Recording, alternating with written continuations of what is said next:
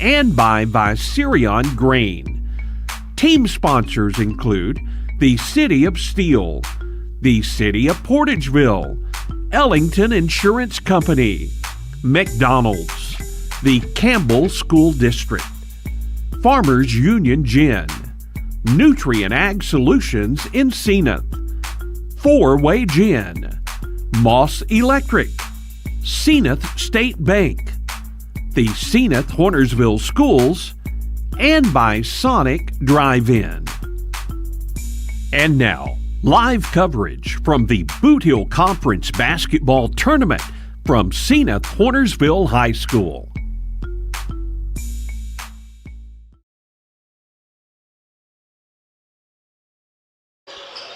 And welcome everyone back to Senath Hornersville High School as we are here for day 4 technically of this tournament as the girls played on Monday night by their lonesome, then had our semifinal matches on Tuesday after our opening day on Saturday.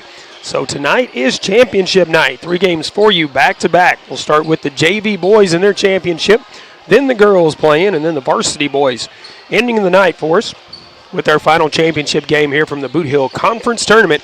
Senath, Missouri, Senath Hornersville High School. Do appreciate you tuning in wherever it may be. If you're listening to our radio broadcast on Sports Radio KMIS, AM and FM, also Classic Hits 105.1 KCRV FM, or if you're watching a live video stream, completely free for you thanks to our wonderful sponsors, and that is on all of our streaming platforms, Pollock Broadcasting, KTMO, KMIS, and KCRV, on YouTube, Facebook, I think X platform, and a few others. If you can't find those links, go to KTMO, the Wolf website, click the live video stream tab up at the top, and it'll take you to all the links to the games that we have for you for that particular day. Again, our first game for you is a JV Boys Championship game, and it's the top 2 seeds. South Pemiscot Bulldogs, the 1 seed, taking on the Hayti Indians, the 2 seed. Looking at our girls' championship game, top 2 seeds there as well is Portageville, the 1 seed, taking on 2 seed Malden. And in the varsity boys, it's 1 versus 3. 1 seed Hayti taking on our host, 3 seed Senath Hornersville in our varsity boys championship. Paul Glass with you with the call for these. Bring him out of retirement from Pollock Broadcasting, you could say. But Ryan McDaniel joined us tonight for a one-night-only event there. So he'll run the camera controls for us and our scoreboard for us in these 3 championship games. Tad Jones, we got to thank him for doing all his magical stuff on the tech side of things on the back end. He is our video producer and I think he's our engineer and just about everything else. And then Monty Lyons getting us on the radio as well. We're going to take a pregame break, and when we come back, we'll look at this first matchup between 1 seed South Pemiscot and 2 seed Hayti, the tail of the tape, for our first championship game of 3 from the Bootheel Conference Tournament coming up after this. Hey, this is Daryl Wilcoxon with Wilcoxon's Home Place on the South Bypass in Kennett, Missouri. We're getting new products in every week and would like to help you make your place a show place.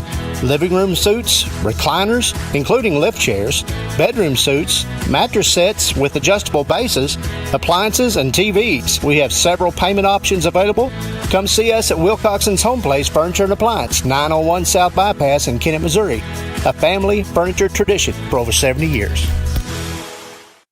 We are pioneers, dreamers, the ones they said would never make it, and the ones still trying. We're lifesavers, life changers, those who bring life to your world. We're where compassion meets precision and empowerment meets innovation. An expert system of care where love abounds so that God can do the impossible. We are NEA Baptist. Agriculture is not a fad, and it's not for the faint of heart. Long days become long nights, sacrificing time away from family, even on weekends, just so you can get the crop in and get the crop out. This is your way of life. At Farm Credit Southeast Missouri, we are 100% bought into your commitment. Because we are customer-owned, it is our mission to be your ag lender, and we intend to be your value-added partner for next year and the long term. Your ag lender will always be there. Call Jay Ward or Jack Giles in Portageville at 573-379-3461. Baker Implement Company and Case IH are proud to support area high school athletics the same way we've supported our customers in the community for 85 years. Visit any of our 13 locations in Southeast Missouri and Northeast Arkansas to experience the power of red and the service and support that has kept customers coming back since 1938.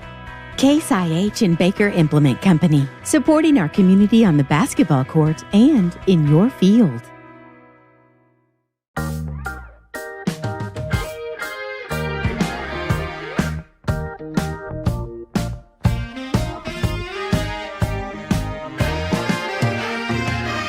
We're not saying we'll bubble wrap your money,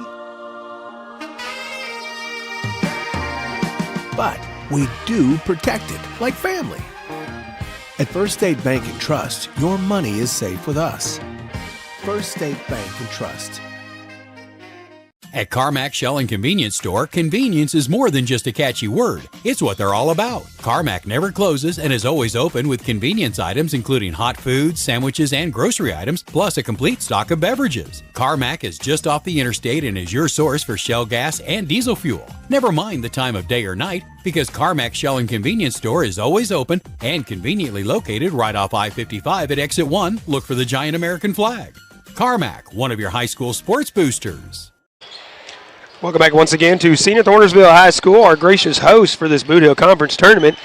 And gracious is an understatement, as they have been a phenomenal host from day one up until here on championship night, as they have taken care of us with whatever we needed here from the broadcast side of things, taking care of the coaches as well and all the other administrators and personnel that's here from the different schools throughout this tournament.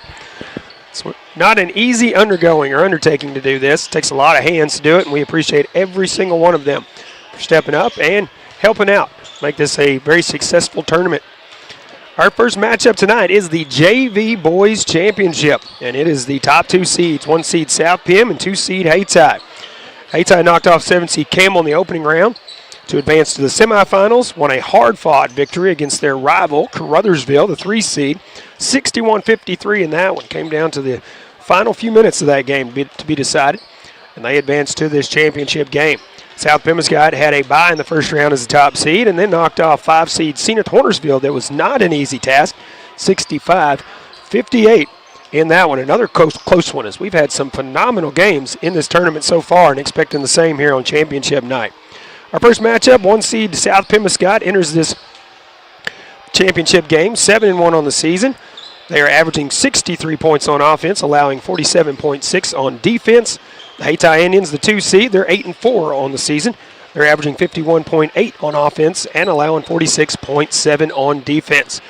As we was talking earlier with someone, there should be some good championship games tonight with the top seeds playing in it. So we'll see how it goes. So we're about 3.5 minutes out from our first championship game for you. 1 seed Bulldogs taking on 2 seed Indians, JV bracket. We'll have the starting 5 and opening tip-off. We return after this. The Pemiscot County Career and Technology Center can provide the training you need for an entry-level position in today's advanced technical career fields. They'll help you get ahead with classes in automotive technology, ag building structures and construction trades, restaurant management, health occupations, industrial electronics, plus welding technology. All programs are backed by on-campus support and testing services. For information, call 359-2601 and get on the road to success with Pemiscot County Career and Technology Center. Call 359-2601. The city of Hayti supports the Hayti Indians, and they're glad to help sponsor Indian sports on this Pollock Broadcasting Station. Mayor Lisa Green, Mayor Pro Tem Wendell Lockridge, Alderman Paul Shekel, Derek Jackson, and Rick Hall, along with City Clerk Carla J. Laws, City Marshal David Macklin, and all city employees, congratulate the coaches, players, and fans of the Hayti Indians and encourage you to attend the games. Good luck, Indians, from the city of Hayti. Hill Electric and HVAC has been serving Pemiscot and adjoining counties for many years and is proud to offer the complete line of Trane heating and air conditioning products for home and commercial use. Hill Electric and HVAC is also your dealer of Generac generators for those times when the power goes off, with the service and parts to keep everything running smoothly. It's Hill Electric and HVAC, a Hornersville Tiger booster. Good luck, Tigers, from Hill Electric and HVAC, 1501 Ward Avenue in Hornersville, 333-4364. Pemiscot County Prosecuting Attorney Steve Horton is seeking re-election in the August 4th Republican primary. Steve Horton joined the office as assistant prosecutor in 2018 and was formally elected prosecuting attorney in 2022. His wife, Lisa, is the daughter of Raymond and Ann Tanner of Wardell. If re-elected, Steve Horton will continue working to uphold the law and serve all the citizens. On August 4th, please re-elect Steve Horton, your Pemiscot County Prosecuting Attorney. Steve Horton, no politics, just the law. Paid for by the committee to re-elect Steve Horton, Raymond Tanner, treasurer.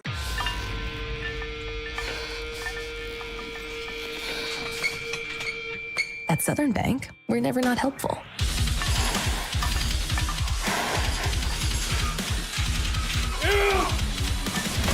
Attaboy. Way to hustle for the muscle.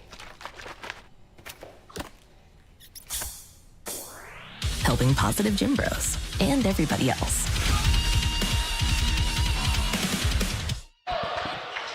Welcome back once again. Senath Hornersville High School as we get set for our first of 3 championship games for you tonight here in the Bootheel Conference Tournament. And the South Pemiscot Bulldog, the mascot, out there on the floor. Seeing him come into the live video stream view there. So bringing all the support tonight for this championship game. 1 seed South Pem, 2 seed Hayti in the JV bracket. So we're actually going to have our national anthem, so we're going to pause momentarily as they play it here.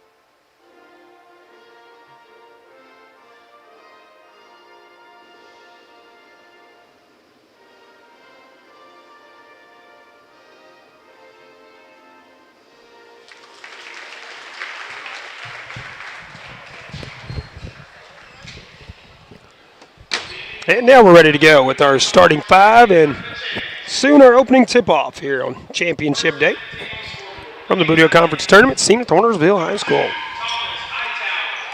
Well, the Hayti Indians' first starter is Thomas Hightower. Next up is Brendan Jones, Zay Spriggs, Antonio Jones, and Timothy Grissom. That's our starters for the Hayti Indians. We're in the dark jerseys, dark uniforms in our ball game here. For the South Pemiscot Bulldogs, first starter is Logan Powers. And we have Altravion Jones, Anthony Jones. We have Sir Rogers. For our final starter, it is Demarius Jones. Got it easy. 3 Jones on the floor here for South Pemiscot. So the Joneses will have it. More than likely, if I don't know a name and I say that, we'll pretty close to getting it right there. Officials are ready, waiting for the players to get ready on the floor. We have our whistle and then our opening tip-off.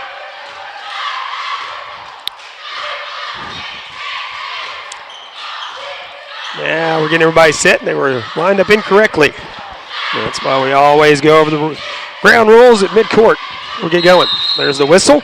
There's the tip. Controlled by Hayti. In the front court, that's Antonio Jones. Looks like drives. Dishes down low, goes out of bounds, turns it over to South Pemiscot. And we are officially underway here. Championship day from the Bootheel Conference Tournament. Inbound goes to Travion Jones. Now Logan Powers with it. Back to Jones. Trying to get through that press in the back court here. Finally does get in the front court. Now is looking for help, but has it stolen away. Jones drives, shot, blocked, short. tipped around, goes out of bounds. It will stay Hayti basketball here. Short end of the court. That is Brendan Jones taking it out for Hayti. Inbound. Shot. That's good for two. Thomas Hightower putting Hayti on the board, 2-0. Jones with it now, gives it off to Jones. Through double traffic there, driving all the way. Shot is blocked, but a foul, so he will go to the line. That is Demarius Jones going to the line. Shooting two, picking up the foul is Zay Spriggs. Hayti. First free throw is off the mark, no good.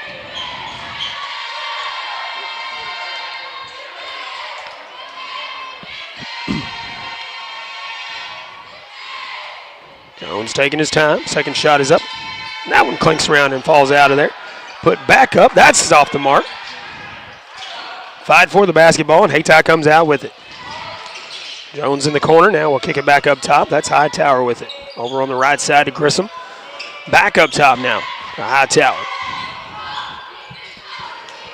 Hightower looking to cut in and will lose the basketball. Goes out of bounds. Off of South Pemiscot. Hayti basketball to inbound. Short end of the court here.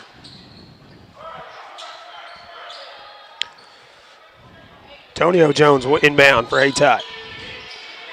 Gets it in on that low post. Shot off the mark as it goes up too strong off the glass.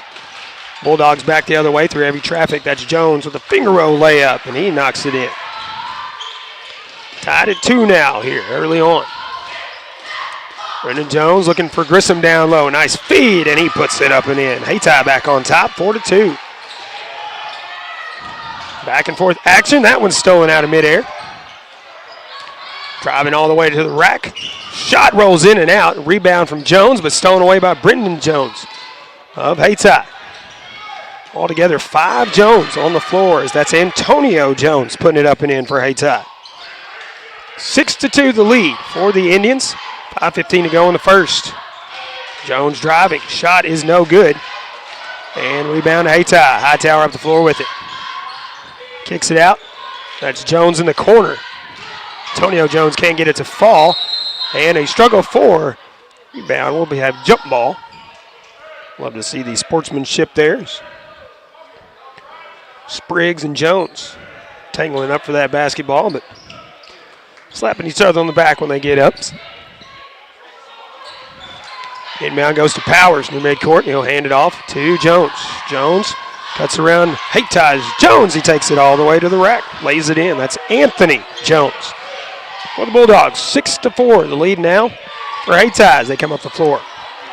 And a steal, actually knocked out of bounds. Logan Powers read that one. Got a hand on it, knock it out. Hayti will have to inbound in front of the scorekeeper's table here. Actually a timeout taken by Hayti with 4:43 left to go in the first. They lead it by 2, 6-4. We'll be back in 30 seconds. Good luck to the South Pemiscot Bulldogs from the South Pemiscot R5 School District. Superintendent Glenn Carter, Board President Lance Crawford, Vice President Nojai McDaniel, Treasurer David Green, and Board members Stephen Stubblefield, Jessica Carr, Dustin Crawford, and Carrie Reinhardt join in sending their best wishes. Go Bulldogs from the students, faculty, staff, and administration at the South Pemiscot R5 School District in Steele, Missouri. Welcome back once again to Senath, Missouri. Senath Hornersville High School, the gracious host for this Bootheel Conference Tournament. 4:43 left to go in the first here in the JV Boys Championship game. Hayti with a 2-point lead, 6-4. Quite a few fans here for the first game. I'm sure this place will fill up by the time the night is over with. Hayti with it on the inbound. Antonio Jones, the jumper. That's good for 2. 4-point lead now for Hayti. In that full court pressure. They are making it hard for South Pemiscot. Get down the floor here. South Pemiscot will have it on the sideline, though. Foul committed by the Indians. Their second. That is Hightower picking up his first. Jones with it now on the right side for the Bulldogs. Get it back up top. To Jones. Back to Jones on the wing. Back up top now near the circle with Jones once again. He'll dribble over on the left wing this time. Looking for Jones at free throw line, tipped out. Grissom steals it. I was looking out front to Marquavius Hubbard into the ball game, but the pass was too far out front. Goes out of bounds, turns it over to South Pemiscot. Inbound with 4:01 left to go in the first. Jones will bring it up to the right side. That's all Travion Jones. Was looking for Demarius Jones on the baseline, but it's tipped out of bounds by Hayti. No inbound from the baseline this time. Actually, South Pemiscot will take a timeout, so we'll take a quick timeout as well. 3:52 left in the first. Hayti leads it 8-4. We'll be back in 30 seconds. Varsity Grain is now in Caruthersville. Located on the riverfront in downtown Caruthersville, Varsity is a global agricultural merchant and is ready to take your rice, soybeans, corn, and wheat. Give Varsity a call today in Caruthersville at 333-4121. That's 333-4121. Varsity Grain, LLC in Caruthersville, connecting local producers to the world. After the timeout, South Pemiscot will have it from the baseline. And it will be Demarius Jones taking it out for the Bulldogs. They trail 8-4. Powers on the inbound, left-handed shooter, and he misses the three-pointer. Rebound to Anthony Jones. He draws a foul on the floor, I believe. That is correct. This is Antonio Jones picking up his first foul for Hayti. Maris inbounds up top to Jones once again. Bounce pass to Jones off the inbound. Nice little give and go there. That's Demarius Jones with his fourth point in the ball game. Cuts it back to a 2-point lead now for Hayti, 8-6. Hubbard driving. Looking on the baseline or low post for Spriggs. He puts it up and in. 4-point lead for Hayti once again, 10-6. 3 minutes, 20 seconds here in the first. Powers on the wing. Looking down low. Spin around jumper. That's short. Spriggs the rebound for Hayti. Gives it to Hightower. Hightower out front to Antonio Jones. Antonio to Grissom. Back up top now to Hightower. Cross court to Jones this time. Jones running the baseline, trying a little reverse move and leaves it short. Spriggs a strong rebound, puts it up. That's blocked. And the Bulldogs with the rebound. Rogers got a hand on that to block it. That's Anthony Jones driving. Shot no good. But there is Rogers for the rebound and the putback. 10-8 the lead for Hayti now. As the Bulldogs with some full court pressure here, trying to cause a turnover. Hubbard now trying to get around a couple of defenders. And we'll have a foul on the floor. 2:30 left to go in the first. That is Altravion Jones picking up his first foul and South Pim's first foul here in the ball game. Antonio Jones inbound for Hayti. Spriggs takes it off the inbound, puts it up and in. 4-point lead once again for the Indians. And they try some full court pressure here. Jones with it in the front court though, has it on the wing. Kick it back up top to Demarius Jones. He'll kick it across on the left wing to Powers. Back up top to Jones. Approaching 2 minutes to go. He's looking for Rogers on the low post, but pass stolen away by Jones. Tipped out by Jones and turned over to the Bulldogs. Back the other way with it. 2-on-1. Pass was too strong. Goes out of bounds off the hands. Turns it over to Hayti.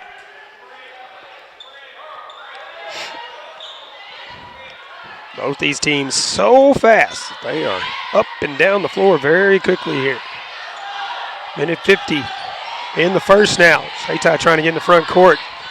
Antonio Jones does. Kicks it to Hightower. Jumper. That's good for two. Thomas Hightower.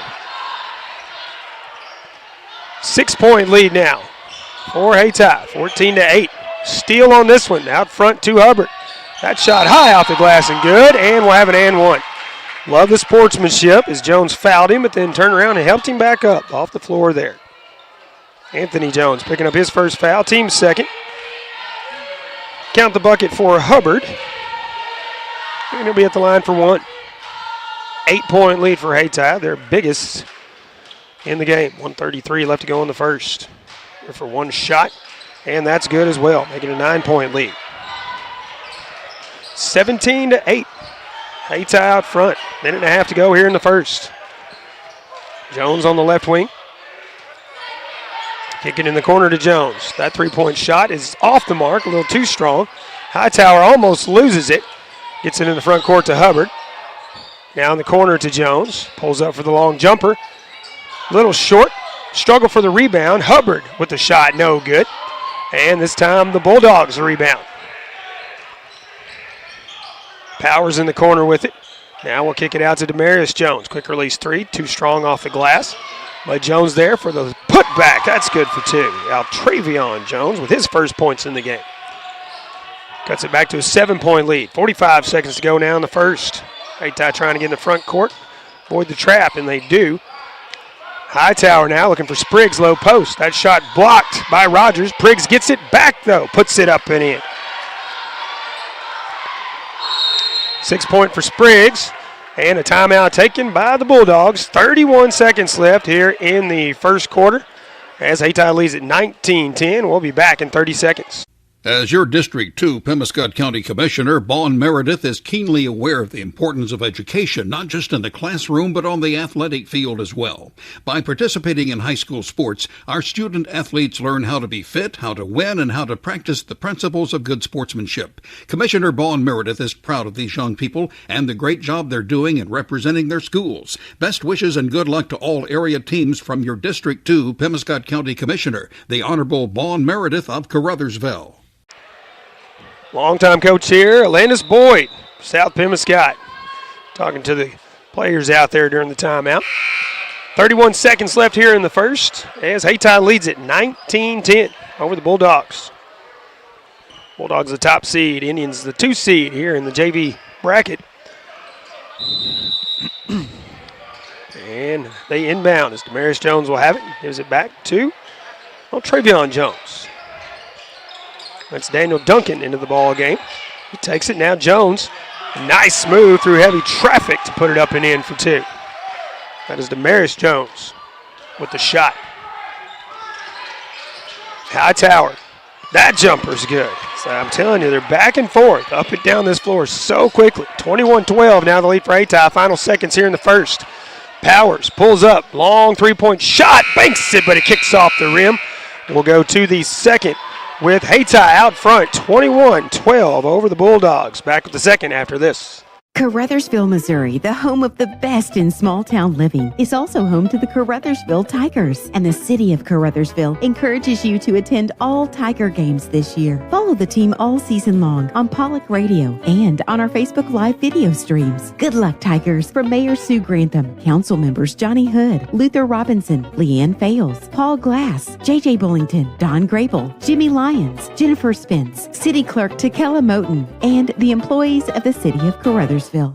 Cameron Bunting Parker, your District 150 Missouri State Representative, is a supporter of high school academics and sports throughout the region. She takes this opportunity to salute all area teams. As your District 150 State Representative, Cameron Bunting Parker wants to hear your views and your concerns. She's proud to serve the people of Southeast Missouri at the state capitol as your voice in Jefferson City. Good luck to all area teams from Cameron Bunting Parker, your Missouri State Representative for District 150. Paid for by the committee to elect Cameron Bunting Parker, Philip A. Santi, Treasurer. Welcome back. JV Boys Championship game for you. Our first of 3 championship games here in the Bootheel Conference Tournament. Here on Championship Day. So we start second quarter. Hayti will start with the basketball, leading 21-12. Hightower has it on the left wing. Now Grissom with it up top. Kicks it back to Hightower. Now back up top. Now to Hubbard. Was looking for Jones at the free throw line, but stolen away by Jones of the Bulldogs. Jones now looking for help. Now he'll back up near midcourt and reset the offense here. Dribble over on the right wing. And stolen away by Antonio Jones. Out front to Hubbard. Hubbard one man to beat. That's Jones. Leaves it short. Rogers the rebound. And then we're going to have a foul called, I believe, on Spriggs, it looks like. That's his second. Team's first here in the second quarter. Rogers will inbound for the Bulldogs. Gets it into Jones. Jones will bring it up the floor. No pressure from Hayti this time around. From power on the left side, back up top now. We're going to have a 3-second lane violation by Demarius Jones here. That'll turn it over to Hayti. 6:13 left to go in the first half. Antonio Jones inbounds and gets it back. Now to Hightower. Now up top to Malden Winters into the ball game. Hightower driving floater, bounces around and goes in. Hightower now 8 points in the ball game and a double-digit lead for Hayti. 23-12 here. Bulldogs into the corner now to Duncan. Duncan will kick it back to Jones. Jones looking to drive in on the wing. Now Duncan in the corner. He's looking for Jones up top. Ball was stolen, and now a reaching foul. That's going to be Winters picking up his first, I believe. That's correct. Hayti second here in the second quarter. 5:39 to go in the first half. Anthony Jones back in the ball game as Daniel Duncan checks out for the Bulldogs. It'll be Anthony Jones taking it, running the offense here. Altravion Jones, three-point shot, no good from top of the key. Hayti Indians with it now, coming back the other way. Winters was looking for Spriggs, nice read there by Jones, tips it out of bounds. That'll turn it over to Hayti. Keep it Hayti on the baseline. Spriggs on the inbound, gives it back to Winters. Now Hightower pulls up at the free throw line. That shot is off the mark, no good. But Hayti the rebound. Floater no good. Put back is good this time, as that's Antonio Jones with the put back here. 5 minutes to go here in the first half. 13-point lead for the Indians, 25-12. Powers pulls up for the short jumper, and it's nothing but net. Logan Powers' first points of the ball game for the Bulldogs. Hayti coming back the other way with it, leading by 11. Antonio Jones now to Hightower over in the wing. Back up top now to Winters. Winters through heavy traffic will give to Jones. Jones, bounce pass looking for Spriggs, cut off. This time by Anthony Jones. Gives it to Demarius Jones, gives it back to Anthony Jones. Now Travion Jones in the corner, running baseline floater, too high, and bounces around. I say too high, but bounces around and falls in. First points of the quarter for Jones. Antonio Jones, three-point shot, no good. Struggle for the basketball, and Hightower comes out of the pack with it after the tip. Winters now, bullet pass to Jones. A little hesitation fader there, but can't get it to fall. Out front to Demarius Jones, and that's too strong off the glass. Spriggs a rebound for Hayti. Antonio Jones through heavy traffic there into the corner now to Winters. Winters will kick it back up top to Grissom. Grissom gives it to Hightower. Hightower puts on the brakes, a little floaters short. Gets the rebound back though. Grissom for three, top of the key, rolls in and out. Bulldogs with the rebound, but then have it stolen. Winters drives, a reverse layup there, and that's good for two. For Ahmad Winters, his first points in the game. 27-16, the lead for Hayti. So we approach 3 minutes and 20 seconds to go here in the first half. Up top to Travion Jones. Now Anthony Jones. Guarded by Antonio Jones, given no breathing room. Demarius for three. That's nothing but net for Demarius Jones from the corner. 9 points for him in the first half. And it's an 8-point lead now. 27-19, under 3 minutes to go here in the second quarter. Winters on the wing. Back up top now to Hightower. Gives it back to Winters. Winters driving, pull-up jumper. That's blocked by Powers. Powers with the rebound after the block shot. Gives it off to Jones. Will bring it up the floor for the Bulldogs. In the corner to Jones. He's double-teamed now. There's Anthony Jones for three. No good. Powers with the hand on it. Spriggs trying to save it. Stepped on the line first, and it will be Bulldogs basketball to inbound here. We're going to have a timeout taken by the Indians. 2:33 left to go in the first half. They lead it 27-19. We'll be back after this. It's all about connections.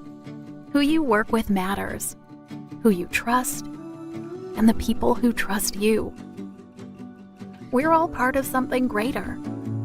Because when you succeed, we all do.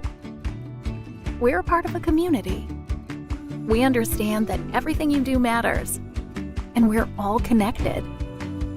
The Bank of Missouri. Live well, bank well. Welcome back, Senath Hornersville Bootheel Conference Tournament action, and it is championship day and night, if you want to call it that.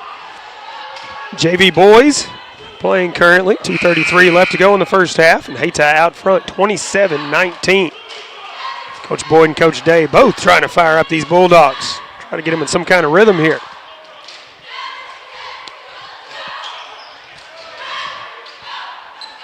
Team's coming out of the timeout. It will be Bulldogs basketball from the baseline. Short end of the court here. Demarius Jones will inbound. Gets it into Duncan right under the goal for two. Cuts it back to a 6-point lead now, 27-21. Jones with it, front court, spin move in the lane, was looking for Spriggs on the low post. Kick it out to Hubbard. Now up top to Jones. Has his pocket pick, stolen away by Duncan. Out front to Demarius Jones. Nobody there, and he'll lay it in nice and easy. First player in double digits is Demarius Jones with 11. 4-point lead now for Hayti as the Bulldogs are surging. Hubbard now on the right wing. Looking for Jones in the lane. Now Spriggs, nice ball movement there. The shot is short though, and the Bulldogs with the rebound. Rogers takes it, gives it back to Jones. Now Powers on the left wing. Powers pulls up for three. That's nothing but net. 1-point game now. 27-26. The Indians lead, but the Bulldogs are on a roll here. Scored 9 unanswered.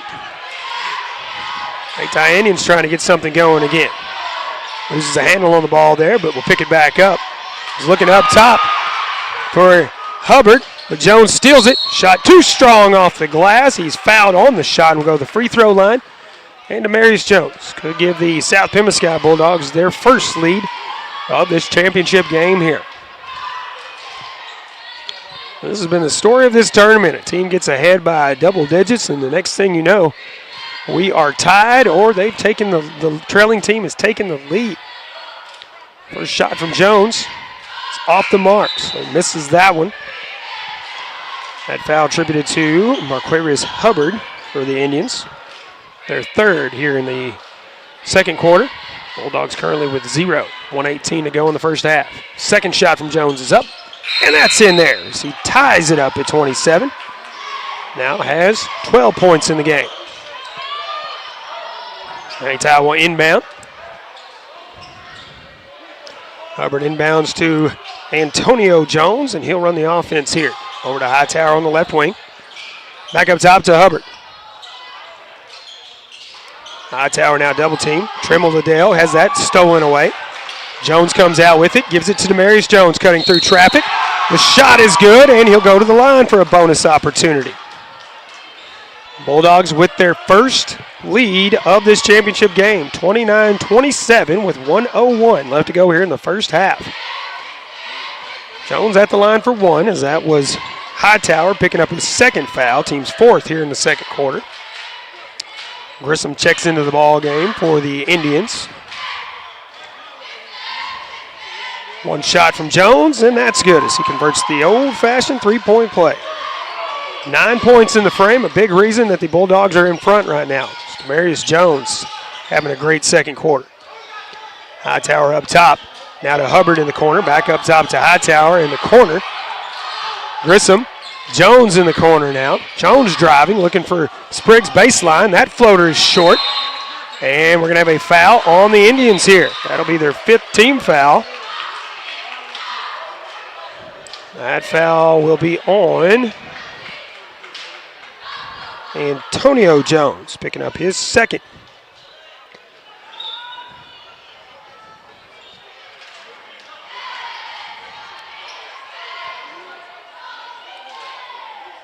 And the officials talking it over here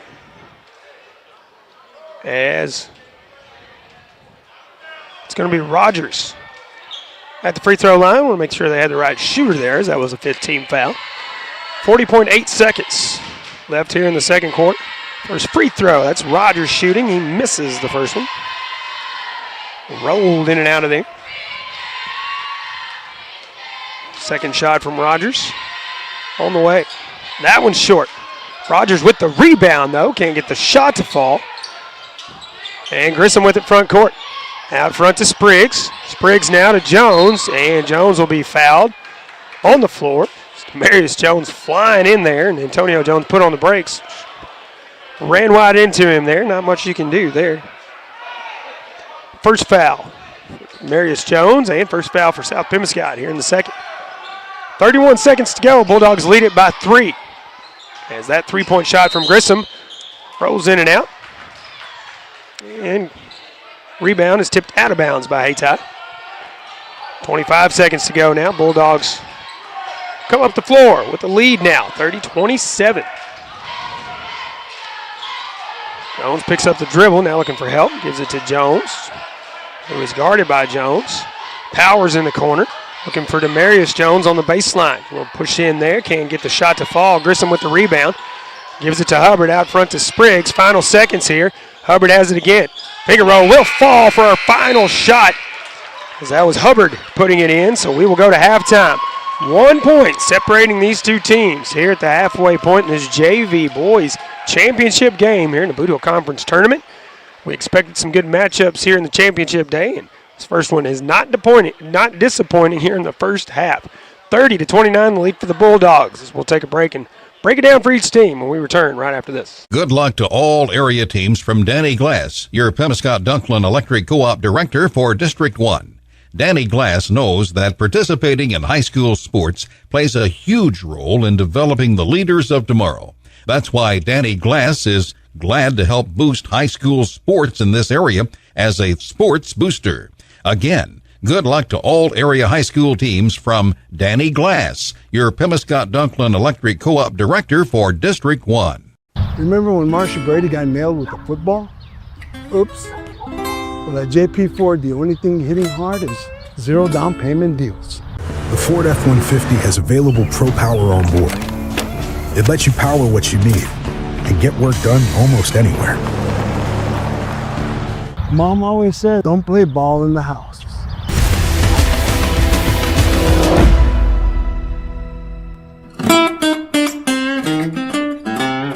The City of Steele supports South Pemiscot High School and is proud to recognize the players and coaches of this year's South Pemiscot Bulldog teams. Mayor Jacob Mitchell, Alderman Mike McCord, Brandon Jones, Mike Gaines, and Mark Weathers, along with City Clerk Rami Whistle and Chief of Police Billy Joe Stanfield, along with the other elected officials and employees of the City of Steele, pause to extend congratulations to all. Best of luck to the South Pemiscot Bulldogs from the City of Steele, Missouri. Delicious deals for delicious meals at McDonald's. Get exclusive deals on your McDonald's favorites in the McDonald's app with contactless mobile order and convenient drive-through pickup. Join My McDonald's Rewards. Earn points for free food at McDonald's. Download the app today. Your local McDonald's is proud to be part of the community and is happy to support area youth. Everyone at your local McDonald's wishes all the area teams the best of luck.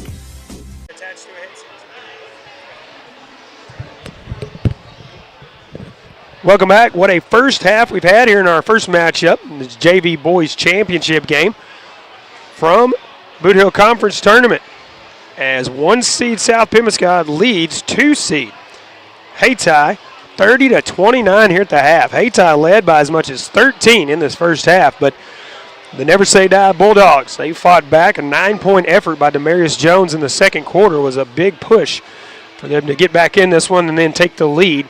Led by as much as 3, 30-27, before a 2-point shot right before the buzzer by Hubbard to make it a 1-point game, 30-29 here at the half. So we'll look at the breakdown for the Bulldogs. First in this one, Daniel Duncan with 2 points for the Bulldogs. Logan Powers with 5. Altravion Jones with 4 points. Demarius Jones leading all scorers, the only player on the floor for either team in double digits. He has 15, 6 in the first, 9 in the second quarter. Anthony Jones with 2 and Rogers with 2 for the South Pemiscot Bulldogs. For the Hayti Indians, Aquavius Hubbard with 5 points as Again, he scored the final 2 for Hayti right before the buzzer. Thomas Hightower leading all scores for Hayti with 8. Ahmad Winters with 2. Kazay Spriggs with 6. Antonio Jones with 6 as well. And Timothy Grissom with 2. Hayti 1 of 1 shooting from the free throw line in the first half. And the Bulldogs 2 of 7. So forgot to add that up before we came back from break. So adding it up now as we're on the fly here.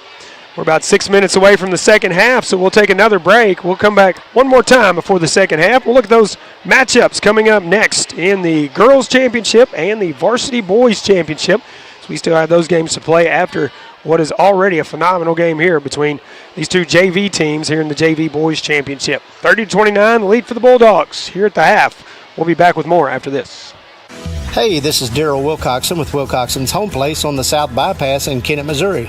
We're getting new products in every week and would like to help you make your place a showplace. Living room suites, recliners, including lift chairs, bedroom suites, mattress sets with adjustable bases, appliances, and TVs. We have several payment options available. Come see us at Wilcoxon's Home Place Furniture and Appliance, 901 South Bypass in Kennett, Missouri. A family furniture tradition for over 70 years.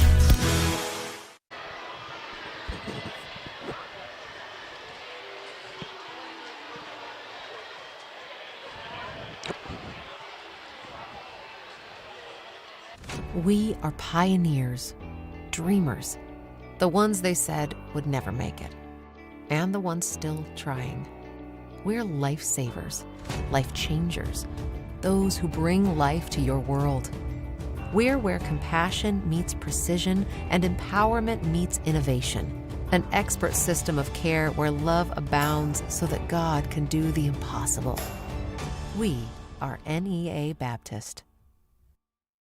Agriculture is not a fad, and it's not for the faint of heart. Long days become long nights, sacrificing time away from family, even on weekends, just so you can get the crop in and get the crop out. This is your way of life. At Farm Credit Southeast Missouri, we are 100% bought into your commitment. Because we are customer-owned, it is our mission to be your ag lender, and we intend to be your value-added partner for next year and the long term. Your ag lender will always be there. Call Jay Ward or Jack Giles in Portageville at 573-379-3461.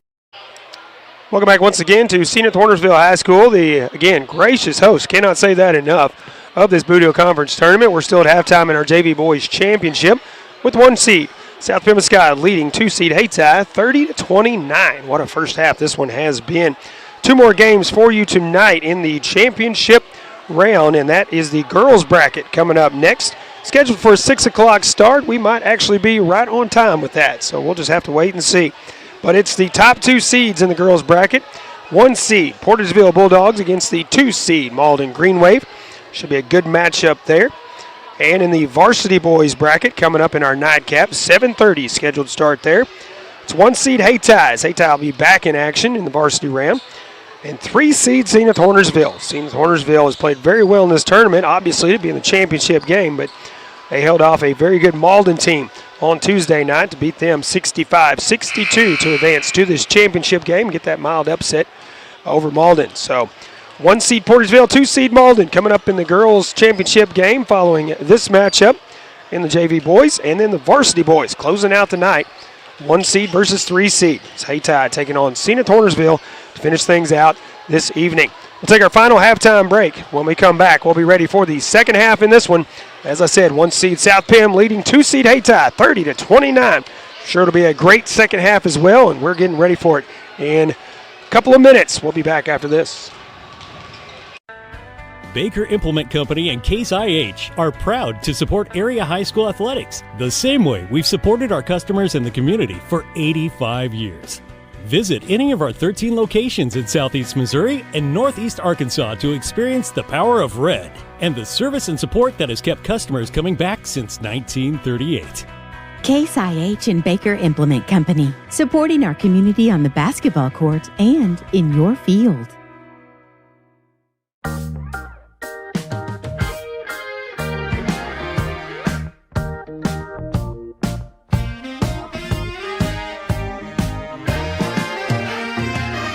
We're not saying we'll bubble wrap your money, but We do protect it like family. At First State Bank and Trust, your money is safe with us. First State Bank and Trust. At Carmack Shell and Convenience Store, convenience is more than just a catchy word. It's what they're all about. Carmack never closes and is always open with convenience items including hot foods, sandwiches, and grocery items, plus a complete stock of beverages. Carmack is just off the interstate and is your source for Shell gas and diesel fuel. Never mind the time of day or night, because Carmack Shell and Convenience Store is always open and conveniently located right off I-55 at Exit 1. Look for the giant American flag. Carmack, one of your high school sports boosters. The Pemiscot County Career and Technology Center can provide the training you need for an entry-level position in today's advanced technical career fields. They'll help you get ahead with classes in automotive technology, ag building structures and construction trades, restaurant management, health occupations, industrial electronics, plus welding technology. All programs are backed by on-campus support and testing services. For information, call 359-2601 and get on the road to success with Pemiscot County Career and Technology Center. Call 359-2601. And welcome back once again, as we are still just about a little over a minute away from the second half in this one, as the Bulldogs and Indians back out on the floor, warming up once again. And the Bulldogs leading the Indians 30-29, and now we have a basketball stuck on top of one of the goals. Now it's knocked down, so that's not an issue there, but always funny to see those anomalies like that. What a first half we have seen here, as Hayti was leading by 9 after 1, 21-12. They led by as much as 13 in the second quarter, but these Bulldogs are not going away quietly, not going away at all, as they came surging back in that second quarter. Again, behind a 9-point frame by Demarius Jones for the Bulldogs. Not only get close, but also take the lead. Lead it here 30-29 as we start the second half. Again, championship day here. First of 3 games for you. The girls and the varsity boys will follow. A lot of times in these tournaments, you have some early round games that are decided early, but this has been one of those tournaments where only a couple of games in the early rounds have been decided early. The rest of them have been actually phenomenal games from start to finish, coming down to the last couple of minutes or down to the wire in a couple of them. So we expect more great basketball action in these championship games tonight after the conclusion of this JV Boys Championship. Bulldogs will start with the basketball, leading by 1, 30-29 as we start the third quarter. And Paul Glass on the call for you, and Ryan McDaniel running our camera control and our scoreboard tonight. Ryan McDaniel back for one night only, as they say. Jones with it on the wing, back up top to Jones. Now Powers with it. He'll kick it back up top to Jones. Back to Powers. He'll pull up for the three-point jumper, and it's nothing but net. Logan Powers.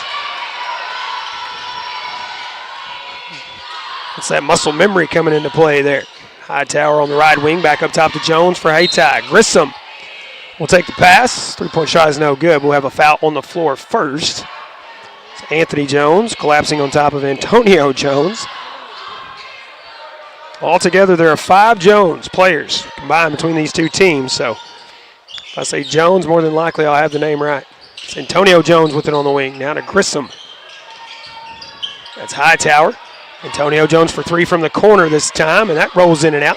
Tipped in the air, and Rogers the rebound. Hands it off to Demarius Jones. He'll hand it to Altrevion Jones. Run the offense for the Bulldogs. Powers on the left side. Now has it stolen away by Antonio Jones. Into the front court to Hightower. Gives it back to Jones running in. Looking for Spriggs on the baseline. And he'll be fouled as he goes up for the shot. Go to the line for 2 here. It is a 4-point lead for the Bulldogs. 33-29. 6:06 left to go.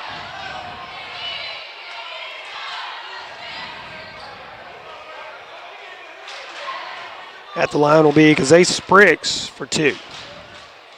First one is in there, so he drains it.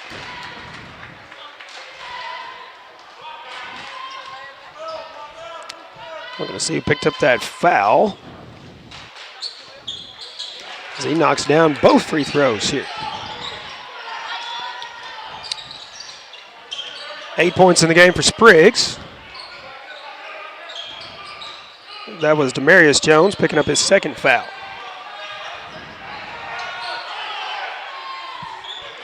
Jones, that's Demarius Jones taking the feed, and it's tipped out of bounds. No, he lost the handle on it, they say. He touched it last, so Hayti basketball back the other way. 5:48 to go here in the third quarter. Antonio Jones bringing up the floor for Hayti as they trail by 2 now, 33-31. Grissom had it in the lane, trying to find Spriggs on the low post, but stolen away by the Bulldogs. Top to Altrevion Jones now. Anthony Jones. Back to Jones up top of the key for 3. High bounce, no good. Demarius Jones there for the rebound and the putback. Back to a 4-point lead for the Bulldogs now. Antonio Jones actually looked like he might have slipped, but they're going to call a foul. That's going to be on Altrevion Jones, his second. And check that. That foul a while ago was on Logan Powers instead of Anthony Jones for Bulldogs. Anthony just 1 foul here. Set him down for 2. Hightower with it on the wing. The ball stolen away and then tipped out of bounds. That was Brendan Jones back in the ball game for Hayti. Last to touch it before it went out. Bulldogs will inbound. 5:06 left in the third quarter. They lead it 35-31. Powers looking for Jones, low post. Nice feed there, and he puts it up and in for 2. 6-point lead now for the Bulldogs, their biggest lead of the afternoon. Hightower on the right wing now, back up top to Antonio Jones. Back in a 2-3 zone here, the Bulldogs are. That jumper is short. Ball tipped out of bounds, and it will stay with Hayti. Bulldogs last to touch it there. Hubbard checks in as Brendan Jones checks out for Hayti.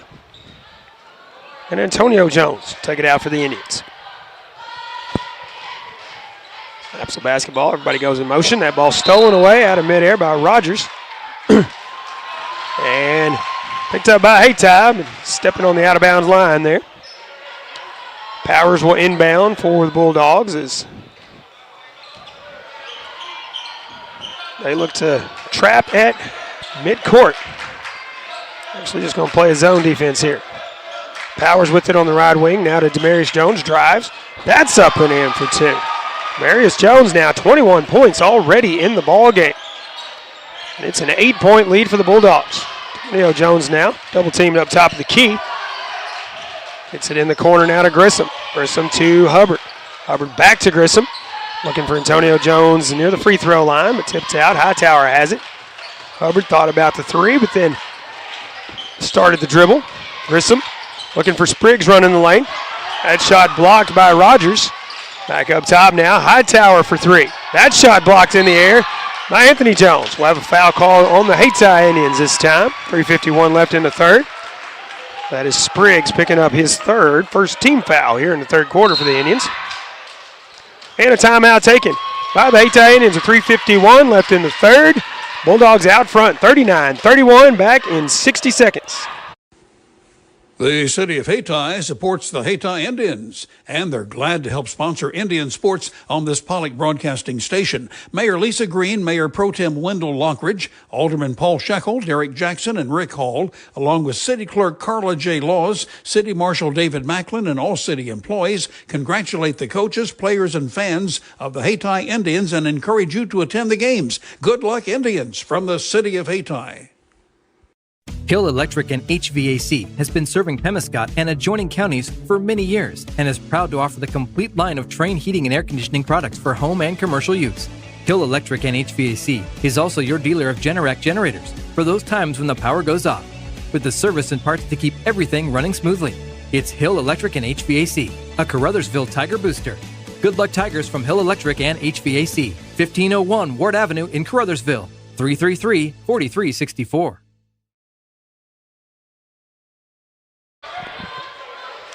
Welcome back, 39-31, the lead for the Bulldogs here. 3:51 left to go in the third as the Indians take the extended timeout. There's the whistle, and we are back in action here. Jones takes it on the inbound, run the offense for the Bulldogs here. Powers, again, lets it go for 3, and that's good once again from Logan Powers. He's in double digits with 11 now. 9 of those coming off the 3 ball. Antonio Jones on the right wing. Looking for Spriggs on the baseline. Back up top to Hightower. Hightower's floater. That's up and in for 2. First points for Hightower in a while there, but he's in double digits with 10 now. Trevion Jones run the offense. Bulldogs up by 9, 42-33. Looking for Demarius Jones. Have a kick. The Indians there. Substitution coming in. Jaden Daly. In for the Indians as Spriggs checks out. Bulldogs to inbound here. Anthony Jones will take it out. It's it up top to Demarius Jones. Gives it back to Anthony. Anthony running. Shot is maybe blocked, but Hightower comes down with the rebound for the Indians. Antonio Jones has the ball kicked away.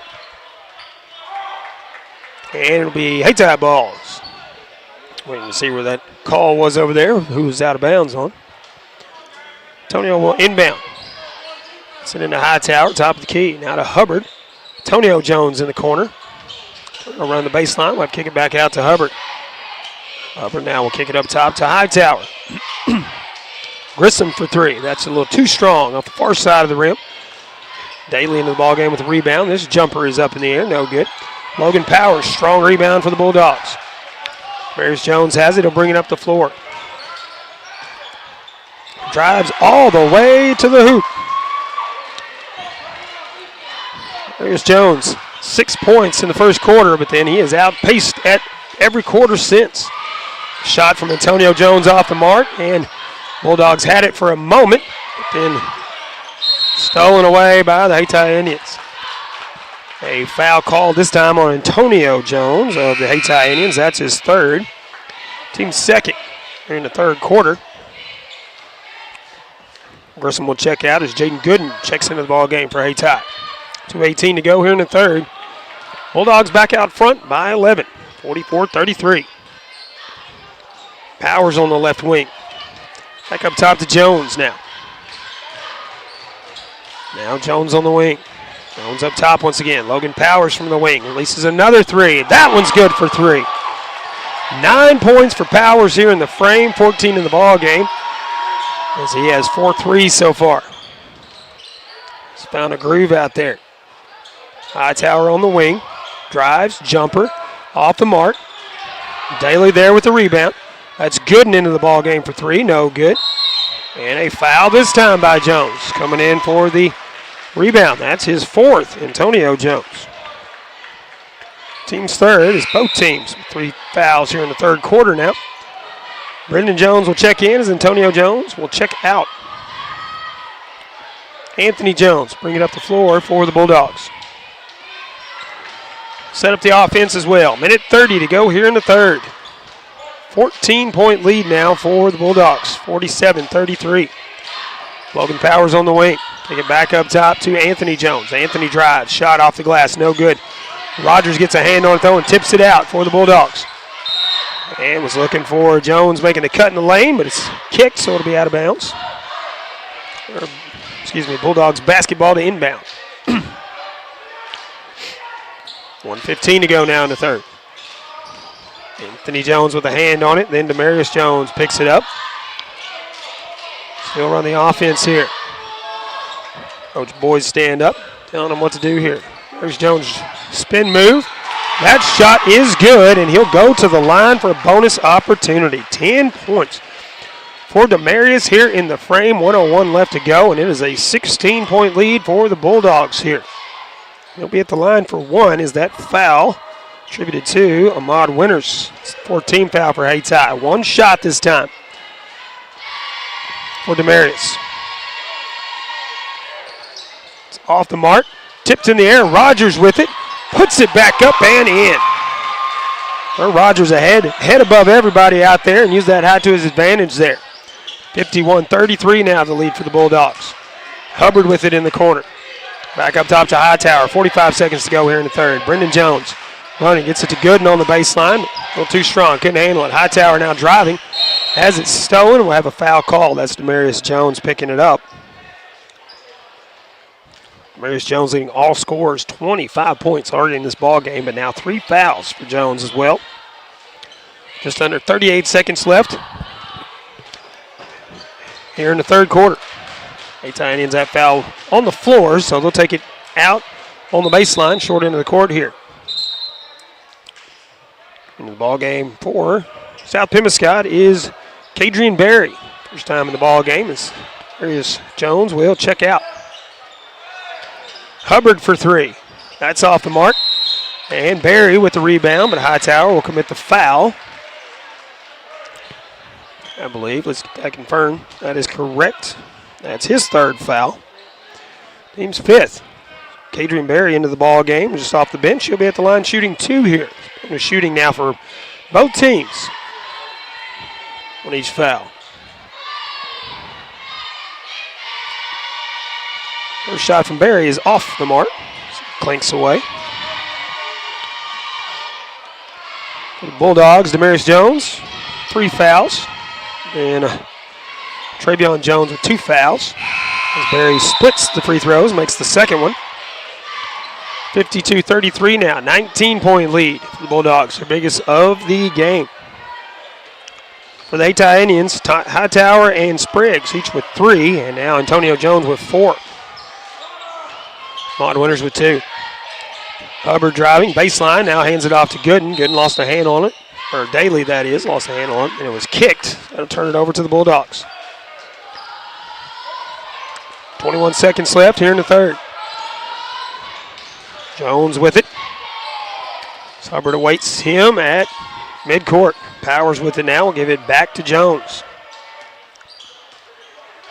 Travion Jones back to Powers on the wing. Powers will dribble. Now give it back to Jones. Back up top to Powers. Quick release 3 at the buzzer. No good. We'll go to the fourth with Bulldogs out front 52-33 over the Hayti Indians. Back with the fourth after this. Pemiscot County Prosecuting Attorney Steve Horton is seeking re-election in the August 4th Republican primary. Steve Horton joined the office as assistant prosecutor in 2018 and was formally elected prosecuting attorney in 2022. His wife, Lisa, is the daughter of Raymond and Ann Tanner of Wardell. If re-elected, Steve Horton will continue working to uphold the law and serve all the citizens. On August 4th, please re-elect Steve Horton, your Pemiscot County Prosecuting Attorney. Steve Horton, no politics, just the law. Paid for by the committee to re-elect Steve Horton, Raymond Tanner, treasurer.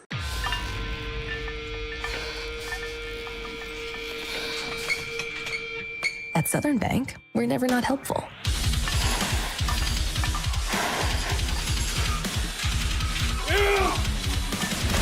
Attaboy. Way to hustle for the muscle. Helping positive gym bros and everybody else.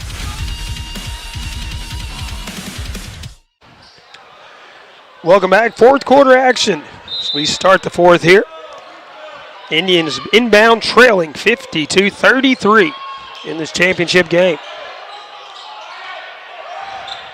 Brendan Jones now driving, and he'll draw the foul. That'll be Anthony Jones picking up his second. And the Indians will have it on the baseline. So Dale into the ball game now as Daly checks out, I believe. Inbound goes to Liddell, and that's blocked by Rogers. Powers picks it up out front to Anthony Jones. He puts it up and in, nice and easy for the Bulldogs. His first point since the first quarter. Brendan Jones now cut off as he comes up the floor. Gives it over to Hubbard on the wing. Back up top to Brendan Jones. Excuse me, Ahmad Winters, that is. That's Liddell up top. Hubbard in the corner. He'll drive. Feed to Spriggs on the baseline. And a foul called. I believe this will be on Demarius Jones. That's his fourth. Bulldogs here. Excuse me, fourth for him. The second here for the Bulldogs in the fourth quarter. Jones checking out as Duncan checks in his place.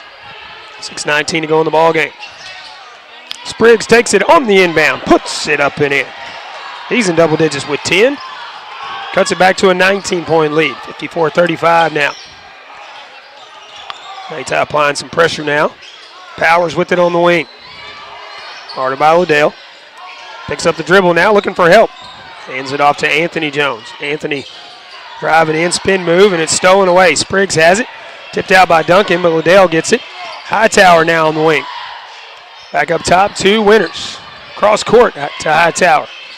Thought about the long jumper, decided to step in and shoot. Still leaves it short. Travion Jones trying to get through heavy traffic here. In the front court, picks it up, gives it to Anthony Jones. Anthony Jones drives, puts the brakes on. Shot is no good. And we'll have a shooting foul here. That's Liddell picking up his first foul in the ball game. And the first for Hayti here in the fourth. 5:31 to go in regulation. At the line for two is Anthony Jones. First time at the free throw line tonight. Sinks the first one.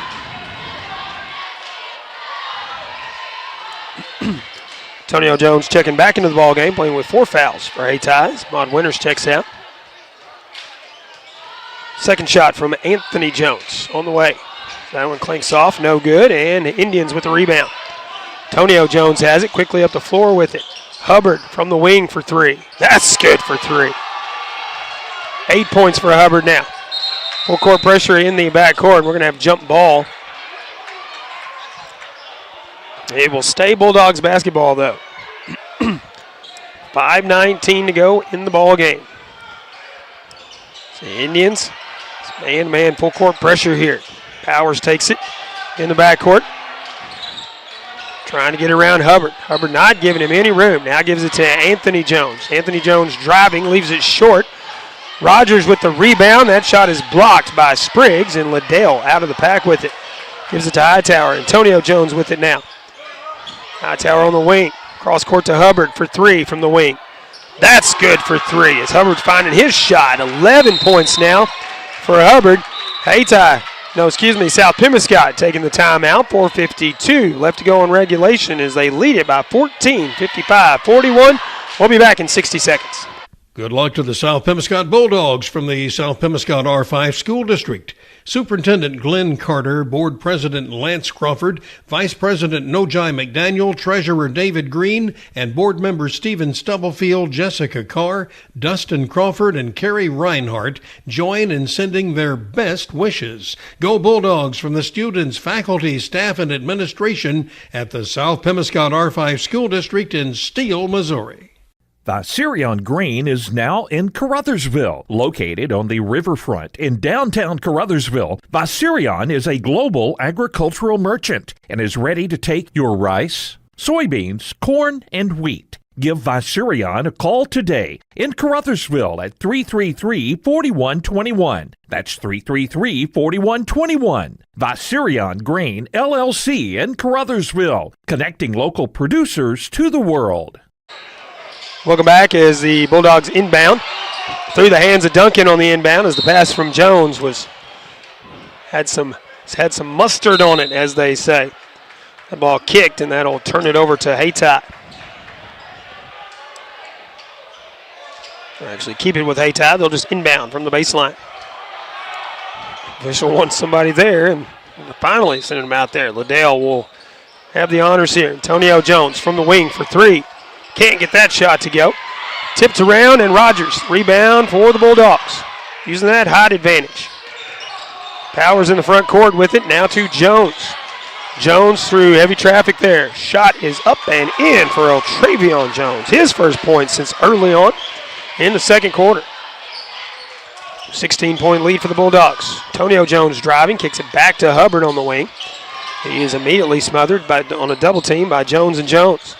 Antonio Jones, the jumper from the free throw line, no good. Demarius Jones with the rebound. And a foul, that's Liddell. Tremel. Apologize if I pronounce it wrong. There's my usual disclaimer. 4:08 in the ball game now. 57-41, the lead for South Pemiscot as they inbound here.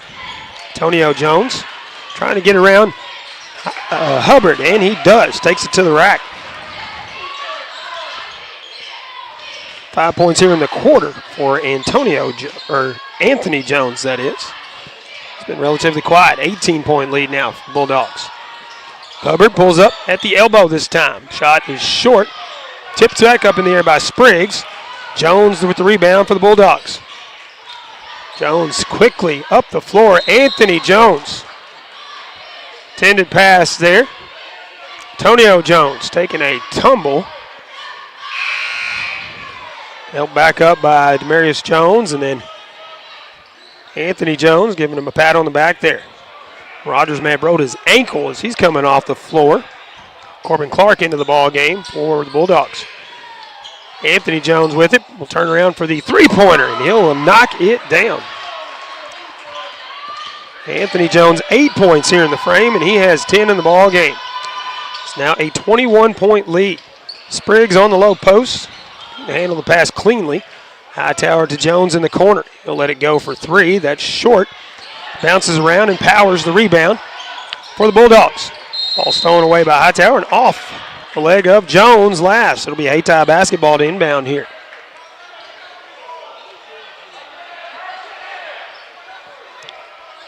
Hightower inbounds to Antonio Jones up near the circle. Gives it back to Hightower for three and knocks it down. Nothing but net. 13 points in the game for Hightower. He's been relatively quiet here in the second half. Jones loses the basketball.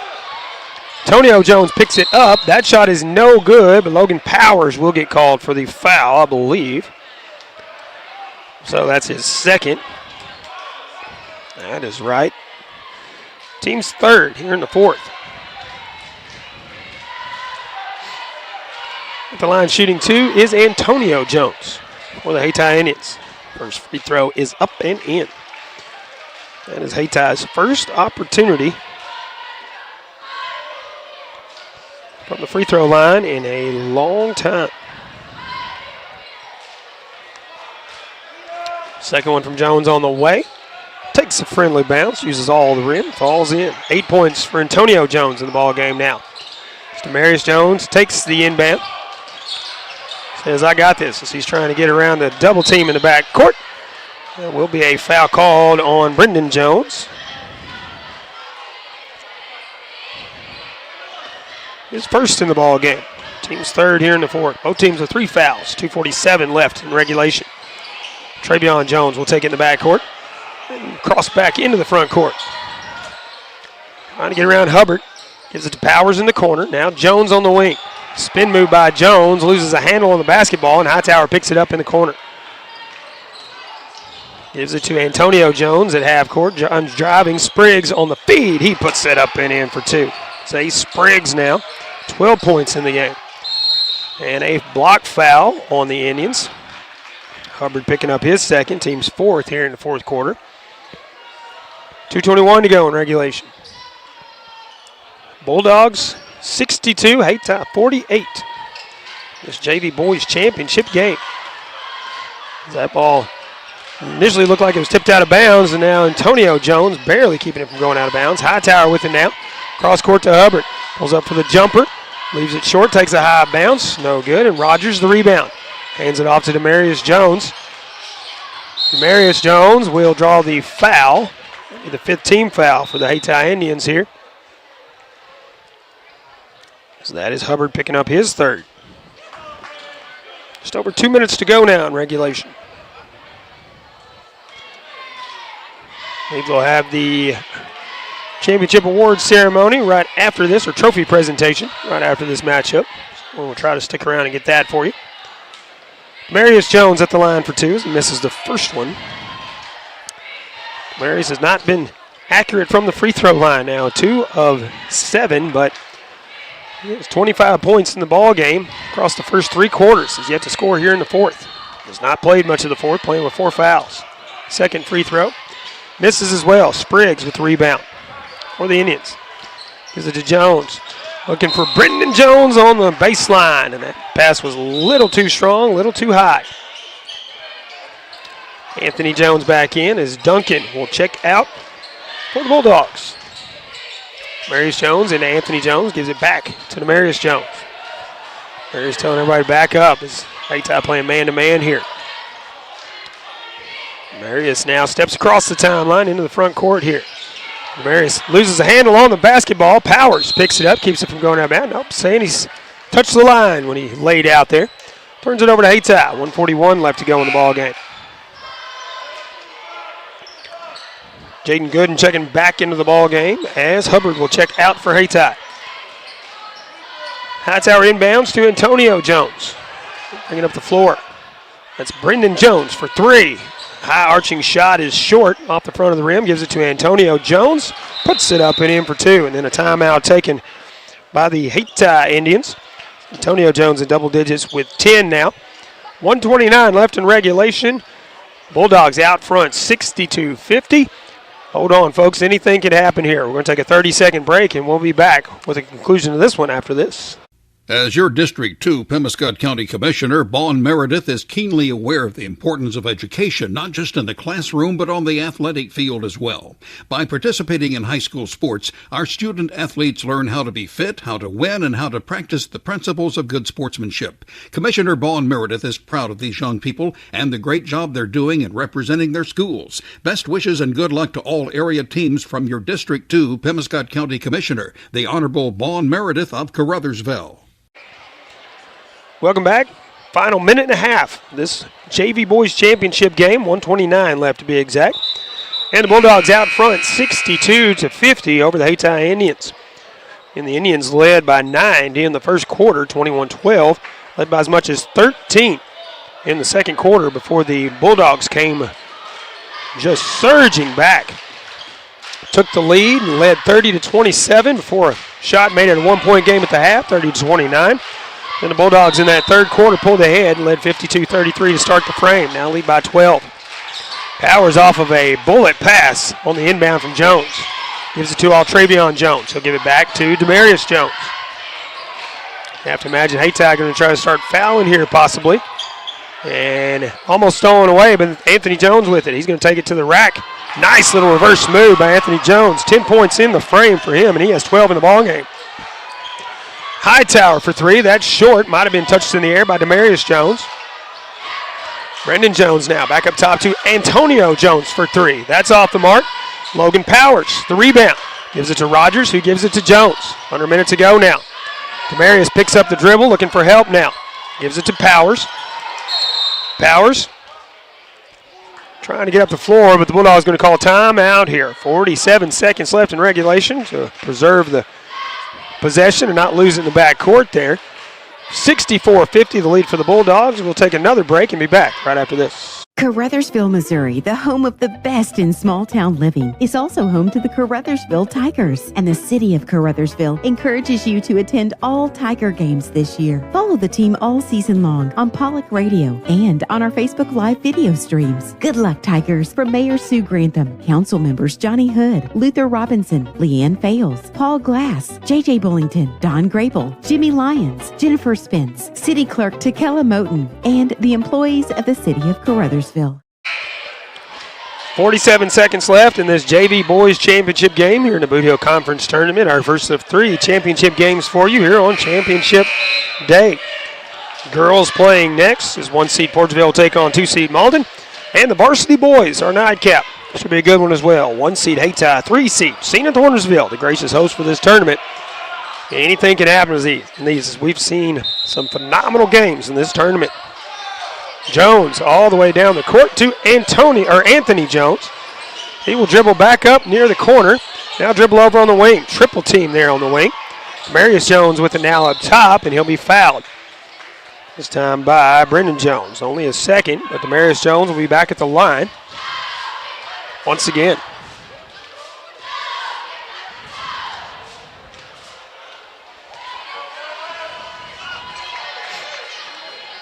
Marius at the line for two. First shot rolls in and out of there. And Marius 2 of 9 from the free throw line, but the other 23 points that he's made on the floor has made up for it considerably in this ball game. He was a big part of that third quarter where the Bulldogs took the lead. He misses that free throw as well. Hayti quickly up the floor the other way. Hightower taking it coast to coast, giving the lane and let him do it. 15 points in the game now for Hightower as the Indians take another timeout. Just under 30 seconds to go, but we're going to keep it here this time as the Bulldogs out front, 64-52. Be the final timeout, I think, for Hayti. Bulldogs have 1 timeout left. Well, what a matchup this one's been. Again, close in the first half. That third quarter, really the difference. This Bulldogs found a groove, led by a 10-point effort by Demarius Jones and a 9-point effort in the third quarter by Logan Powers. Logan Powers connected with 3 consecutive 3 balls. That's put Bulldogs way out front at that point, led 52-33 to start the frame, and they have been on cruise control here in the fourth quarter, still leading by double digits with 30 seconds to go. Again, our girls matchup coming up next, and it will start just about on time, scheduled 6 o'clock start. We'll have the trophy presentation right after the conclusion of this JV Boys Championship. Then they'll set the timer for the intermission. Get ready for the girls' championship, and then our varsity boys round out the night at 7:30. Marius Jones will inbound to Logan Powers. Powers in the front court to Anthony Jones. Anthony's going to hold it, and he'll be fouled. So Jaden Gooden picking up his first foul. At the line for 2 will be Anthony Jones. 23 seconds left on the clock. Anthony was relatively quiet, 2 points through the first 3 quarters, but he's had a 10-point effort here in the fourth. 12 on the night. And that one halfway down and kicks out.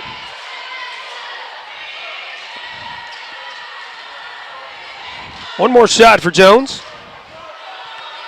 This Bulldogs just going to back up and concede the lane here. So he splits the free throws there, now has 13 in the ball game. Into the corner is Winters to Jones. Now Gooden for 3. High bounce, no good. And Demarius Jones with the basketball gives it to Anthony Jones. Anthony Jones will look for Demarius Jones, tipped out of bounds. Now 7 seconds on the clock. Bulldogs don't even have to get out of the back court here. Powers has it. He will dribble.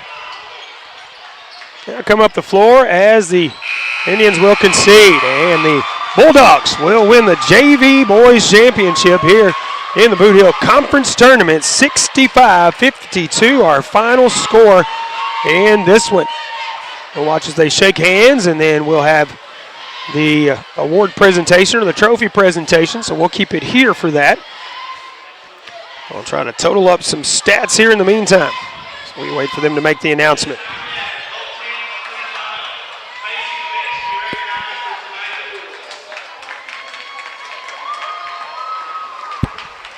We'll turn it over to the Senath Hornersville administration so they make the announcement.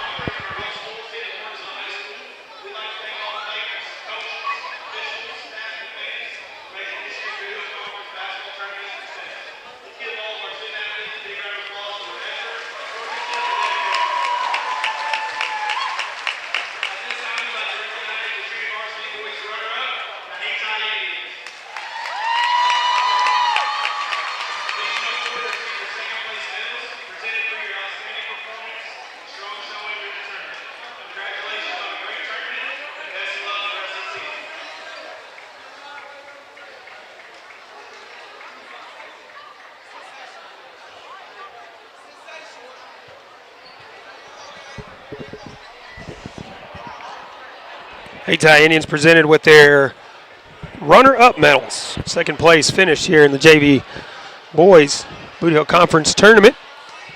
Phenomenal effort. They did not give up. Played hard till the end. Just came up short against the South Pemiscot Bulldogs offensive squad here. Looking at the stat breakdown for the Indians as we await the announcement for the South Pemiscot Bulldogs. Marquavius Hubbard finished in double digits with 11. Thomas Hightower with 15 as he led all Hayti scores. Maud Winters with 2.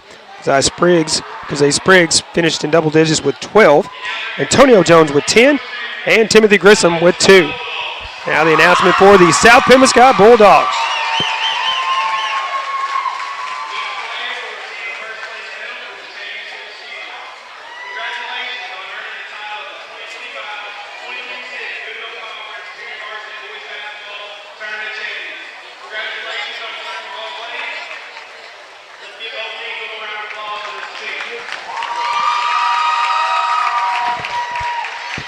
Much-deserved round of applause for both teams. South Pemiscot Bulldogs come out on top here in the championship game in the JV Boys bracket, 65-52. They presented their medals. We'll run through their breakdown. Demarius Jones leading all scorers on the floor, 25 points, and that was through 3 quarters. So he didn't play much in the fourth and only had a few free throw attempts in the fourth quarter. Daniel Duncan with 2 points, Kadrian Berry with 1. Logan Powers finished in double digits with 14 points. Travion Jones finished with 6. Anthony Jones finished with 13 in the ball game. He had 11 in the fourth quarter. And Sir Rogers finished with 4 to round out the scoring for the Bulldogs. So congratulations to the Bulldogs winning the JV Boys Championship here in the Bootheel Conference Tournament. As they're taking a picture under the scoreboard down there. They're going to reset the scoreboard, get ready for this girls' championship game. It looks like they're going to put 12 minutes on the clock. So we'll be ready for that once they get that going. They're going to let the Bulldogs get some pictures out of the way. We're going to take a couple of extended breaks here in between as we get our equipment reset, set up for the next round. We might even try to grab a snack or two in there. You never know. But stay with us. We're going to keep our stream going. Get ready for our girls' championship game. It's between the top 2 seeds. 1 seed Portageville, 2 seed Malden. And that'll be coming up in a little bit. Don't go anywhere, or if you do, be sure you come back. Why don't you go grab a snack, get that restroom break in, and be back in just a little bit. Cameron Bunting Parker, your District 150 Missouri State Representative, is a supporter of high school academics and sports throughout the region. She takes this opportunity to salute all area teams. As your District 150 State Representative, Cameron Bunting Parker wants to hear your views and your concerns. She's proud to serve the people of Southeast Missouri at the state capitol as your voice in Jefferson City. Good luck to all area teams from Cameron Bunting Parker, your Missouri State Representative for District 150. Paid for by the committee to elect Cameron Bunting Parker, Philip A. Santee, Treasurer. It's all about connections. Who you work with matters, who you trust, and the people who trust you. We're all part of something greater. Because when you succeed, we all do. We're a part of a community. We understand that everything you do matters, and we're all connected. The Bank of Missouri. Live well, bank well. Good luck to all area teams from Danny Glass, your Pemiscot Dunklin Electric Co-op Director for District 1. Danny Glass knows that participating in high school sports plays a huge role in developing the leaders of tomorrow. That's why Danny Glass is glad to help boost high school sports in this area as a sports booster. Again, good luck to all area high school teams from Danny Glass, your Pemiscot Dunklin Electric Co-op Director for District 1. Remember when Marsha Brady got nailed with a football? Oops. Well, at JP Ford, the only thing hitting hard is 0 down payment deals. The Ford F-150 has available Pro Power on board. It lets you power what you need and get work done almost anywhere. Mom always said, don't play ball in the house.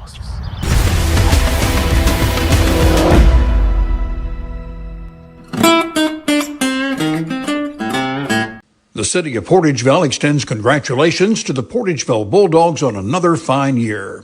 You represent our school and community in a very positive manner and have contributed to making this year's team one of the best ever to wear the blue and white.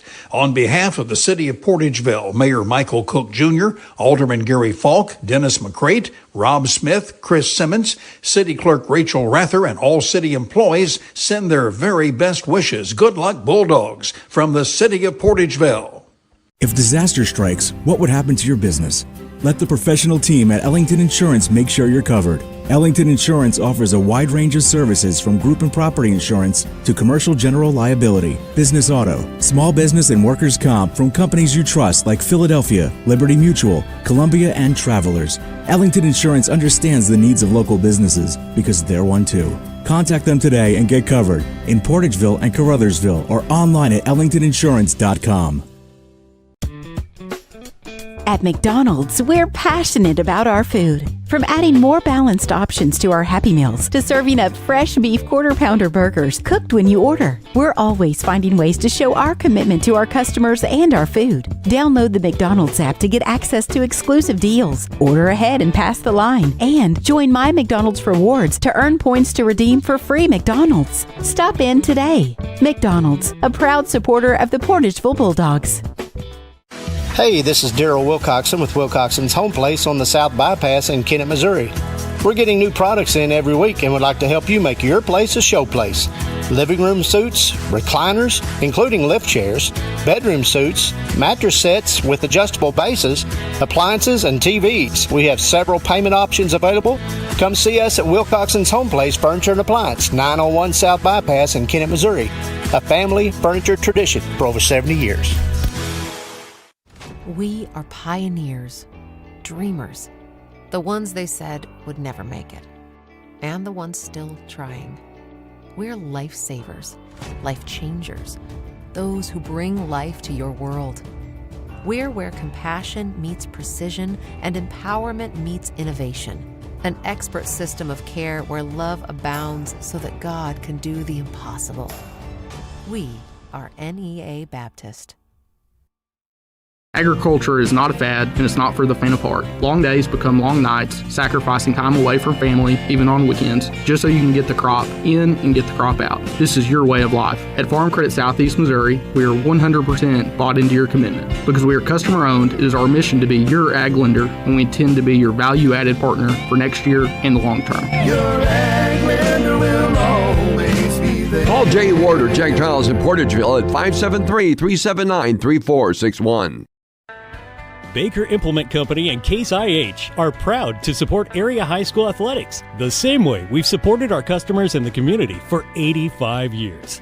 Visit any of our 13 locations in Southeast Missouri and Northeast Arkansas to experience the power of red and the service and support that has kept customers coming back since 1938.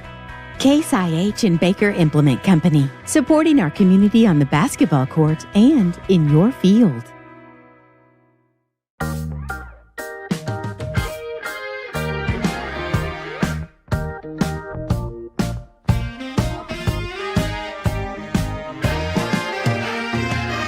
We're not saying we'll bubble wrap your money, but we do protect it like family. At First State Bank and Trust, your money is safe with us. First State Bank and Trust. And welcome back as we get ready for our next matchup on Championship Day here. It's the girls' opportunity here in the championships. Top two seeds here in the girls' bracket will face off. 1 seed Portageville and 2 seed Malden. These teams did meet in the regular season on the 22nd, so just a couple of weeks ago. Portageville coming away with the victory, 55-36 in that one. Looking at the tail of the tape in this one, Portageville, the 1 seed, enters this matchup 17-3 on the season, averaging 58.2 points per game on offense, allowing 35.7 on defense. Malden Green Wave are the 2 seed, and they have a record of 14-5, averaging 58.2 points on offense. That's not a typo. These teams averaging the same amount of points on offense per game, but Malden Green Wave allowing 39.6. Not much difference there as well. So this could be one of those barn burners. Comes down to the final possession of the game. So we'll see how it goes. About 6.5 minutes out from the start of this one, so we'll take another pregame break. And we were just notified, actually right before we came on, that Glow Farmer for the Portageville Bulldogs is only 14 points away from her 1,000th career point. So we could see a milestone here if Glow Farmer has a phenomenal game, and she just might. It's a championship game. It's Bootheel Conference Tournament, so anything can happen. We'll take another pregame break. When we come back, we might even just have the start of this one. So stay with us. We'll be back after this. At Carmack Shell and Convenience Store, convenience is more than just a catchy word. It's what they're all about. Carmack never closes and is always open with convenience items including hot foods, sandwiches, and grocery items, plus a complete stock of beverages. Carmack is just off the interstate and is your source for Shell gas and diesel fuel. Never mind the time of day or night, because Carmack Shell and Convenience Store is always open and conveniently located right off I-55 at Exit 1. Look for the giant American flag. Carmack, one of your high school sports boosters. The Pemiscot County Career and Technology Center can provide the training you need for an entry-level position in today's advanced technical career fields. They'll help you get ahead with classes in automotive technology, ag building structures and construction trades, restaurant management, health occupations, industrial electronics, plus welding technology. All programs are backed by on-campus support and testing services. For information, call 359-2601 and get on the road to success with Pemiscot County Career and Technology Center. Call 359-2601. The city of Hayti supports the Hayti Indians, and they're glad to help sponsor Indian sports on this Pollock Broadcasting Station. Mayor Lisa Green, Mayor Pro Tem Wendell Lockridge, Alderman Paul Shekel, Derek Jackson, and Rick Hall, along with City Clerk Carla J. Laws, City Marshal David Macklin, and all city employees, congratulate the coaches, players, and fans of the Hayti Indians and encourage you to attend the games. Good luck, Indians, from the city of Hayti.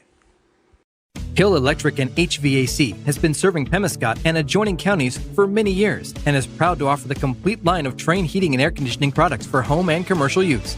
Hill Electric and HVAC is also your dealer of Generac generators for those times when the power goes off, with the service and parts to keep everything running smoothly. It's Hill Electric and HVAC, a Caruthersville Tiger booster. Good luck, Tigers, from Hill Electric and HVAC, 1501 Ward Avenue in Caruthersville, 333-4364. Pemiscot County Prosecuting Attorney Steve Horton is seeking re-election in the August 4th Republican primary. Steve Horton joined the office as assistant prosecutor in 2018 and was formally elected prosecuting attorney in 2022. His wife, Lisa, is the daughter of Raymond and Ann Tanner of Wardell. If re-elected, Steve Horton will continue working to uphold the law and serve all the citizens. On August 4th, please re-elect Steve Horton, your Pemiscot County prosecuting attorney. Steve Horton, no politics, just the law. Paid for by the committee to re-elect Steve Horton, Raymond Tanner, treasurer. Welcome back once again to Senath Hornersville High School, the host for this Bootheel Conference tournament, and in its championship day, if you're just tuning in. One game in the books, JV Boys championship game, and it was a good one as the top seed South Pemiscot Bulldogs defeated the Hayti Indians 65-52 in that one. So the Bulldogs are the JV Boys Bootheel Conference champions, and we're now just about 3 minutes away from our next championship game, and it is in the girls bracket. 1 seed Portageville taking on 2 seed Malden. Do appreciate you tuning in, as we appreciate all of our sponsors making it possible to bring you coverage of the Bootheel Conference tournament here on all of our streaming outlets, all of our radio stations that we're bringing it to you on. Sports Radio KMIS, AM and FM, I believe, and Classic Hits 105.1 KCRB FM on the radio dial. But on the streaming platforms, let me see what our magician behind the scenes said earlier. Strictly on KCRV platforms tonight and KTMO FM on X and Twitter. He has shared that link on our other social media pages. So if you're looking for it, you should be able to find it on one of our Facebook pages. Or you can go to KTMO The Wolf website and look for the live video stream tab and click on that, and it'll take you there as well. One more game to follow after our girls' championship game, and that will be the boys' varsity bracket. And it's the 1 and the 3 seed battling it out there. 1 seed Hayti taking on 3 seed Senath Hornersville. Got to get through this girls' matchup first. Malden arrived here, having a little tougher road. They had to play an extra game. It's Portageville bye in the first round as the 1 seed. Malden, the 2 seed, knocked off 7 seed Campbell easily in the first round, 62-32 the final there. Then Malden in the second round played 6 seed Hawkham as Hawkham upset the 3 seed Campbell Camels as Malden knocked off the South Pemiscot Bulldogs in the opening round. But Hawkham with the upset over the Camels, they played against 2 seed Malden, but Malden came away with the victory there, 76-41 in that semifinal matchup on Monday night. They advanced to the championship here, taking on Portageville. Portageville just 1 game so far in this tournament as they defeated Hayti in the semifinal round. Hayti the 4th seed. So they knocked off 5 seed Senath Hornersville in the opening round. But Portageville with the victory big time there, 79-27. Victory to set up this championship matchup. Top 2 seeds, 1 seed Portageville, 2 seed Malden. Both teams are off the floor, headed to the sidelines. So we are ready for our starting 5. Again, a milestone may be hit tonight. Glow Farmer, we were notified, 14 points away from 1,000 points for Portageville Bulldogs. Starting 5 first for the Malden Green Wave. It will be Carly Cobb. Then Menina Thornton. Next up is Carson Cohen. And it's Kyle Mathis. Rounding it out is Stania Jackson. For the Portageville Bulldogs, it is Elise Hickenbottom. Then Glow Farmer. Dee Dee Arterbridge getting the start. Maggie Priggle getting the start as well. Rounding it out is Taryn Irby. 4 seniors and a junior. 3 seniors, 2 juniors for the Bulldogs.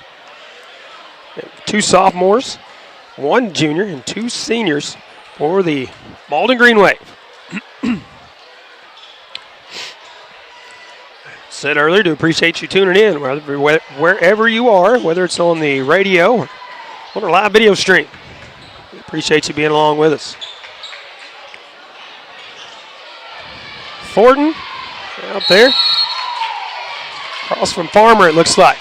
And the Bulldogs will control the opening tip as Hickenbottom has it off the tip. Gives it to Irby on the wing. Irby looking for Farmer, running the lane. Priggle on the low post shot is no good, but she'll go to the line as we already have our first foul in this ball game. Portageville Bulldogs coached by head coach Kelly Fowler. So that was Stania Jackson picking up the foul for the Green Wave. Ty Miller, the coach for the Malden Green Wave. As Maggie Priggle puts Portageville on the board with her first free throw. 1-0 the lead. Second shot from Priggle. It's on the way. Rolls in and out, kicks away. Green Wave with the rebound. Up the floor with it. Now over on the left side. That is Thornton for 3. That is Cobb lighting it up from beyond the arch. 3-1 the lead for the Malden. Irby takes the inbound and is immediately trapped in the backcourt. Gives it to Glow Farmer out front to Hickenbottom. Hickenbottom spins. Looking for Priggle. That's tipped out of bounds by the Green Wave. Green Wave bench is fired up down there, cheering on their teammates on the floor. 3-1 the lead for the Green Wave as Bulldogs will inbound from the baseline. Farmer will take it out. Check that. That's Arterbridge taking it out. Farmer was the intended target on the inbound. Maggie Priggle will be fouled once again, going up for the shot. This time it is Nina Thornton picking up her first. Team second here. 7:25 left in the first. Coach Miller for the Green Wave. Wearing a dark green sweater. Don't know how he's wearing that sweater, as it is warm in this gym. Priggle misses the first free throw. Second attempt is on the way. That one uses every part of the rim. Falls in. 2 points for Priggle, and it's a 3-2 lead for the Green Wave.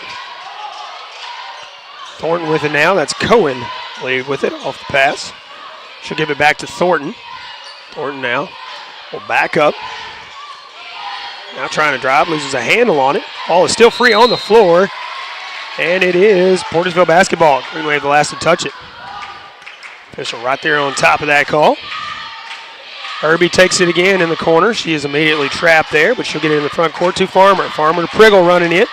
Priggle's shot is up, bounces around, kicks away, and Cohen comes out with it off the tip. But Farmer with the steal to Hickenbottom. Hickenbottom will be fouled, and that's the third team foul for the Green Wave. And we've played 1:06 here in the first quarter. Spreading it out as that's Carson Cohen picking up her first foul. Farmer will inbound this time. Gets it up top to Arterbridge. Now Hickenbottom on the wing. Kicks it to Irby on the right side. Farmer on the baseline. Drives. Gives it to Arterbridge once again. Up top to Hickenbottom.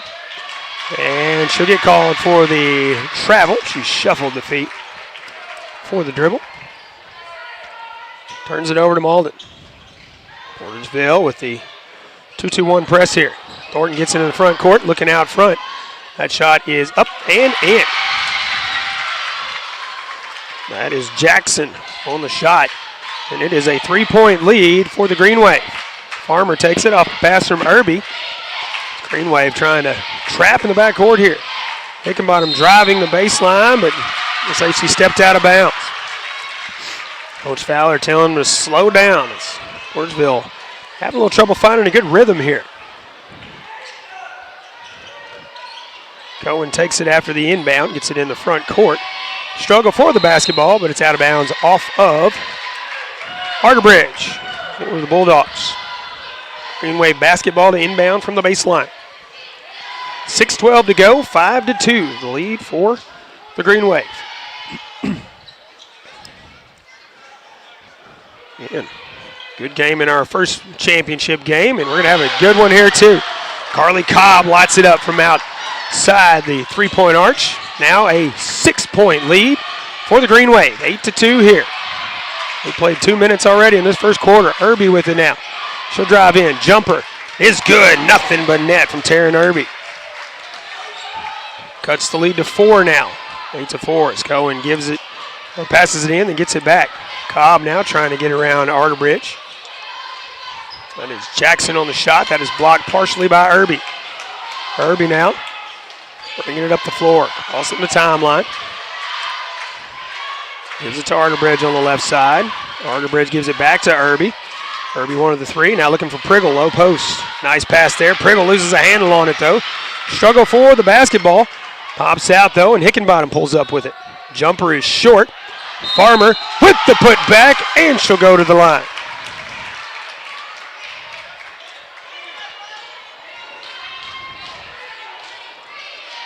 That is Mathis with the foul. 4th team foul for Malden Green Wave. 5:15 left to go in the first quarter. Tori Saxton waits to check in for the Bulldogs here. I think she might be checking in for Hickenbottom as she approaches the scorekeeper's table. One shot from Farmer. So that misses everything, goes out of bounds, so it'll be Malden Green Wave basketball.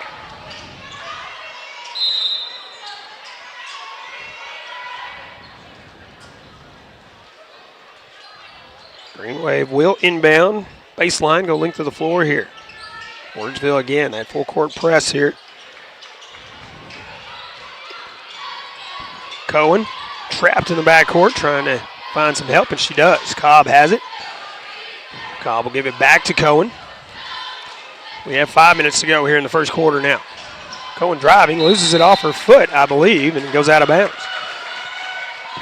Turns it over to the Bulldogs.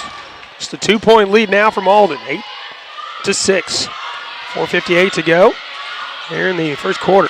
Josie Caton into the ball game for the Green Wave.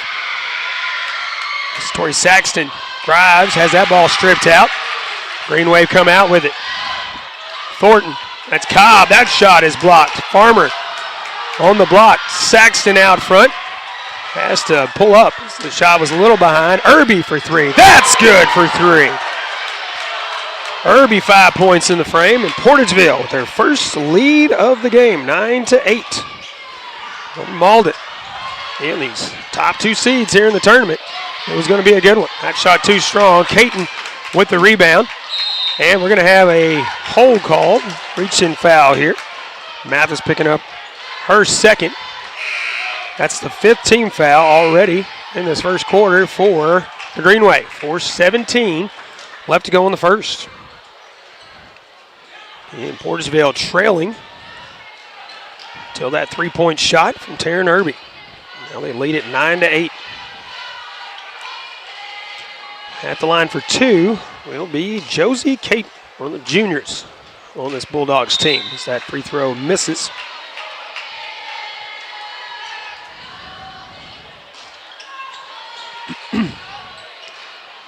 Arterbridge checks out of the ball game. Second shot from Caton, that's off the mark as well. Malden Green Wave with the rebound. Over in the corner. Fresh into the ball game. Jumper no good. Have to get who that is in for the Green Wave. Priggle with the rebound. Gives it to Irby. Irby dribbles all the way down. Now she will back up. Give it to Caton. Caton cross court now to Saxton. Saxton dribbles top of the key. Cross court to Irby. Irby driving. She'll take it all the way to the hoop. Leaves it short off the backboard, but gets the rebound back and goes back up with it. She ripped that one out. 3-point lead now for the Bulldogs. 11-8. Cobb with it front court. Passes it cross court now. He's looking for Cohen up top. Saxton with the steal. Gives it to Glow Farmer. Gives it to Priggle. Priggle will get called for the travel. Got a little ahead of herself there. 3 minutes, 30 seconds left here in the first. 11-8. Lead for Portageville. Another substitution coming in. Hickenbottom come in for Farmer. We are on 1,000 point watch for Glow Farmer. Now 12 points away from 1,000 career points for the Bulldogs. Glow, one of the seniors on this team. Portageville trapping in midcourt. We'll have a reach-in foul on Hickenbottom. First foul for the Portageville Bulldogs here. Hickenbottom won a jump ball, but official right on top of it made the call. Cobb takes the inbound, gives it back to Cohen. Cohen looking for the teammate running the lane. Shot is up and in for two. That's Kinsey Wynn. She'll go to the line, try to convert a three-point play here, as it is a one-point ball game, 11-10 in favor of Portageville. This one's shaping up to be another phenomenal game in this Bootheel Conference tournament, as we have seen some gems already. And championship day here is not disappointing. Wynn at the line for one. That is up and it is off the mark. And that is Arterbridge. With the rebound for Portageville. Taryn Irby running the offense for the Bulldogs. Gets it to Saxton on the wing. Cross court to Arterbridge. Arterbridge now. Farmer back into the ball game. Saxton a long three. That is no good. That tipped out by the Green Wave. That is Mathis. She gets it to Cohen. Cohen now will bring it up the floor. Over to Cobb on the left side. Back up top now. That's Thornton. Back up top now to Cobb. On the far side to Wynn. Back to Cobb as they swing it around here. Cobb driving in. Now she'll have to put the brakes on. Kick it back up top to Wynn. Wynn will give it to Cohen. Top of the key is Cohen now will back up near the circle or in the circle. Restart the offense. But Glow Farmer finds some pressure here. That ball tipped out. And it will be saved by the Green Wave. Gets it to Mathis. Pringle with a block. And this time a foul call. That'll be on Portageville, I believe on Arterbridge. We'll make sure that's who it is. That is correct. Dee Arterbridge picking up her first. Team's third. They're in the early going.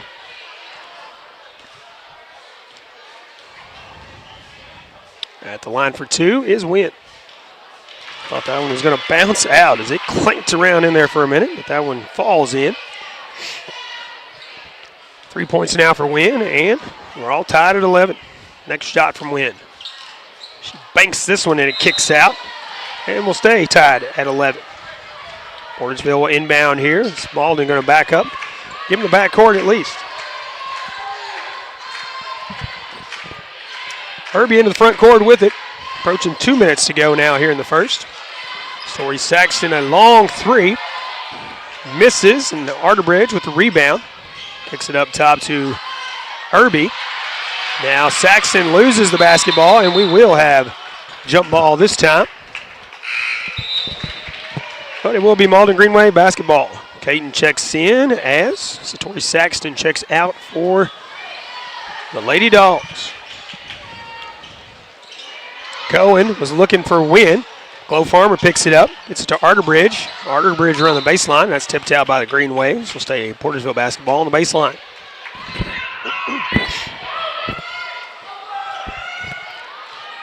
Arterbridge will take it out. Rebound goes up top to Caton. Irby now in the corner. Back to Caton on the wing. Caton dribbles around. Gives it back to Irby. Irby now will bring it top of the key. Arterbridge at the elbow. Back to Caton. Irby once again looking for Glow Farmer low post. Stolen away by Thornton. But we're going to have a foul called on Glow Farmer. Thought that she had this clean steal there, but foul is called. First foul for Farmer ball game. 1:32 to go in the first. Wynn on the left wing. Gives it to Cohen. Almost stolen away by Farmer there. Now Thornton with it top of the key. She'll direct traffic. Gives it to Cobb on the right side. Cobb driving in, but cut off there. Thornton couldn't handle the pass. Almost stolen away. From Mathis, low post. She'll go up for the shot and put it in. Excuse me, that's Jackson. Jackson on the low post. And the Green Wave with the lead once again. 13-11. Less than a minute to go here in the first. Girls championship game here in the Bootheel Conference Tournament. Low Farmer on the left side, back up top to Irby. Irby on the wing now, looking for Farmer. Jumper, good for 2 for Glow Farmer. 4 points in the game now for Farmer. Pass for Cobb was tipped, but picked up by Cobb. Into the front court to Wynn. Thornton with it now, and she'll get called for the travel. Tied at 13 now, 35 seconds left here in the first. Coach Fowler telling Taryn Irby, slow it down. Irby crosses the timeline into the front court. Now some pressure from Wynn. Irby drivers over on the right side, gives it to Glow Farmer up top. Looking for Josie Caton at the elbow, out front to Wynn. Wynn puts it short off the rim. Put back no good for the Greenway. Struggle for the basketball, and Irby comes out with it. She gives it to Farmer. From the half court, that's over the backboard. We'll go to the second. We are all tied at 13 apiece here in this girls' championship game, the Bootheel Conference Tournament. Start of the second when we return right after this.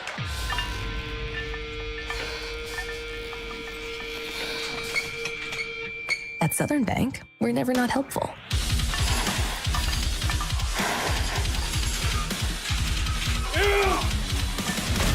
Attaboy. Way to hustle for the muscle.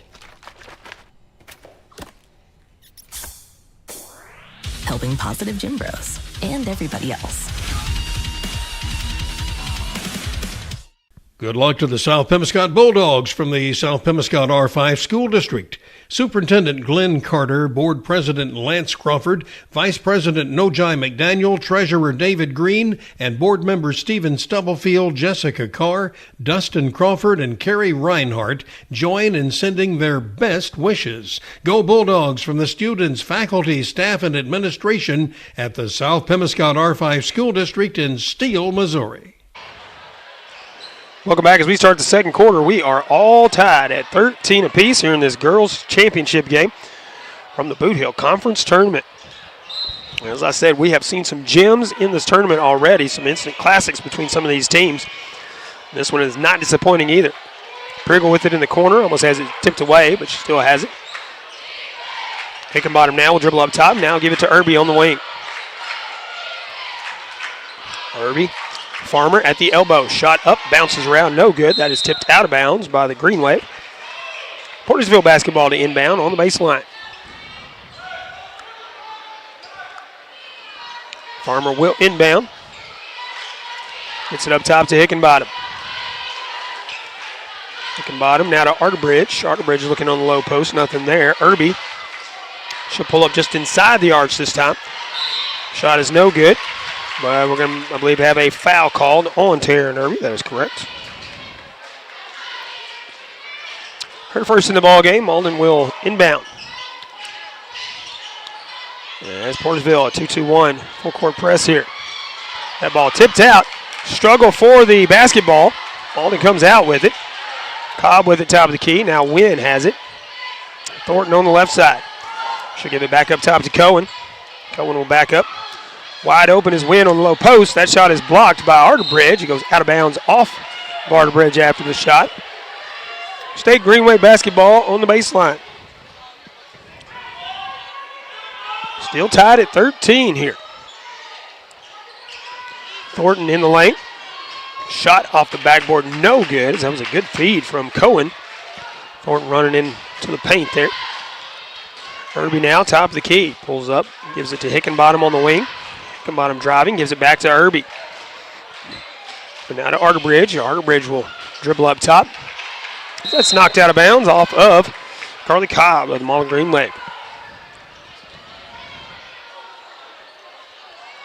Arterbridge will inbound for the Bulldogs here. Inbound goes to Irby in the corner. She will dribble it back up top. It's Cobb there to immediately cover her up. Gives it to Hickenbottom. Now Arterbridge on the wing. Back to Hickenbottom. Back to Irby on the wing. Bo Farmer on the right wing this time. Cross court to Hickenbottom. Up top to Irby. Back to Farmer. Farmer cut off. We'll give it back to Irby, top of the key. Arterbridge left wing this time. Farmer from the lane looking for Hickenbottom, baseline.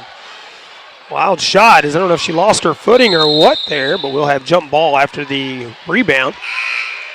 Hickenbottom was wide open on that baseline. Just couldn't get the ball out of her hands, it looked like.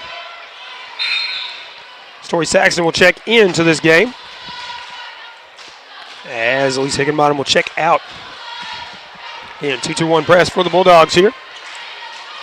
As Greenwave trying to get into the front court with it. Thornton driving, floater, no good. Story Saxton with the rebound for the Bulldogs. Out front to Glow Farmer. She'll pull up. This is to Arterbridge. Arterbridge and Irby, and now Cohen will get called for the foul. Going for the steal, but couldn't put the brakes on. Each team just one foul here in the second quarter. 5:48 to go in the first half, and we are still tied at 13. That's where we ended the first quarter. Priggle in the corner.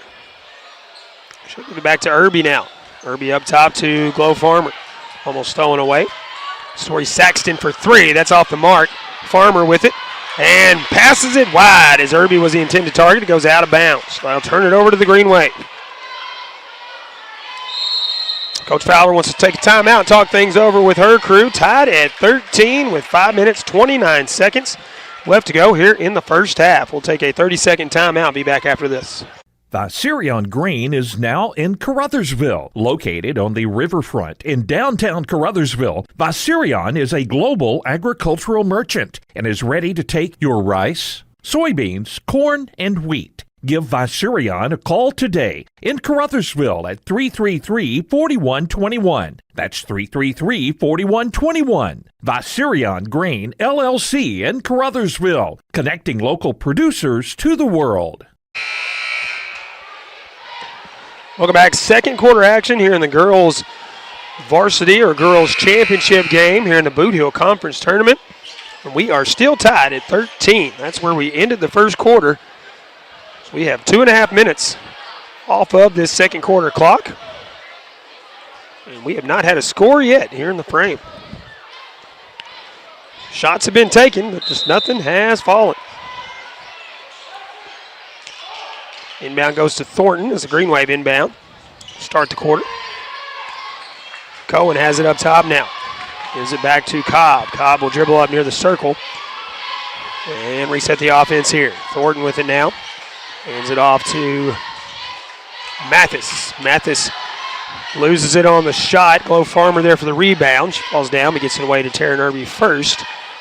Irby with it now top of the key. She's backing up near the circle. Irby now looking for Farmer just inside the free throw line. Looking for Priggle on the low post, but it goes out of bounds. Green Wave basketball back the other way. And full court pressure here. That is Mathis on the inbound. Gives it off to Jackson. Jackson driving, shot up, no good. Ball tips around, and Bulldogs with the rebound. That's Arterbridge coming away with it. Gives it to Irby. Irby up the floor to Farmer. Priggle, wide open, low post, shot, too strong. Arterbridge, rebound. Gets it away to Saxton before she falls down. Irby with the top of the key. Back to Saxton. Saxton now to Arterbridge. Arterbridge cross court to Irby. Farmer down in the corner. Now she'll have to dribble up, give it back up top to Irby, and they'll have to reset the offense here. Good job by the Malden Green Wave. This 2-3 zone here. Cut off these Portageville players. Arterbridge just inside the elbow. Shot off the glass, too strong. And Malden Green Wave with the rebound, but that's stripped away. Priggle comes out with it. Now Saxton sets up for three. That's off the mark, and that will go out of bounds. 3:57 to go now in the first half. Still no score in this second quarter. Still tied at 13 all. Farmer and Arterbridge checking out. It's Caton. And Hickenbottom checking back in for the Bulldogs. Jackson, Cobb, Thornton, too strong out front. Couldn't catch up to it. Turns it over to the Bulldogs. Caden will inbound for the Bulldogs. Actually, we have a Substitution first. Thornton coming out of the ball game as Kenzie Wynn will check back in. And Hickenbottom takes the inbound. She'll run the offense for Portageville here. She crosses the timeline into the front court. Tori Saxton, right wing. Looking for Irby, running across there. Back to Satori Saxton, wide open for three. See if she can get this one to knock down. Halfway down, and it came out. Priggle, though, will tie up on a jump ball with Malden Greenway. That is Estania Jackson. But it'll stay Portageville ball this time. 3:31 left to go in the first half. Saxton takes it. Hickenbottom. Josie Caton for three. That doesn't fall. And Malden with the rebound once again. That's Jackson pulling up. She'll give it to Wynn. Wynn will give it back to Cohen. Cohen trying to get around Saxton. Loses it. Gives it to Irby. Irby out front to Hickenbottom. 2-on-1 here as Hickenbottom has her pocket picked and knocked out of bounds. But it'll stay Portageville basketball on the baseline here. 3:07 left to go here in the first half. Flo Farmer checking back in. Maggie Priggle checking out here for the Bulldogs. And still no score here in this second quarter. Tied at 13. That goes into Glow Farmer on the baseline. She puts it up and in for two. Our first score here in the second, and now we have less than 3 minutes to go here in the half. 15-13, the lead for Portageville. Cobb takes it on the left wing. As the Bulldogs the pressure here. Wide open on the wing this time for three. Malden Greenway. That was Mathis, couldn't get it to fall. Now Cohen, the jumper, just inside the elbow. That's good for two. Cohen's first points were tied at 15. 2:36 left to go in the first half. Malden Greenway have taken a 60-second break, so we will as well. We'll be back after this. As your District 2 Pemiscot County Commissioner, Vaughn Meredith is keenly aware of the importance of education, not just in the classroom, but on the athletic field as well. By participating in high school sports, our student athletes learn how to be fit, how to win, and how to practice the principles of good sportsmanship. Commissioner Vaughn Meredith is proud of these young people and the great job they're doing in representing their schools. Best wishes and good luck to all area teams from your District 2 Pemiscot County Commissioner, the Honorable Vaughn Meredith of Caruthersville. Caruthersville, Missouri, the home of the best in small-town living, is also home to the Caruthersville Tigers, and the city of Caruthersville encourages you to attend all Tiger games this year. Follow the team all season long on Pollock Radio and on our Facebook Live video streams. Good luck, Tigers, from Mayor Sue Grantham, council members Johnny Hood, Luther Robinson, Leanne Fales, Paul Glass, J.J. Bullington, Don Grable, Jimmy Lyons, Jennifer Spence, City Clerk Takela Moten, and the employees of the city of Caruthersville. Welcome back. Second quarter action here. 2:36 left to go in the first half. Portageville inbounding after the Green Wave taking the timeout. We are tied at 15. Caton now picks up the dribble looking for help. And we'll have a timeout taken by Portageville this time to preserve the possession. 2:29 left first half. We'll take a quick 30-second break and be back after this. Cameron Bunting Parker, your District 150 Missouri State Representative, is a supporter of high school academics and sports throughout the region. She takes this opportunity to salute all area teams. As your District 150 State Representative, Cameron Bunting Parker wants to hear your views and your concerns. She's proud to serve the people of Southeast Missouri at the state capitol as your voice in Jefferson City. Good luck to all area teams from Cameron Bunting Parker, your Missouri State Representative for District 150. Paid for by the committee to elect Cameron Bunting Parker, Philip A. Santi, Treasurer. Welcome back. 2:29 left to go in the first half. Tied at 15 here between Portageville and Malden. Portageville taking the timeout, so they'll inbound. Go link to the floor here. Do want to give a shout out to our officiating crews here in this tournament, as they have done a phenomenal job from day one all the way up here until championship day. A very good job in this tournament. Don't get them enough credit. Hickenbottom takes the inbound, gives it back. Or trying to give it back to Caton, and it is stolen away. Cross court to Cobb. Now Thornton on the left side. Back to Cobb. Cobb cut off top of the key there by Glow Farmer. Gives it back to Cohen. Now Thornton. Thornton will let the three go and drains it from the corner. 18-15 now. The lead for Malden Greenway. That pass goes right through the hands of Glow Farmer.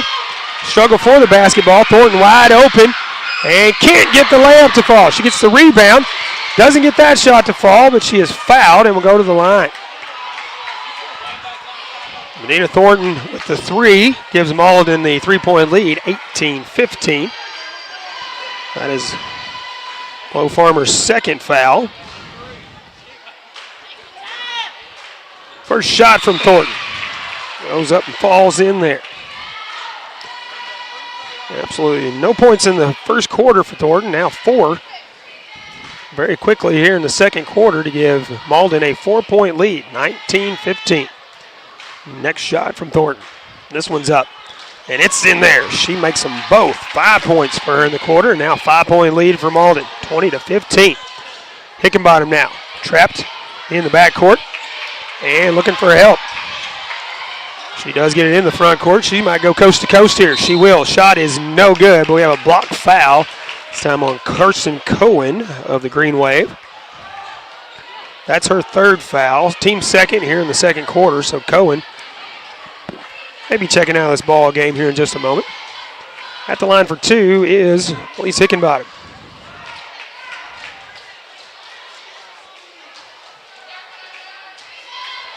And the first shot falls in there as it takes a couple of friendly bounces for Hickenbottom. Now 4-point lead. Cohen does take a seat as Wynn comes back in. 1:44 to go in the first half. Next shot from Hickenbottom. This is up. Bounces around and it falls in. Hickenbottom using every part of the rim a couple of times on those shots. Bounced around there. That shot or pass blocked in the air and jump ball. There we go. 1:39 left to go in the first half. It's a 3-point game. Malden leads 20-17. They will inbound on the alternating possessions here. Sori Saxton getting into the ball game as Hickenbottom will take a breather. Thornton inbounds. Gets it to Cobb in the backcourt. She'll run the offense this time around. Looking for some help here. Gets it to Mathis. Now Thornton up top. Thornton driving. Was looking for Jackson on the low post. Ball gets away. Jackson picks it back up. Thornton now up top to Cobb. Now Wynn on the left wing. Gives it to Mathis once again driving in. The ball free, and Thornton puts it up and in. 7 points now for Thornton. She leads all Malden scores, and all 7 of those come in here in the second quarter. There's a foul call. This will be on Carly Cobb, her first. Team's third here in the second for the Green Wave. Hickenbottom back in as Priggle checks out. 1:05 to go now. This is 5-point lead once again for the Green Wave. 22-17. Approaching 1 minute to go now. Saxton takes it on the right side. Hickenbottom back up top. Irby on the wing. Irby cut off. Cross court now to Saxton for 3. That's short. Saxton will get the rebound, though, as it kicks off the front of the rim. Irby now, left wing for 3 this time. That's in there for 3. Taryn Irby now in double digits with 10 points in the ball game. 2-point lead now for Malden. 36 seconds to go here in the first half. As Wynn driving. Now Mathis with it on the right wing. Up top to Thornton. Thornton now back up top to Wynn. And she'll get called for the travel. Went for the pass and held on to it. And that'll turn it over to the Bulldogs. Just under 24 seconds left here in the first half. Josie Caden will check in as Tori Saxton will check out. Arterbridge back into the ball game will inbound for the Bulldogs. Trailing by 2, 22-20 here in this first half in this Bootheel Conference Tournament Championship game here in the girls' bracket. Irby on the left wing. She'll give it to Hickenbottom. Hickenbottom almost has it stolen away. It's back. Irby now. Driving down low post. Farmer shot, no good. Arterbridge gets a hand on it. Now it's tipped into the backcourt. A run for the basketball, but time will expire before anybody can get possession of it. 22-20 is our score at the half with the Green Wave out front by 2. The 2-seed Green Wave over the 1-seed Bulldogs here in this Bootheel Conference Tournament Championship in the girls' bracket. We'll take a halftime break, total up the stats, and tell you all about it right after this. It's all about connections. Who you work with matters. Who you trust, and the people who trust you. We're all part of something greater. Because when you succeed, we all do. We're a part of a community.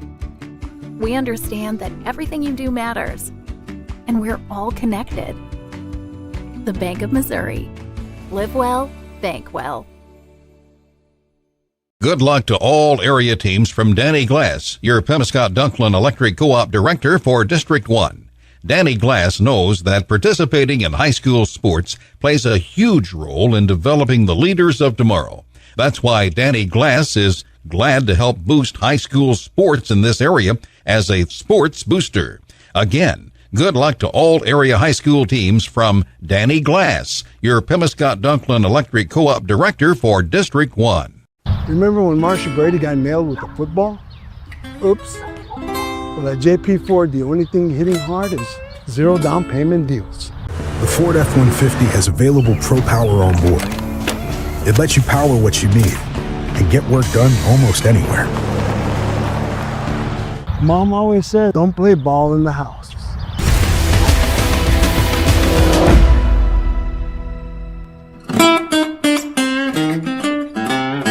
The city of Portageville extends congratulations to the Portageville Bulldogs on another fine year. You represent our school and community in a very positive manner and have contributed to making this year's team one of the best ever to wear the blue and white.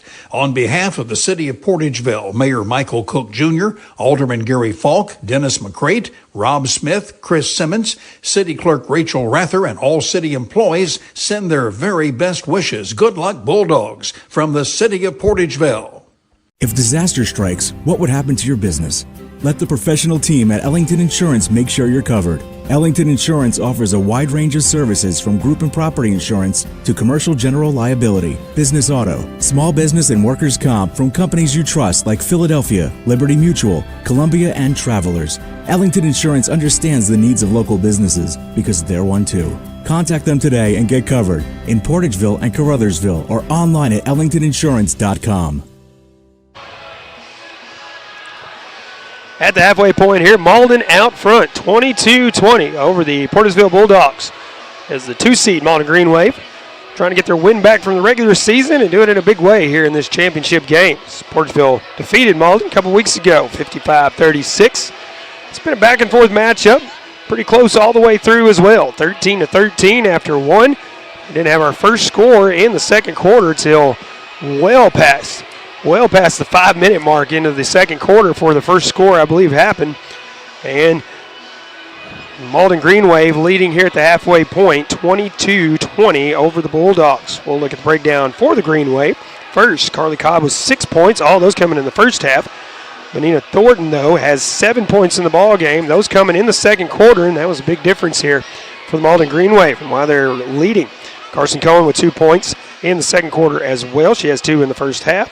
Kinsey Wynn with 3, all those coming in the first quarter, and Hestania Jackson with 4, all those coming in the first quarter for Malden as well. Malden 60% from the free throw line, shooting 3 of 5 so far in the ball game, as this could be one that comes down to free throws. You never know. For the Portageville Bulldogs, Elise Hickenbottom with 2 points, both of those on free throws that she made. Chloe Farmer 6 points so far in the ball game, and something to note is that Glow Farmer now 8 points away from 1,000 career points. We can see a milestone hit in this championship game of all places here in the Bootheel Conference Tournament. Maggie Priggle is 2 of 4 from the free throw line, and that is the only point she has so far, is 2 points in the first half. And Taryn Irby leading all scorers on the floor, 10 points. 7 of those coming in the first quarter and 3 in the second. And the Portageville Bulldogs shooting 4 of 8 from the charity stripe for 50% in the first half. We're going to take another halftime break. When we come back, we'll look at our next matchup coming up after this, as we still have a full half to play here in this girls' championship game. But take a quick look at that boys' varsity championship coming up following the conclusion of this matchup. So stay with us. We'll take a break and be back after this. At McDonald's, we're passionate about our food. From adding more balanced options to our Happy Meals to serving up fresh beef quarter-pounder burgers cooked when you order, we're always finding ways to show our commitment to our customers and our food. Download the McDonald's app to get access to exclusive deals, order ahead and pass the line, and join My McDonald's Rewards to earn points to redeem for free McDonald's. Stop in today. McDonald's, a proud supporter of the Portageville Bulldogs. Hey, this is Daryl Wilcoxon with Wilcoxon's Home Place on the South Bypass in Kennett, Missouri. We're getting new products in every week and would like to help you make your place a showplace. Living room suites, recliners, including lift chairs, bedroom suites, mattress sets with adjustable bases, appliances, and TVs. We have several payment options available. Come see us at Wilcoxon's Home Place Furniture and Appliance, 901 South Bypass in Kennett, Missouri. A family furniture tradition for over 70 years.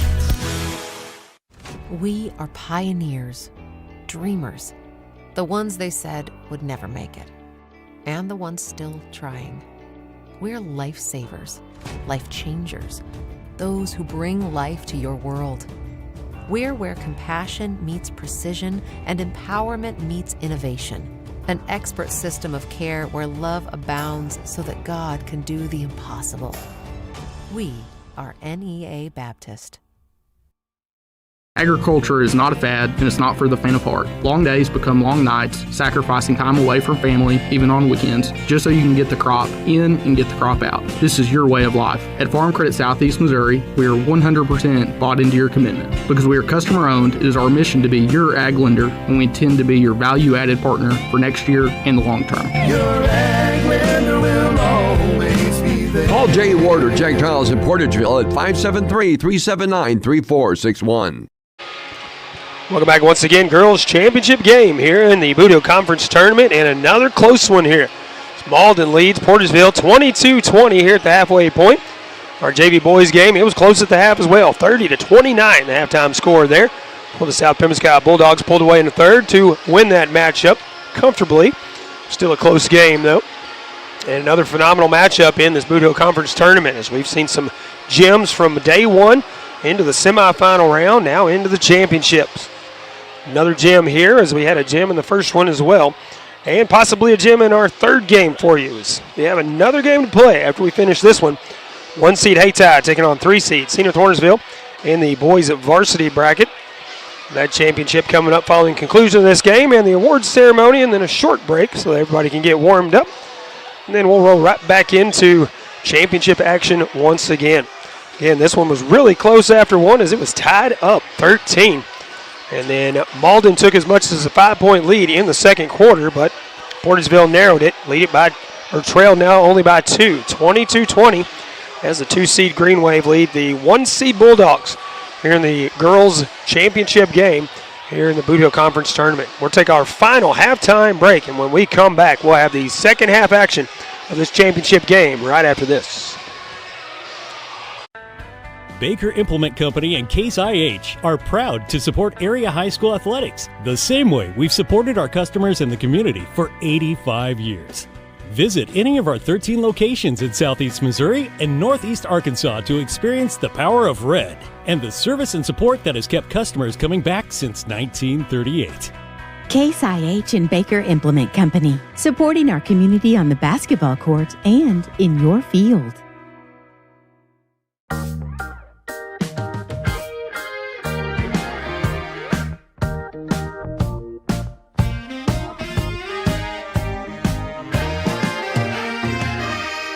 Not saying we'll bubble wrap your money,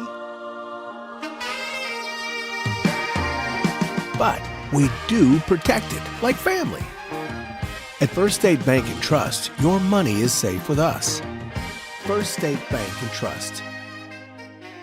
At Carmack Shell and Convenience Store, convenience is more than just a catchy word. It's what they're all about. Carmack never closes and is always open with convenience items including hot foods, sandwiches, and grocery items, plus a complete stock of beverages. Carmack is just off the interstate and is your source for Shell gas and diesel fuel. Never mind the time of day or night, because Carmack Shell and Convenience Store is always open and conveniently located right off I-55 at Exit 1. Look for the giant American flag. Carmack, one of your high school sports boosters. Welcome back. 45 seconds left on the halftime clock here, and we will start this second half as Malden leads Portageville 22-20. Our officiating crew now coming back out on the floors. Thought we might be playing this game without them possibly for the second half here. But they made it just in time. Portageville will start with the basketball. Start off the second half here. Again, the award ceremony after this game, and then a short break, and then our final game of the night, Varsity Boys Championship. Hickenbottom takes it on the inbound, gives it to Irby. Gives it back to Hickenbottom. Now over to Arterbridge on the right side. Irby in the corner as Glow Farmer gets knocked to the ground. No foul there. Irby driving in, has that stolen away by Jackson. Jackson going coast to coast with it. Shot is up and in. Stania Jackson, 6 points in the game. 4-point lead for the Green Wave. Arterbridge now on the right side. She'll give it back up top to Hickenbottom. Hickenbottom guarded by Cobb. Now picks up the dribble, looking for help. Arterbridge with it. Gives it to Priggle, top of the key, or just inside the top of the key. Now Farmer on the right wing. And now that's Cohen struggling for the basketball, and Priggle will have jump ball on the floor.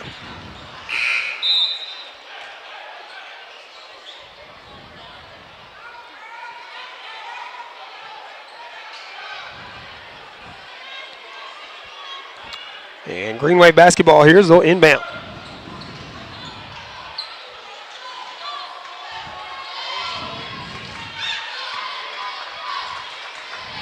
Cobb has it now. She gets it to Mathis on the right side. Mathis will give it back up top to Cobb. Green Wave swinging it around here. Portageville playing some man-to-man defense, doing a good job of covering up these players here. Cobb with it on the left side once again, but immediately smothered by Hickenbottom. Cobb now trying to drive in, gives it back to Mathis. Mathis now. Here's the Cobb. Cobb driving, shot is no good, but she will draw the foul, go to the line for two. That is Josie Caton picking up her first foul. First foul for Portageville here in the second half.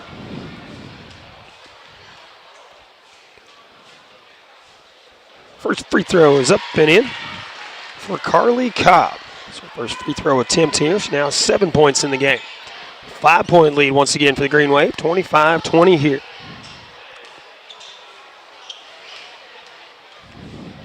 Second shot from Cobb is up.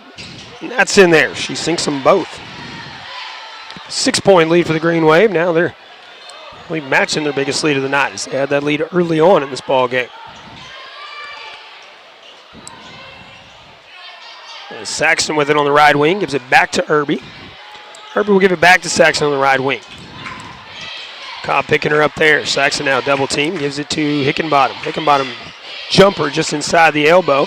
Shot is no good. We're going to have a struggle for the basketball, and we're going to have a travel call. As Cobb had it, slid across the floor with it.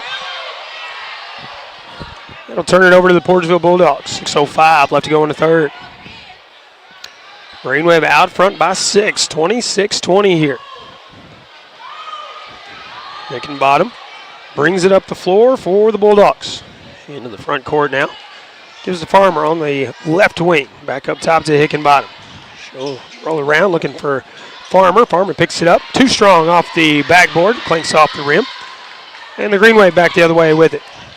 That's Jackson. Jackson's shot rolls off the front of the rim. Struggle for the basketball, and it is free. Thornton comes out with it. Cobb for three from the wing. That's off the mark. Jackson with it. She'll draw the foul as Irby will get called for it for her second of the ball game. Second here in the third quarter.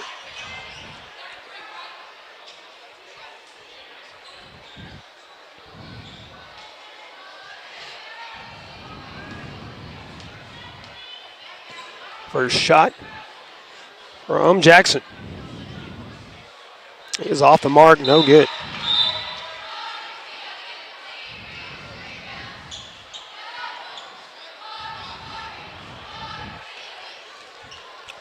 Second shot from Jackson, one of the seniors on this Green Wave club.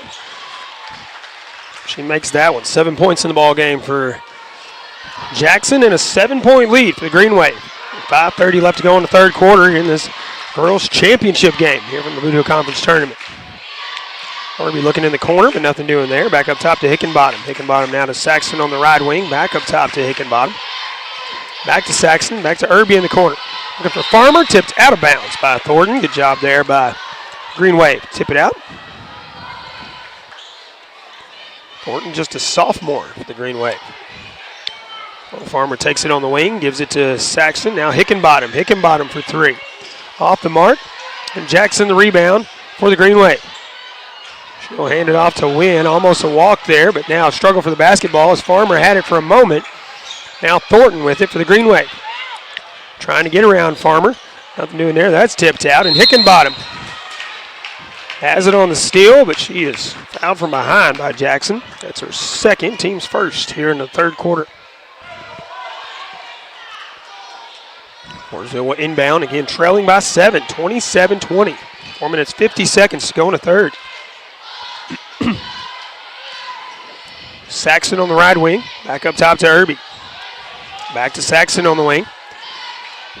Looking for Hickenbottom. Lane, jumper, no good. Hard off the back of the rim. And we'll have jump ball, I believe. And it will stay Portageville basketball here. 4:34 to go in the third quarter. Malden led 22-20 to start the half. Now lead by 7, 27-20. Saxton's pass on the inbound was tipped and brought down by Cobb. Cobb in the front court with it after a good screen by Cohen. That shot is no good, and Glow Farmer out of the pack with it. She'll give it to Irby on the wing. Irby now driving across, gives it to Hickenbottom on the wing for three. Off the backboard, no good, and Cohen the rebound for the Green Wave. Nice pass out front to Wynn, and she puts it up and in for two. 9-point lead now for Malden here in the third quarter. Less than 4, actually right at 4 minutes to go. As Coach Fowler takes a timeout, talk things over with her Bulldogs. And we'll take a quick timeout as well and be back right after this.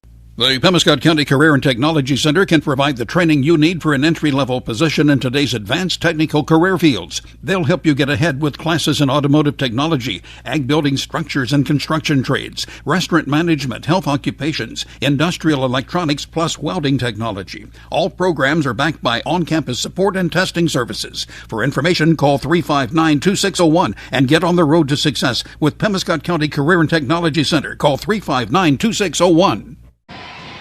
4 minutes to go here in the third quarter, and the Malden Green Wave are out front by 9 over the Portageville Bulldogs, 29-20. The Bulldogs take a 60-second timeout. We just took a 30-second. That's quite okay. It's been all Green Wave here in the second half as they led by 2 at the half, but now 7 unanswered points, and they've extended that lead to 9 here in the third quarter. 4 minutes left. Still a lot of time left in this ball game. 4 minutes left in the third, and then a full quarter to play, of course. And Portageville will inbound as Irby will take it out.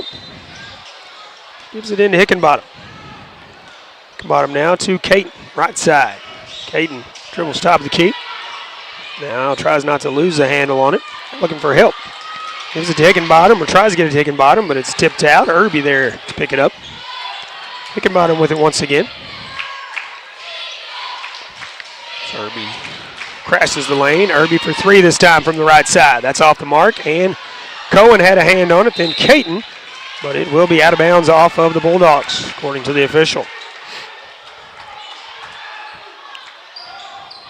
Cohen gets it in, gets it back, and then gives it to Cobb. Cobb trapped as soon as she crosses into the front court, and Hickenbottom will tangle up with her. It'll be jump ball, and it'll be Green Wave basketball. Alternating possessions. Arterbridge back in as Caton checks out. Inbound goes to Thornton. Thornton lost a handle on it, or possibly, and now Hickenbottom again. Tripped from behind on the foul. That's about the third time she's had her feet tripped from behind by a player, unintentionally, just getting the feet tangled up there, but she is taking a couple of tumbles here. It's Cohen picking up her fourth foul. Team second here in the third quarter. Both teams with 2 fouls, 3:15 to go here in the third. Hickenbottom left wing. She'll give it to Arterbridge. Arterbridge is trying to drive in, but now she's cut off. Cross court to Irby. Irby driving, now we'll give it to Hickenbottom. Hickenbottom driving. She'll give it to Arterbridge. Arterbridge driving, gives it to Irby. Irby for three. That's off the mark. Jackson the rebound for the Green Wave. Looking for Cobb, and it's tipped out of bounds by Glow Farmer.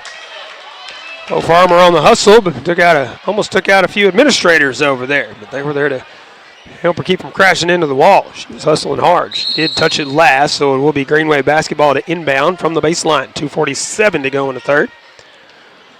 Hickenbottom checks out. Saxton checks back in for Portageville. Cobb takes it on the wing on the inbound.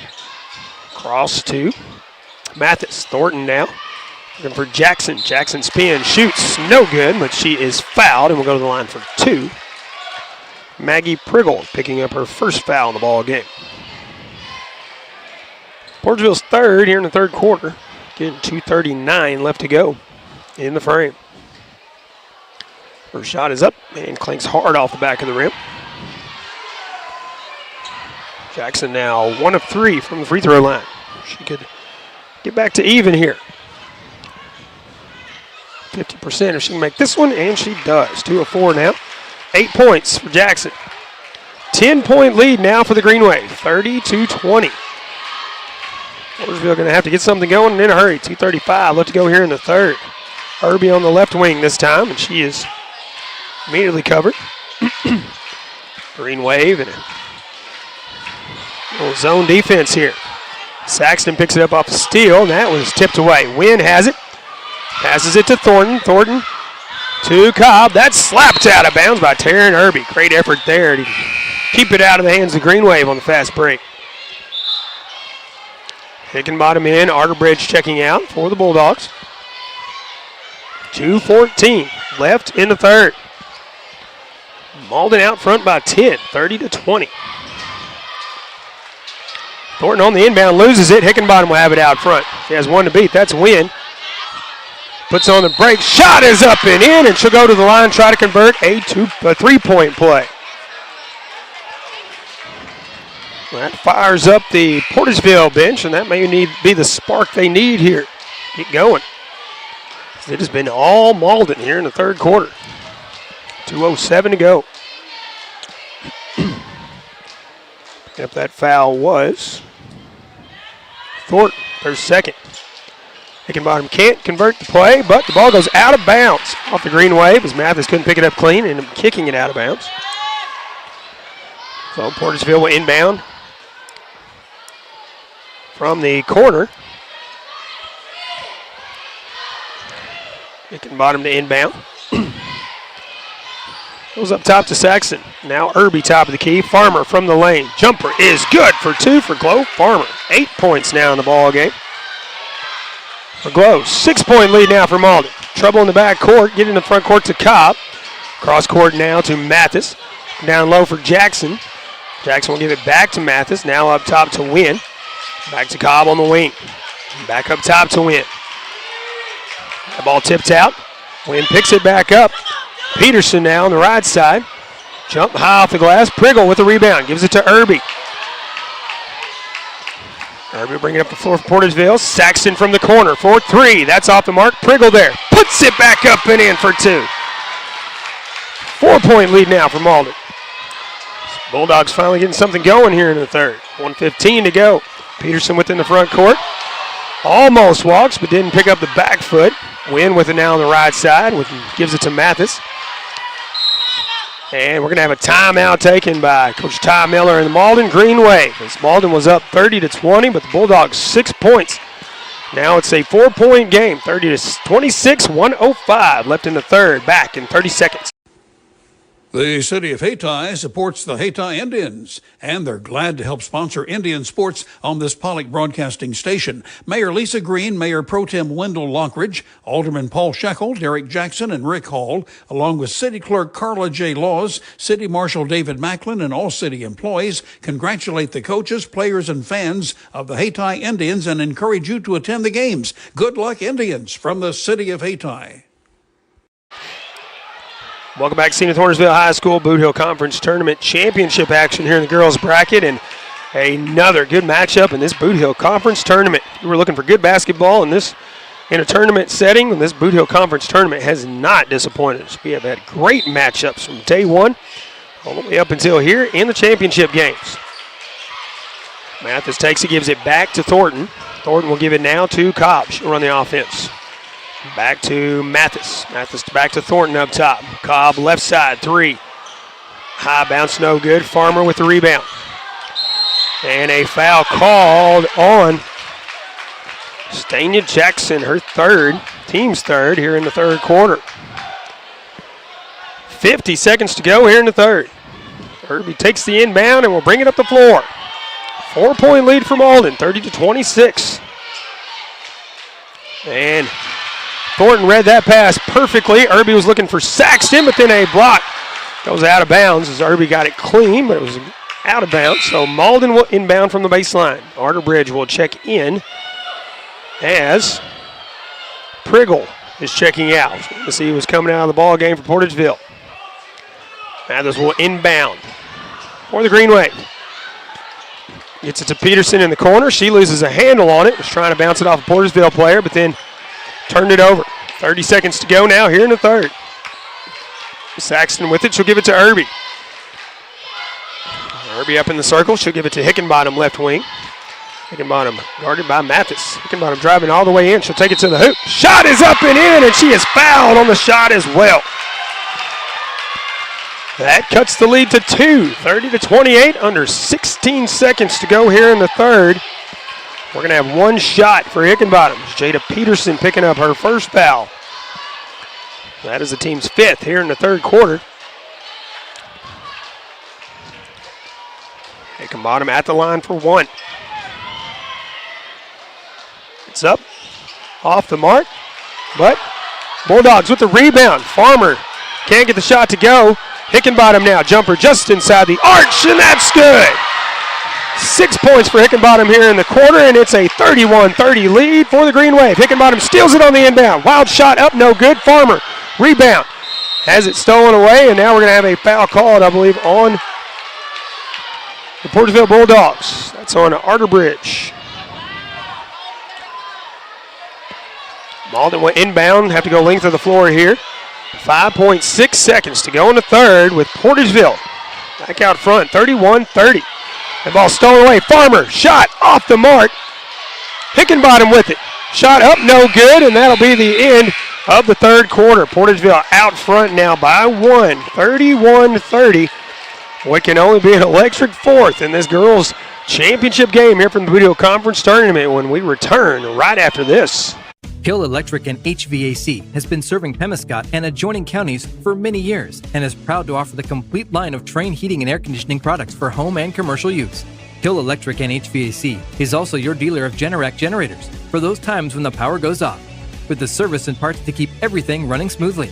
It's Hill Electric and HVAC, a Caruthersville Tiger booster.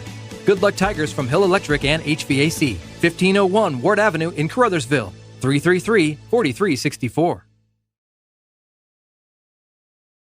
Pemiscot County Prosecuting Attorney Steve Horton is seeking re-election in the August 4th Republican primary. Steve Horton joined the office as assistant prosecutor in 2018 and was formally elected prosecuting attorney in 2022. His wife, Lisa, is the daughter of Raymond and Ann Tanner of Wardell. If re-elected, Steve Horton will continue working to uphold the law and serve all the citizens. On August 4th, please re-elect Steve Horton, your Pemiscot County prosecuting attorney. Steve Horton, no politics, just the law. Paid for by the committee to re-elect Steve Horton, Raymond Tanner, treasurer.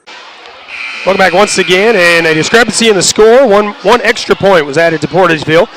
Made it 31-30, but they have since corrected it. I've double-checked my scoring, and my scoring matches that score. 30-30 is what the official score is as we start the fourth quarter. So all tied up here as we start this final frame. Bootheel Conference Tournament Championship game here in the girls' division.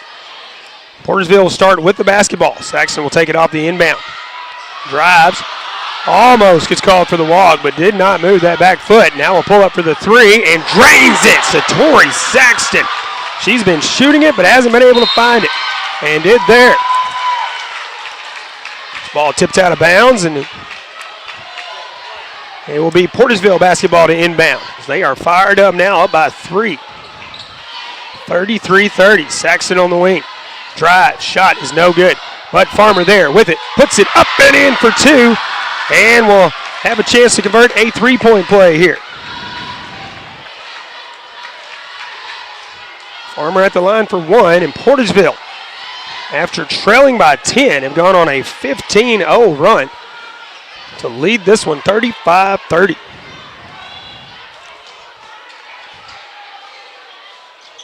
That free throw from Farmer is good. 11 points now for Farmer in the ball game. And Cohen will draw the foul. I believe this is Arbridge picking up her third for the Bulldogs. First here in the fourth quarter.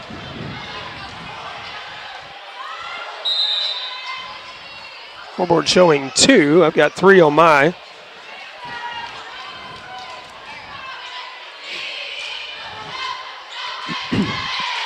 Malden inbound here.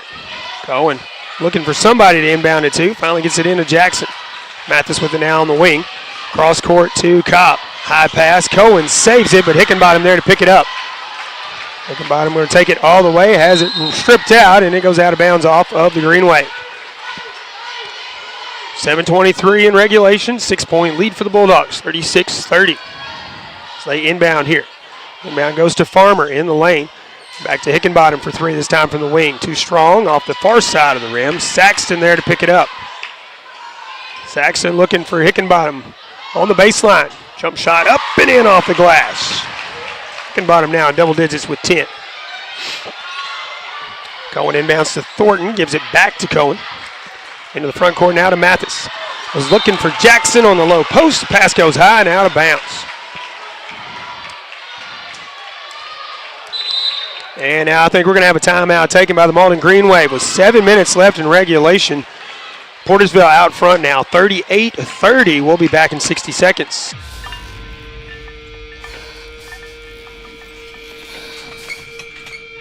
At Southern Bank, we're never not helpful.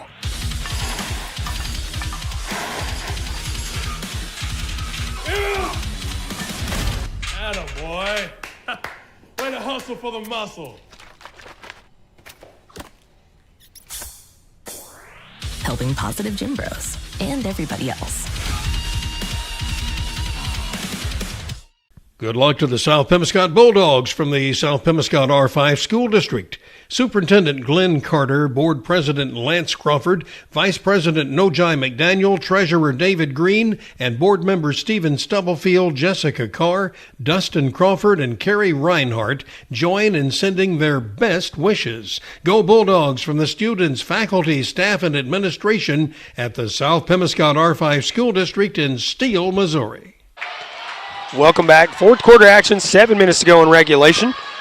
Green Wave take a timeout. Portageville to inbound, go length of the floor here. Malden Green Wave, full court pressure here. Herbie will take it.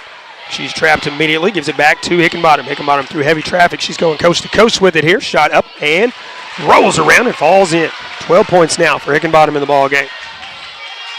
Cohen with it now, trying to get around Hickenbottom in the backcourt. Hickenbottom not giving her any room. Now getting around it. And collides in with another player. No foul called on either side, but now we will have a foul called on Taryn Irby. That's her third foul. Portersville's second here in the fourth quarter. So Portersville now leads it by 10. A 20-0 run for Portageville to take the lead and then lead it here by 10. As that ball last tapped by the Green Wave goes out of bounds. Malden Green Wave started the third quarter with an 8-0 run, but then Portageville has finally got some momentum going. Maggie Priggle, she'll pass it to Saxton. Saxton for 3 from the wing. That's off the mark. Tipped out by Priggle. Hickenbottom now has it stolen away. So that's Mathis. Gives it to Jackson. Jackson to Thornton now. Thornton trying to get through heavy traffic, and we're going to have a foul on Glow Farmer. Try to punch that out, but instead picks up the foul. Her third in the ball game. Josie Caden will check in as Taryn Irby will check out. 6:17 left in the ball game. Cohen inbounds to Cobb in the backcourt. Cobb will run the offense. Gives it over to Mathis on the far side. That ball slapped, and Farmer tips it away, but then the Green Wave picking it up. And we're going to have a foul called here on the Green Wave. That one on Jackson. Farmer was not happy with that hip check that she received just a moment ago. Definitely showing some frustration there after that play. Bulldogs will inbound from the baseline here. Saxton will take it out.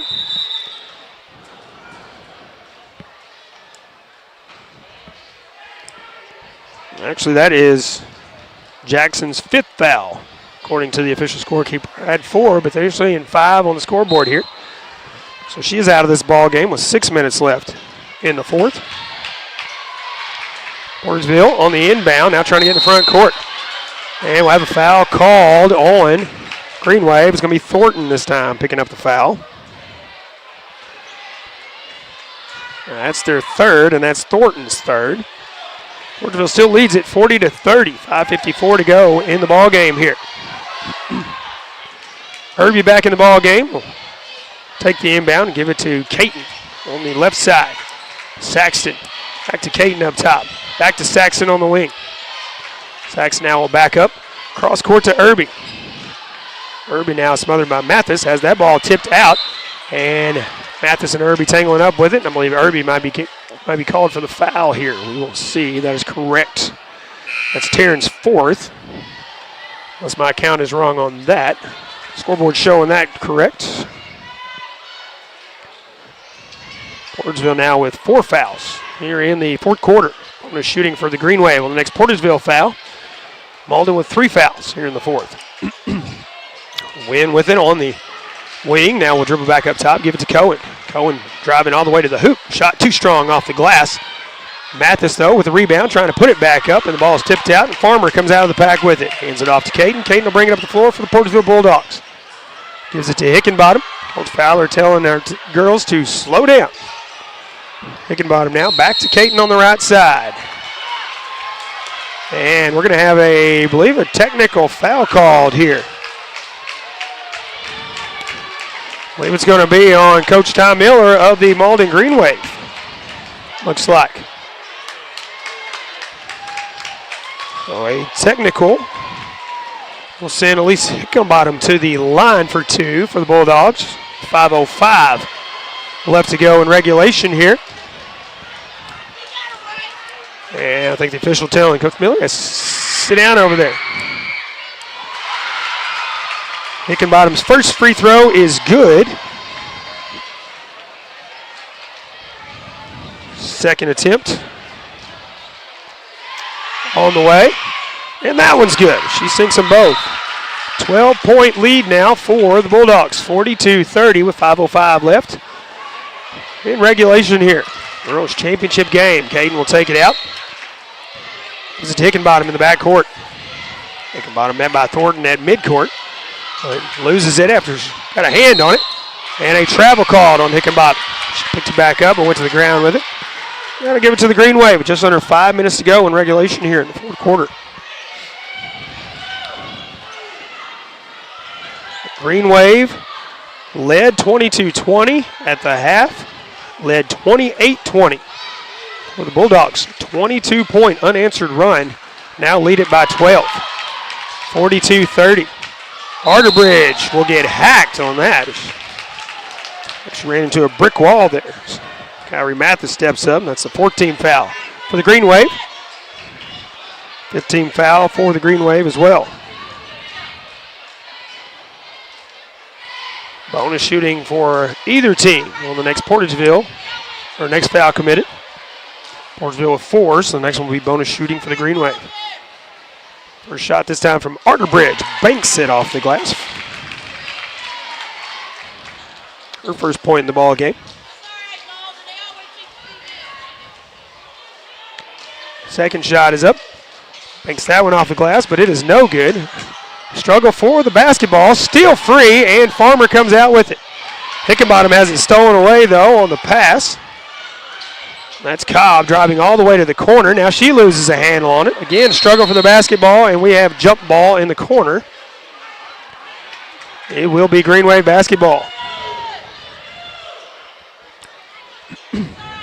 Inbound from the baseline here.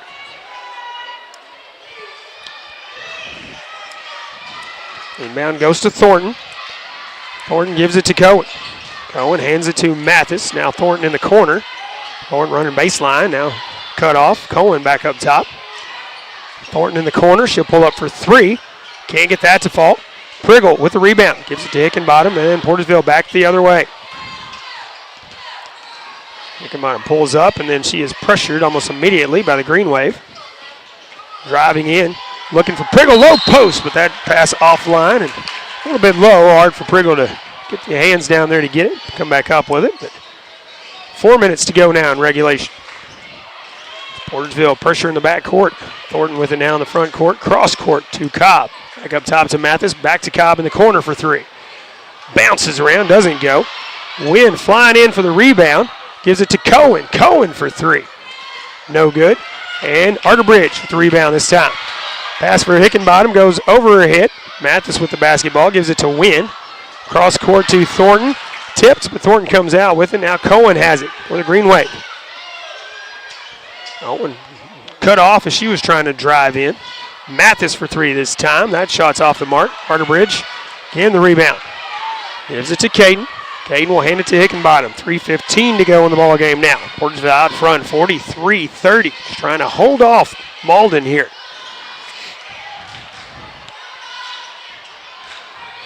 What a matchup this one was. The first half and in the third quarter. As this ball punched out now by Hickenbottom out of midair. Caden with it now, top of the key. As Portageville just dribbling around here. Arterbridge, right side. Farmer, low post. Up to Hickenbottom on the wing for three. Why not? She knocks that one down for three. Hickenbottom, 17 points now for the Bulldogs in the ball game. As Cohen trying to get through heavy traffic here. She will get in the front court. Gets it to Thornton, low post. That shot is no good. Priggle will get called for the foul. Her second 15 foul. Bonus shooting for the next 2 minutes and 27 seconds for sure. 16-point lead for Portageville, 46-30. Thornton's first shot takes a high kick off the back of the rim. We were tied at 13 after one. Malden had a 2-point lead at the half, 22-20. Led by as much as 10 in the third quarter. So they went on an 8-0 run to start the quarter. Then Portageville has held them scoreless since and went on a run themselves, lead at 46-30. Second shot from Thornton misses. Priggle with the rebound, gives it to Irby. Irby will bring it up the floor. Saxton with it now on the wing. She's covered immediately by Cobb. Back to Irby. Irby gives it back to Saxton now. Saxton, we called for the travel there. 2:01 to go. Malden will inbound here. Saxton checking out. Coach Fowler trying to calm her down, and she was not happy. Not the way that she was being defended there. Cohen on the wing, back to Cobb, up top of the key. That is launched for three. That's the first points for the Green Wave. Since well into the third quarter, or about halfway through the third quarter. Cuts the lead for the Portageville Bulldogs down to 13, though, 46-33. Timeout on the floor, and we'll take a quick 30-second timeout and be back after this.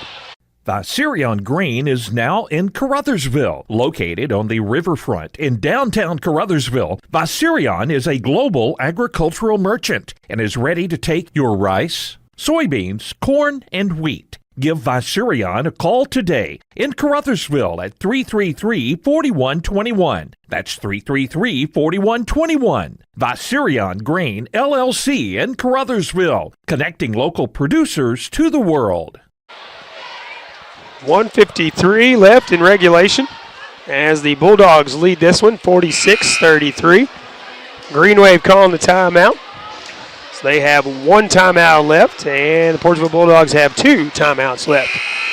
Both teams have 5 fouls at least, so bonus shooting for the rest of the way in this one. And the Bulldogs playing come-from-behind basketball for the majority of this game. They took the lead in the third quarter, and they have not looked back since. Lead by 13 here in the fourth. Farmer will inbound for Bulldogs after that made three-pointer from Cobb. Farmer takes it on the pass from Irby as Irby was trapped in the backcourt. Caton out front to Priggle. Priggle off the back glass for 2. Portageville with some full court pressure here and a foul called. Let's see who this will be on. This will be on Caton, picking up her second foul by my count.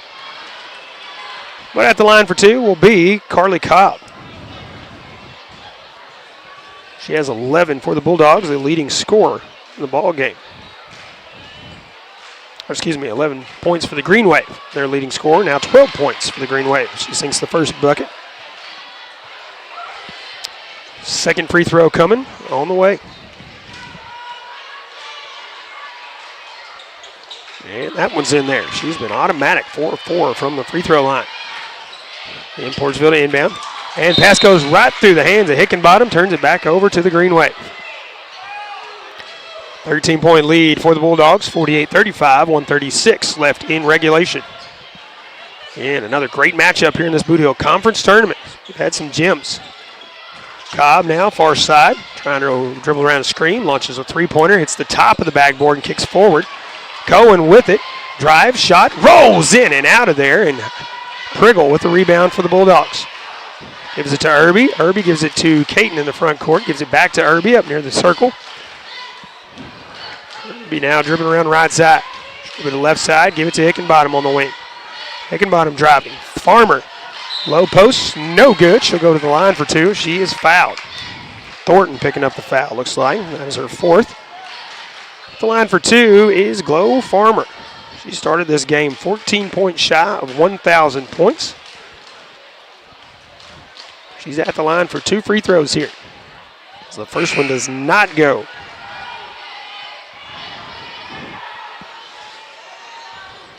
Glow now 11 points in the game. Make it 12 with this one.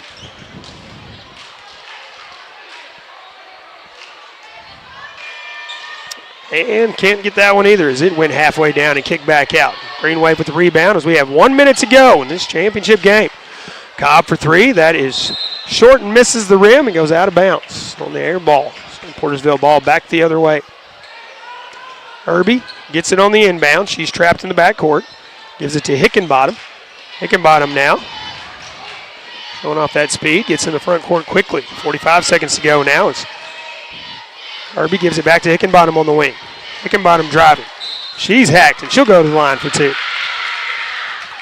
I believe that was Cohen. That is correct. That is her 5th foul, so she will be out of this ball game with 40.5 seconds left here in the 4th. And following the conclusion of this game, we will have the awards presentation. And then a short break before our final championship game of the night. Varsity boys coming up next. Still 40.5 seconds left in this one, though. That's Hickenbottom's first free throw gets in there. She has 10 in the quarter and 18 in the ball game, leading all scorers on the floor by far. Coach Fowler sending everybody back except the shooter. This can make it a 15-point game, and it does. She sinks both of those. 50-35, the lead for Portageville. Final seconds of this game. Wynn takes it. Thornton on the wing. Cross court. Nope, stolen away. That's Glow Farmer on the breakaway. She pulls up. It has it stripped out, and it will stay Portageville basketball from the baseline. 28 seconds to go in this one. Farmer will inbound for the Bulldogs here. Up top to Hickenbottom. Hickenbottom shot. Blocked in the air. Farmer up and in for 2. 13 points in the game for Farmer. As Malden back the other way. That ball stolen by Farmer, but now Wynn has it. Ball tipped out. Farmer out front. She'll lose it on the handle, though, but tipped out by Malden.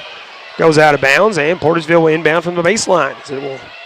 Portageville basketball here. 7 seconds left in this one. Farmer inbounds up top to Hickenbottom to Farmer. She'll have to kick it back out to Arterbridge. Arterbridge being pressured by Thornton, and that will end the game. Final score 52-35 in favor of the Portageville Bulldogs, as they will once again win the Bootheel Conference Tournament Championship. I believe that's their 4th year in a row, if I am not mistaken.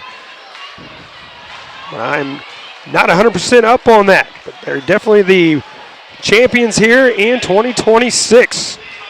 So they'll have both teams line up, and they'll present the medals as they hand the trophy over as well.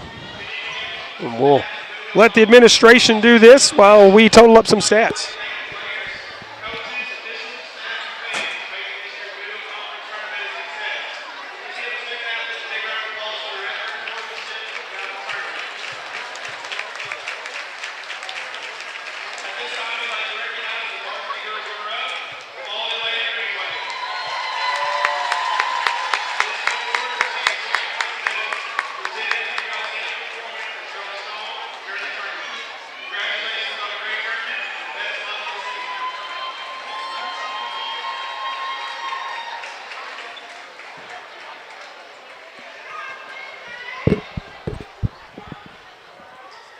And the Malden Green Wave announced as the runners-up here in the tournament.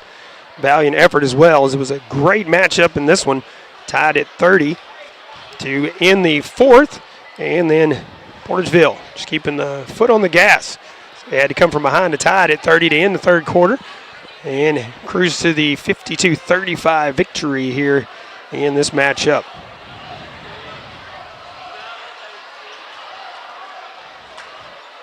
Still totaling up some stats here.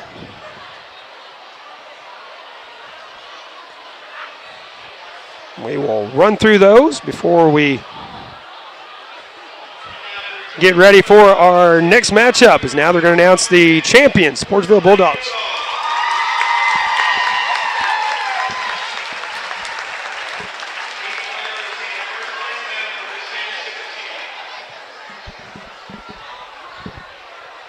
And the announcement and the applause for the Portageville Bulldogs, Bootheel Conference Tournament champions here, 2026.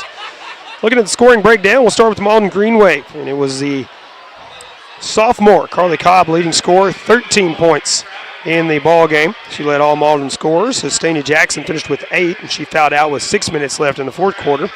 Kenzie Wynn finished with 5. Anina Thornton finished with 7. And Carson Cohen finished with 2 before she fouled out with 40.5 seconds left in the 4th. They're now announcing that the Bootheel Conference Tournament Championship trophy will be handed out here. Again, that will go to the Portageville Bulldogs. Breakdown for the Bulldogs. Lise Hickenbottom leading all scorers, 19 points in the ball game. It's Portageville fans. Cheer these Portageville Bulldog players as they lift the trophy out there on the court. Give them a chance to celebrate out there. Glow Farmer started this matchup 14 points shy of 1,000, and now she is, by my count, only 1 point shy. She finished with 13 in the ball game.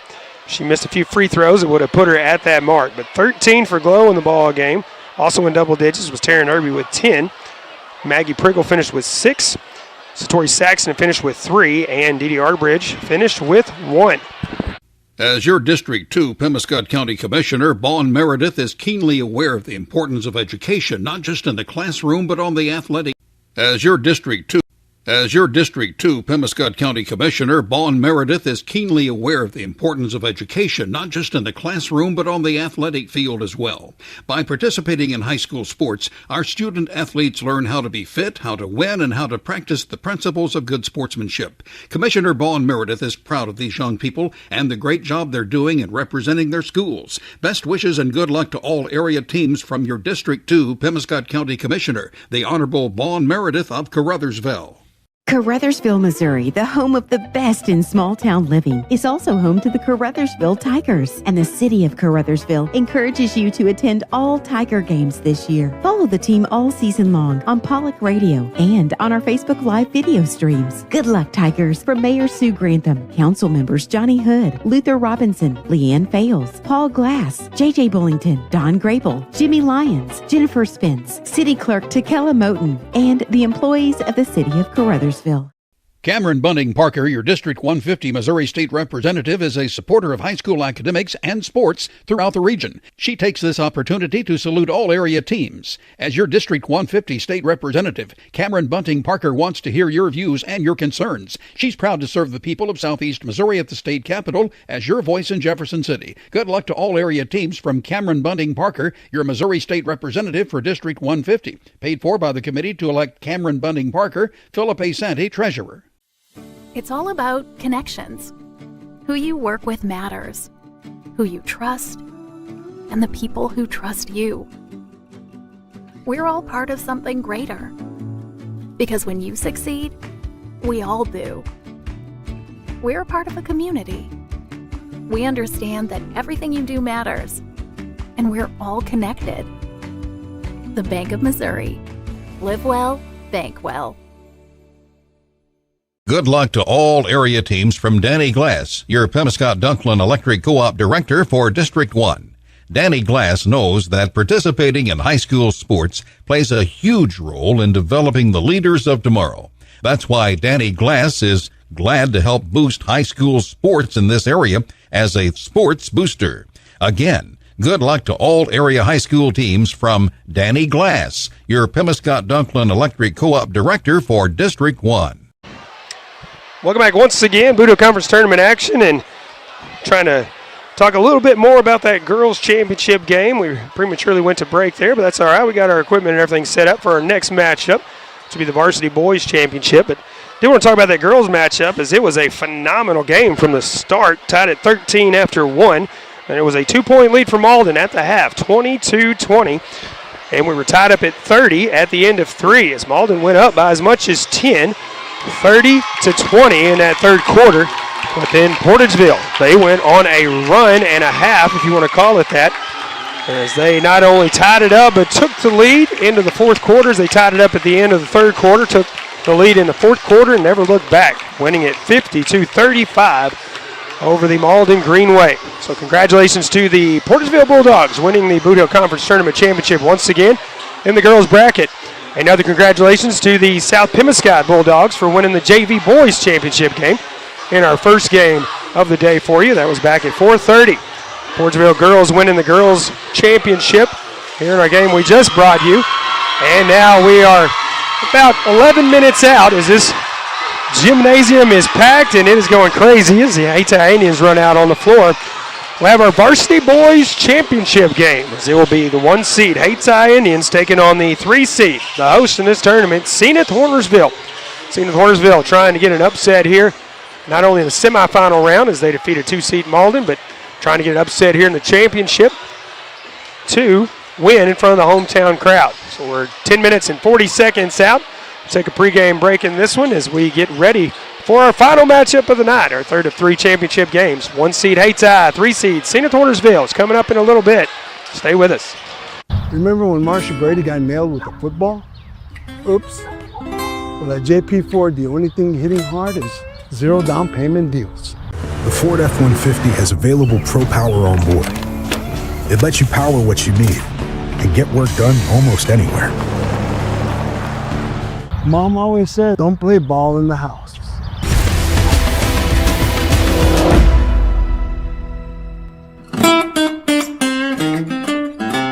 Farmers Union Gin in Senath understands it takes hard work and dedication to be successful in farming. No single segment of our economy does more for our standard of living than agriculture.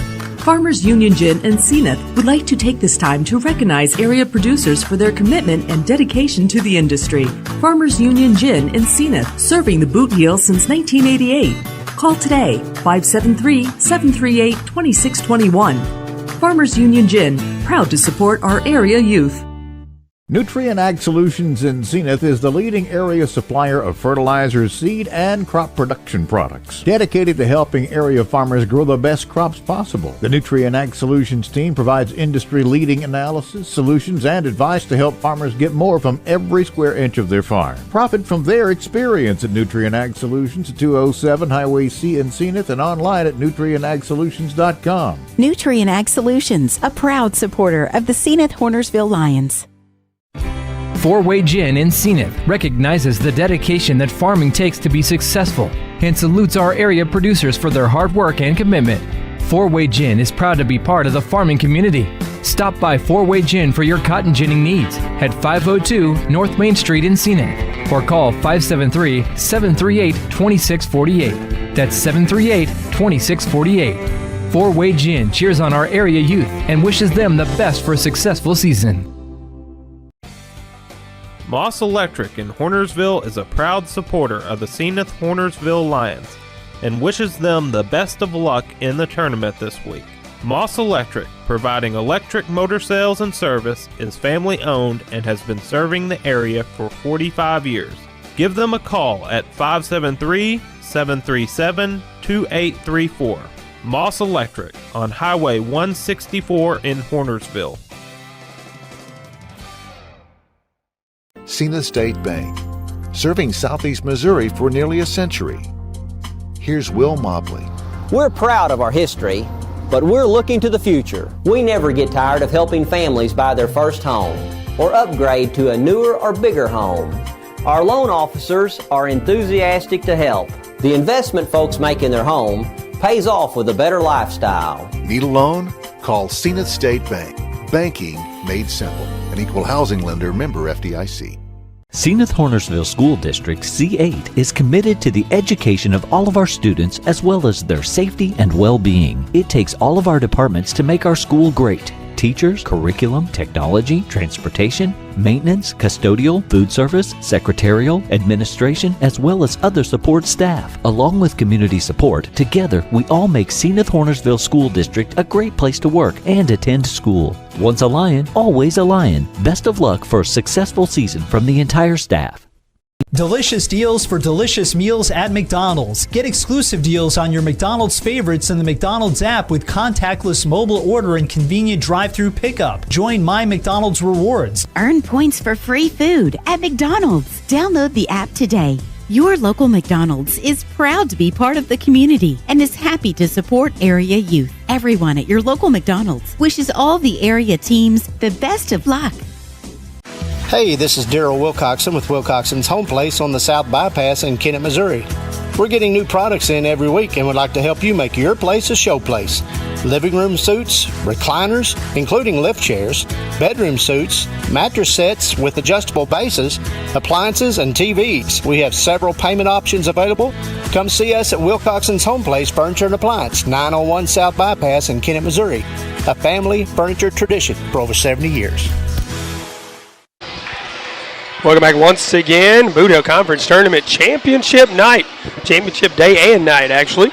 So we've had 2 games in the books, 1 more to go. That's the Varsity boys matchup between 1 seed Hayti and 3 seed Senath Hornersville. Again, Paul Glass with you on the call. Ryan McDaniel back for one night only to run our camera controls and our scoreboard for us tonight.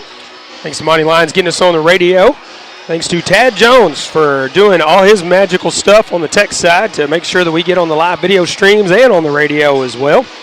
And we thank you, the fans, for tuning in. And, of course, thank our sponsors, making it possible to bring you coverage of this Bootheel Conference Tournament. And, again, if you were looking for a tournament that had some really good matchups from the opening round all the way up until this championship night, this was the one to watch from the start to finish, as we have had some gems from the beginning. On day 1, we had some good hard-fought battles.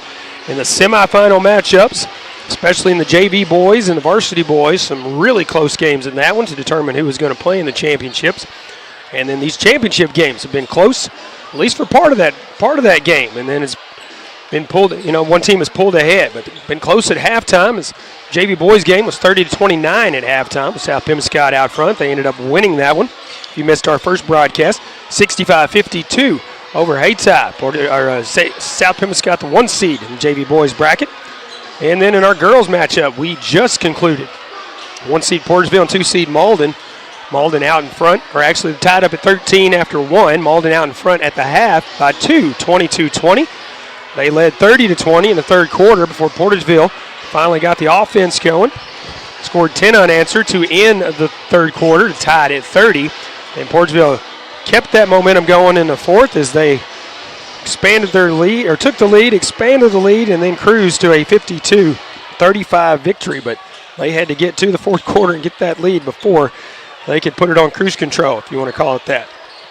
one more matchup for you, and it's 1 seed Hayti, 3 seed Senath Hornersville. Take a look real quick at how these teams got here, and then we'll take a look at the tail of the tape and take one more break before we get our starting 5 in this one. Hayti had a bye in the first round as the 1 seed, and they knocked off 5 seed Caruthersville in one of those gems I was talking about, an instant classic in that Hayti-Caruthersville rivalry. 85-80, the final score in that one. Hayti trailing that game for the majority of it before they took the lead, leaving the third quarter, and then it was back and forth. They finally took the lead in the fourth quarter and held it long enough to come away with a victory. 3 seed Senath Hornersville with a win over 6 seed Campbell in the opening round, 62-54, and then a mild upset over 2 seed Malden, 65-62 in the semifinals. Set up this matchup, 1 seed Hayti, 2 seed Senath Hornersville. Tell the tape in this one, the 3 seed Lions are 10-6 entering this matchup, 64.2 points on offense, 56.9 points per game on defense. Hayti Indians, the 1 seed, 12-4 on the season, averaging 67.3 on offense, allowing 58.3. Again, just within 3 points on the offense there and within 1.5 points on the defense. So again, 2 well-matched teams here battling it out for a championship in this Bootheel Conference Tournament, boys varsity division. And we will take our final pregame break, and when we come back, we'll have the starting 5 in the opening tip-off boys varsity championship game, our nightcap, coming up after this. We are pioneers, dreamers, the ones they said would never make it, and the ones still trying. We're lifesavers, life changers, those who bring life to your world. We're where compassion meets precision and empowerment meets innovation. An expert system of care where love abounds so that God can do the impossible. We are NEA Baptist. Agriculture is not a fad, and it's not for the faint of heart. Long days become long nights, sacrificing time away from family, even on weekends, just so you can get the crop in and get the crop out. This is your way of life. At Farm Credit Southeast Missouri, we are 100% bought into your commitment. Because we are customer-owned, it is our mission to be your ag lender, and we intend to be your value-added partner for next year and the long term. Your ag lender will always be there. Call Jay Ward or Jack Giles in Portageville at 573-379-3461. Baker Implement Company and Case IH are proud to support area high school athletics the same way we've supported our customers in the community for 85 years. Visit any of our 13 locations in Southeast Missouri and Northeast Arkansas to experience the power of red and the service and support that has kept customers coming back since 1938. Case IH and Baker Implement Company, supporting our community on the basketball court and in your field. Both teams are with their respective coaches. So get ready for our starting 5 to be announced here in this varsity boys championship matchup here from the Bootheel Conference Tournament at Senath Hornersville High School.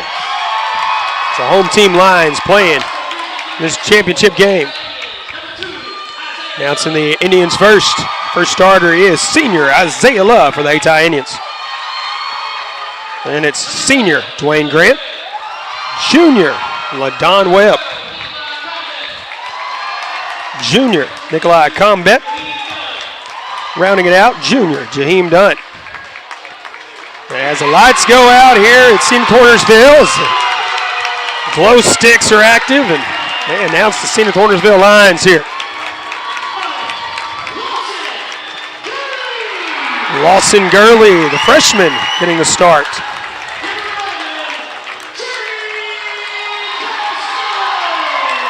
Jerry Castillo, Gerardo Castillo, the senior, getting a start. Senior, Jamarius White.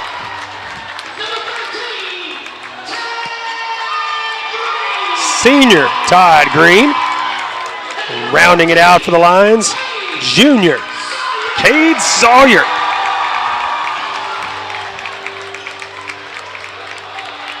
And the lights back on here as we get ready for our opening tip-off.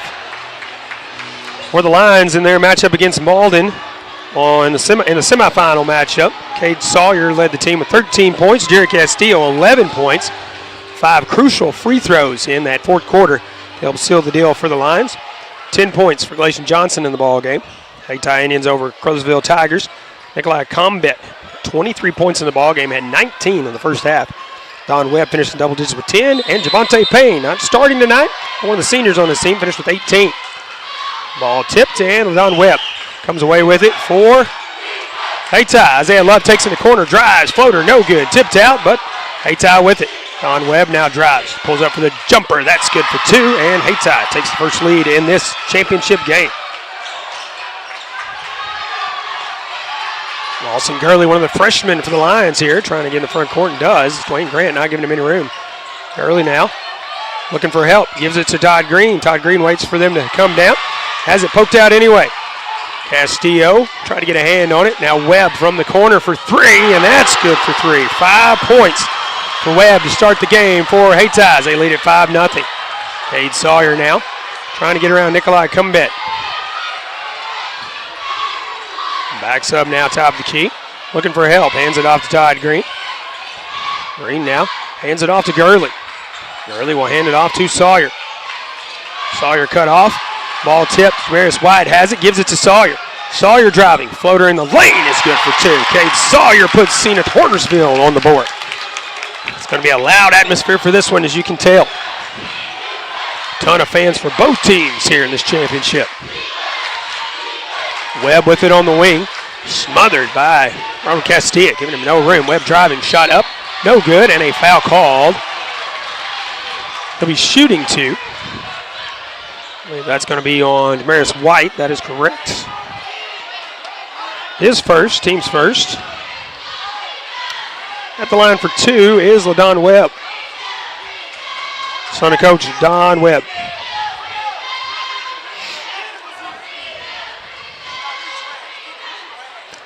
LaDon Webb has the basketball. First shot is up and in there. So Webb has the first 6 points for Hayti here. So they lead at 6-2. 6:37 to go in the first. Second shot from Webb, up and in. Drains that one. 7 points now for Webb. 5-point lead for Hayti to start things off here. Combat trying to stop Cade Sawyer from heading up the floor. Jerry Castillo now. Sees a potential path there. Nope. Sawyer with the 3 from the corner. No good. A high bounce. Dwayne Grant the rebound for the Indians. Hands it off to Webb. Webb will bring it up the floor. Webb pulls up for the 3 from the wing. That's short, but Grant running in with the rebound. Combat now has it on the wing. He can launch the 3 as well. Lawson Gurley not giving him any room though. Demarius White in the corner, or guarding in the corner. That was Grant. The ball tipped away, and Demarius White comes out of the pack with it. Out front to Gurley. Gurley now will kick it back up top to Green. Sawyer thought about the 3, then decided against it. Green with it now once again. Hand it off to Gurley. Gurley trying to get around a defender. He hands it back off. Green cut off top of the key, hands it off to Sawyer. Sawyer now trying to run around screen, pulls up just inside the top of the arch. High bounce, no good, and Hayti the rebounders. Dunn has it this time. Down front to Combat. He'll pull up on the wing for 3 and drains it. I told you he could hit it. 10-2, the lead for Hayti. 5:20 to go here in the first quarter. Castillo driving up the floor, gives it to White. White has the top of the key, and now Jaheim Dunn's just going to steal it out of his hand. He's going to take it to the rack, and it is rejected by White with some authority. Much to the delight of the Senath Hornersville fans. Dunn had a clean steal, thought he was just going to take it to the rack and put it up nice and easy, but White tracked him down. Dunn now pulls up and gets it on this one. We have a timeout taken by Coach Moore as his Lions trail by 10. 12-2 here, 4:59 left to go in the first. We'll be back in 30 seconds.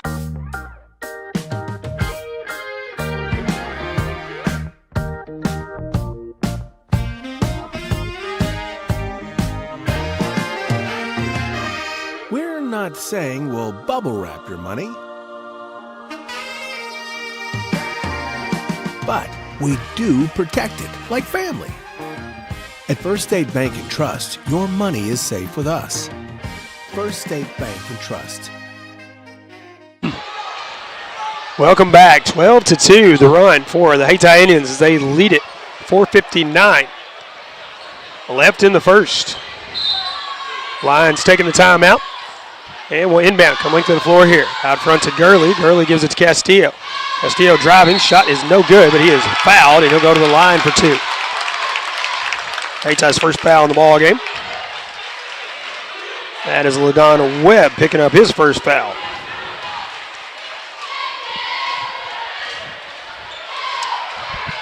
This place is packed for this championship, and it is loud as Jerry Castillo misses the first free throw.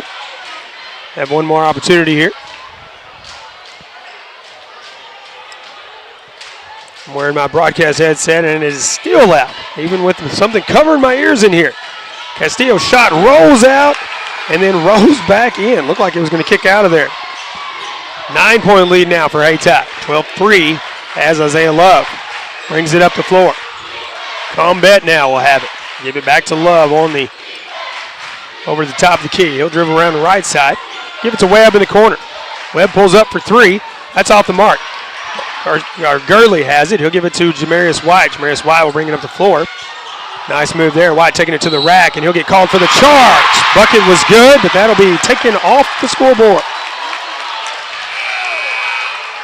Second foul for Jamarius White, and second foul for the Lions here in the ball game. Porter Franklin will check in as White will check out. Hayti will inbound. 12-3 the lead. As the crowd gets a defense chant going for the Lions here, trying to hop them up. Looking for Dunn on the low post. Nice pass and a nice move there. 4 points for Dunn. 11-point lead for Hayti. 4 minutes to go now in the first. It's Castillo in the front court. He's going to take it coast to coast, and we're going to have a foul on the floor here. And that'll be Isaiah Love picking up his first. Team second here in the first quarter. Lawson Gurley will inbound for the Lions. Gets it in to Porter Franklin on the left wing, up top to Cade Sawyer, wide open for 3, and knocks it down. 5 points for Cade Sawyer here in the first quarter. Still an 8-point lead for Hayti. Lions trying to get something going here. Webb with it in the corner. Move as he takes it to the rack. A floater is up and in for 2 as Webb is locked in. 9 points here in the first quarter for the Indians. 10-point lead once again now for Hayti. 3 minutes and 30 seconds left in the first. Sawyer hands it off to Gurley. Gurley now will pull up near the circle. Looking for Green, running the lane. Spin move, shot up off the glass, too strong. Green fights for it, puts it back up. That doesn't go. Sawyer comes flying in for the rebound. Has it, doesn't get a chance to put it back up as it's punched out. On Webb to Combet in the corner for 3.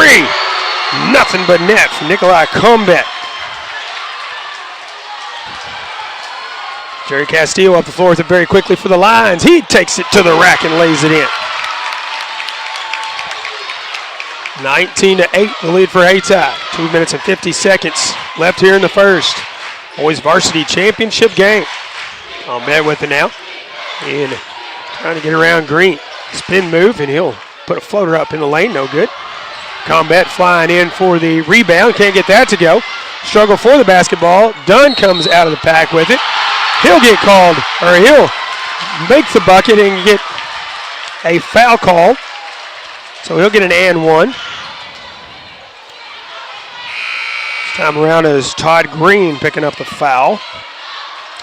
His first team's third. Dunn at the line for 1. So it's a 21-8 lead for Hayti.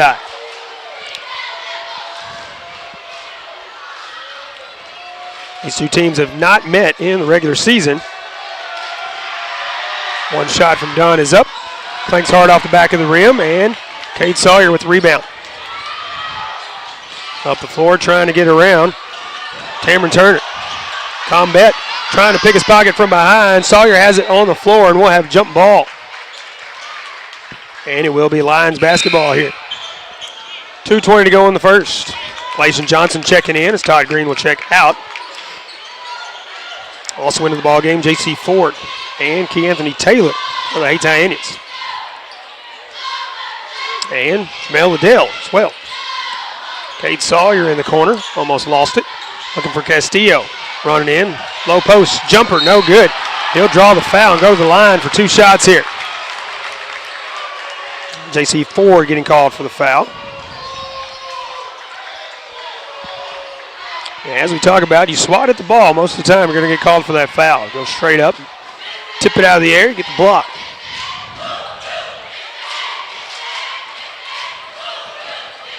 First shot from Castillo. That one rolls in and out. Jerry was almost automatic in that game against Malden the other night, making 5 crucial free throws in that fourth quarter. Helped secure the win. Splits those free throws. He's now 2 of 4 from the free throw line. 4 points in the quarter. Javante Payne in the ball game for Hayti, running the offense this possession. J.C. Ford right side. Turner top of the key. And now we'll have a hold, and that'll be Kate Sawyer on the lines, picking up that foul. Away from the basketball there. 4th foul for the Lions here. 1:57 left in the first quarter. Now goes to Javante Payne, a nice move.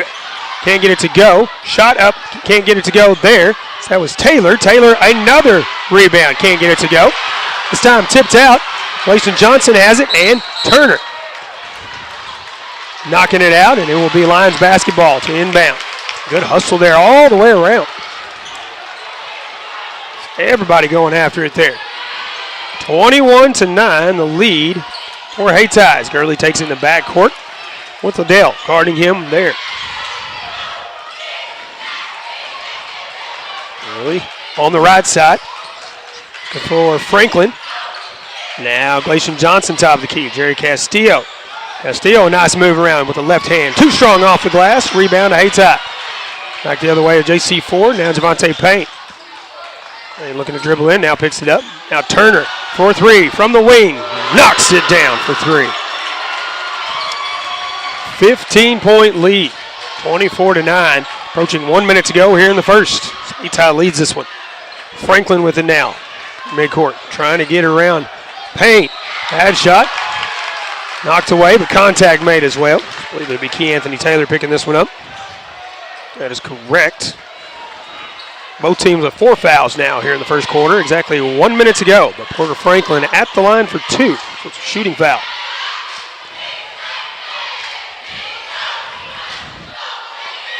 Porter Franklin, one of these freshmen. I say these freshmen as the Lions have multiple freshmen getting a lot of varsity playing time.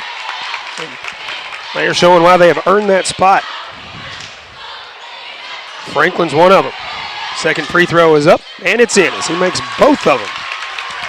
Narrows the gap slightly, back to 13 now. 24-11, under a minute to go here in the first. Boys Varsity Championship, Bootheel Conference Tournament here.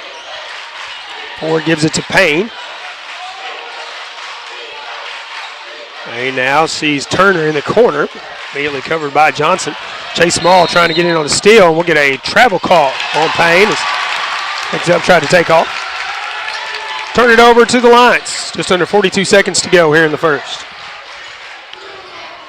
Chase Small gets it. Chase, one of the freshmen as well on this team. Chase now looking for help. And passes it out of bounds, I believe. Yes, he does. Looking to see if it might have been tipped. But it was not. It'll be Hayti basketball. 32 seconds left here in the first. Payne takes it on the inbound, and he'll bring it up the floor. Slowing things down here. Go for the old one shot for the end of the quarter here. Lions back in a 2-3 zone. Now Small applying some pressure here. Payne driving. Gives it to Ford. Ford, nice move. After he got the basketball, Kate Sawyer the rebound. Triple coverage here. Now Green. Final seconds here in the first. As Sawyer will heave it 3/4 of the way down. It'll hit one of the rafters, and that'll be it for the first. Hayti 24. The Lions 11. So we go to the second when we return right after this. At Carmack Shell and Convenience Store, convenience is more than just a catchy word. It's what they're all about. Carmack never closes and is always open with convenience items including hot foods, sandwiches, and grocery items, plus a complete stock of beverages. Carmack is just off the interstate and is your source for Shell gas and diesel fuel. Never mind the time of day or night, Because Carmack Shell and Convenience Store is always open and conveniently located right off I-55 at Exit 1. Look for the giant American flag. Carmack, one of your high school sports boosters. The Pemiscot County Career and Technology Center can provide the training you need for an entry-level position in today's advanced technical career fields. They'll help you get ahead with classes in automotive technology, ag building structures and construction trades, restaurant management, health occupations, industrial electronics, plus welding technology. All programs are backed by on-campus support and testing services. For information, call 359-2601 and get on the road to success with Pemiscot County Career and Technology Center. Call 359-2601. Welcome back as we start the second quarter. Hayti out front 24-11, and Hayti will start with the basketball here.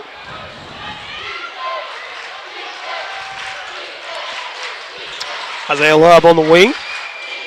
Will hand it off to Adon Webb. Cross court to Combat for three from the corner, and Combat again knocking it down. 9 points all on the three ball for Nikolai.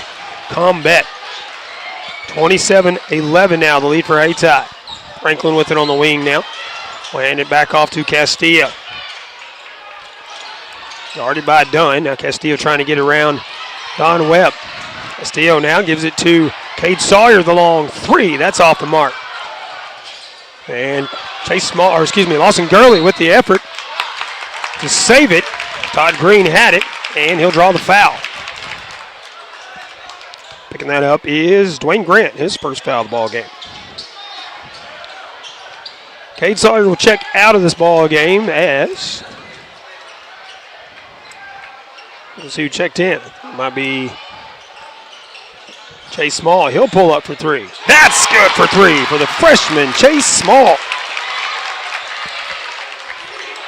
Still a 13-point lead for Hayti, 27-14, but sometimes that's all you need to get fired up in one of these games. Done after the feed from Combat. Too strong off the glass, and the Lions the rebound.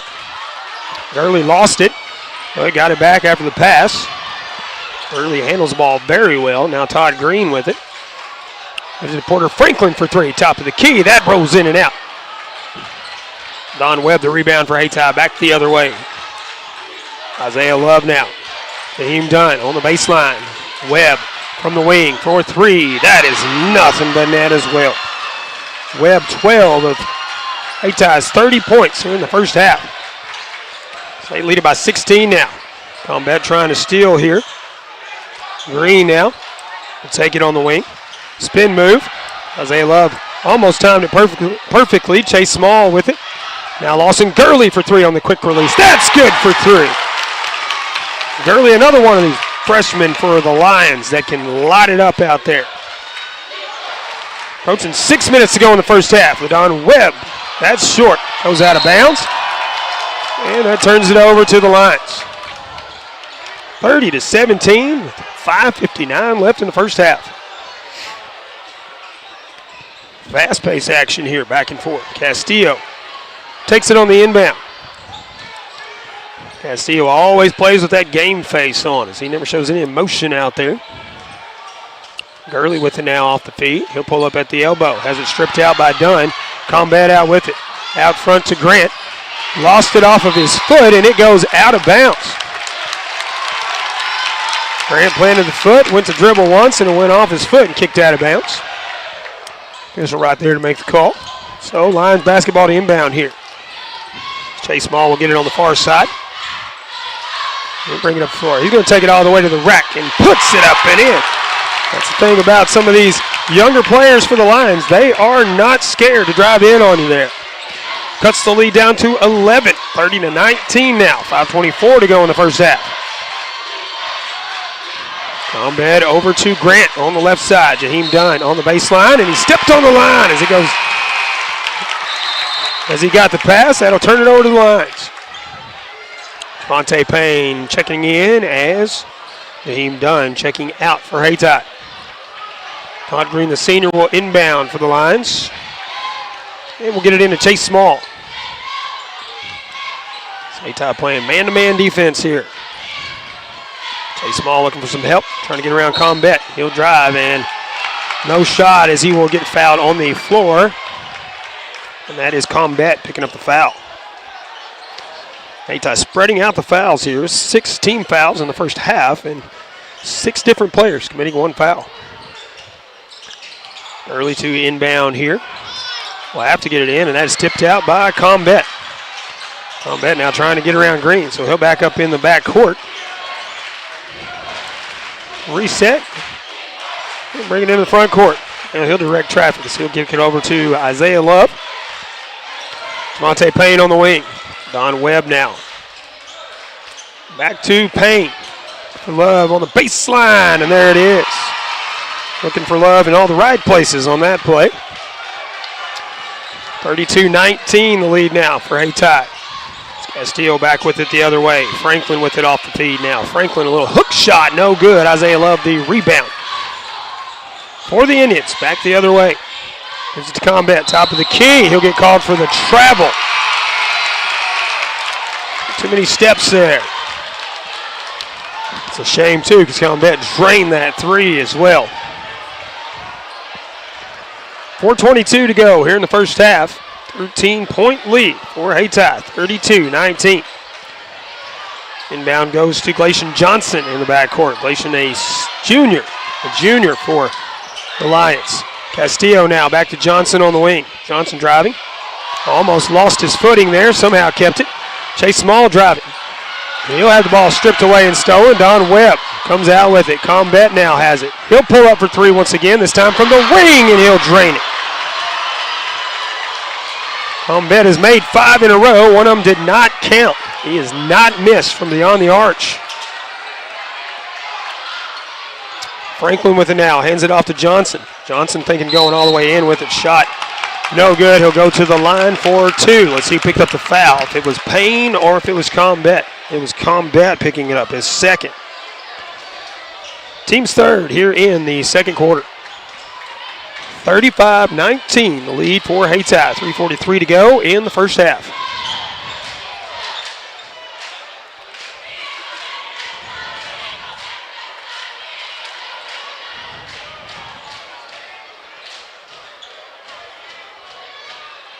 First shot from Glacian Johnson is in there.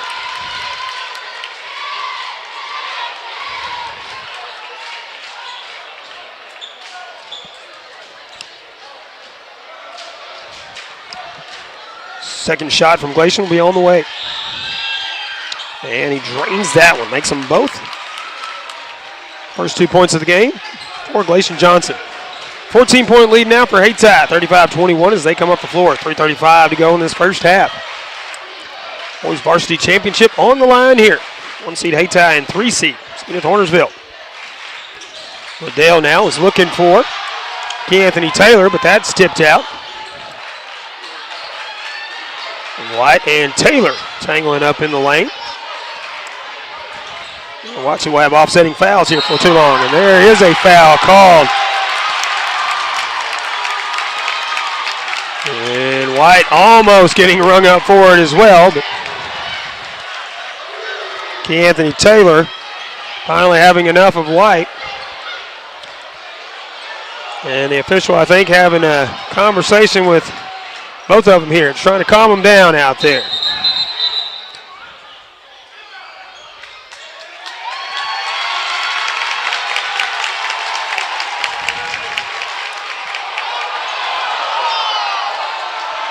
And Keandre Taylor pushing his teammate over there. Motion's running wild here. Not exactly sure what that was about, but I think Coach Webb wanting to make a substitution there. We're playing away. Lines with the basketball now. Castillo pulls up. Fadeaway jumper is good for 2 for Jerry Castillo. 6 points now in the ball game. Webb brings it up the floor now for the Indians. They still lead in double digits by 12. Webb drives and somehow gets that shot to go. 14 points in the game now for Webb. Back to a 14-point lead for the Indians. 37-23. Payne not giving Castillo any room. Now hands it off to Sawyer. Sawyer now to Johnson. Now White, top of the key. White will hand it off to Castillo. Castillo now cut off, so he will bring it top of the key. Hand it off to Porter Franklin. Porter Franklin now covered by LaDon Webb. He'll hand it off to Glacian Johnson. Johnson Trying to wrap around here. Hands it off to Castillo. Castillo almost tangling up with his own teammate. Castillo now in the corner. Thought about the three. Kicks it out to Franklin. Franklin for three from the wing, and that's good for three. Well, as I said, Porter Franklin, one of the freshmen here for the Lions, but they can shoot it. 37-26 now. Lead for Hayti. 1:50 to go here in the first half. It's Webb around the screen. Now step back jumper. That's short off the rim. White with the basketball. Get called for the travel as he went to the floor with the basketball. James Dunn helping him up off the floor there. Love to see the sportsmanship after tempers almost flaring earlier. On Webb inbound, gets it into Dunn. Dunn has it stripped out by Johnson. White had the basketball, was looking for Castillo up front, but now Payne with it as he will steal it. Liddell, 4-3 from the corner, rolls in and out. Payne with the rebound though, and Castillo, I believe, might get called for the foul here. Castillo running to help him up too, I'm telling you.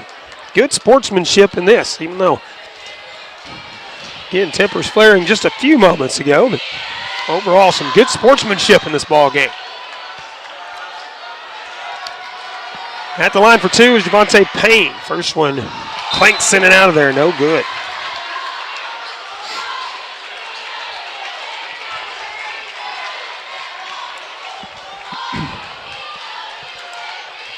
(37-26) lead for Hayti. Payne can make it 12-point lead.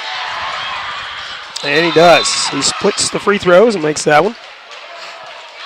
We have a timeout on the floor with 1:29 left to go in the half. Hayti leads at 38-26. We'll be back in 30 seconds.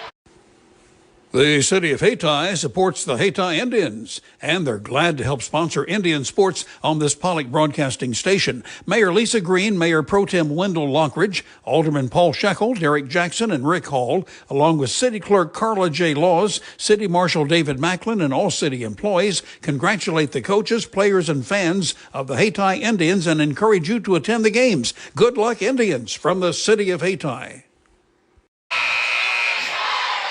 Welcome back. 38-26 lead for Hayti. 1:29 left to go here in the first half. Both teams taking one timeout, so each with four left. 4 fouls for the Indians, 1 for the Lions. Wide takes it on the inbound from Johnson, brings it up the floor. Wide driving, shot up, can't get the roll to go, and a foul call. It'll be on the Lions here, and that will be on Chase Small. I think White thought he was getting rung up for that foul. His teammate got it that time instead. J.C. Ford will bring it up the floor for the Indians here. Crosses timeline into the front court. Hands it over to Javante Payne. Now Liddell in the corner. Liddell back up top to Payne. Payne, one of the seniors on this Hayti squad, as they have 3 seniors. 7 juniors on this varsity roster.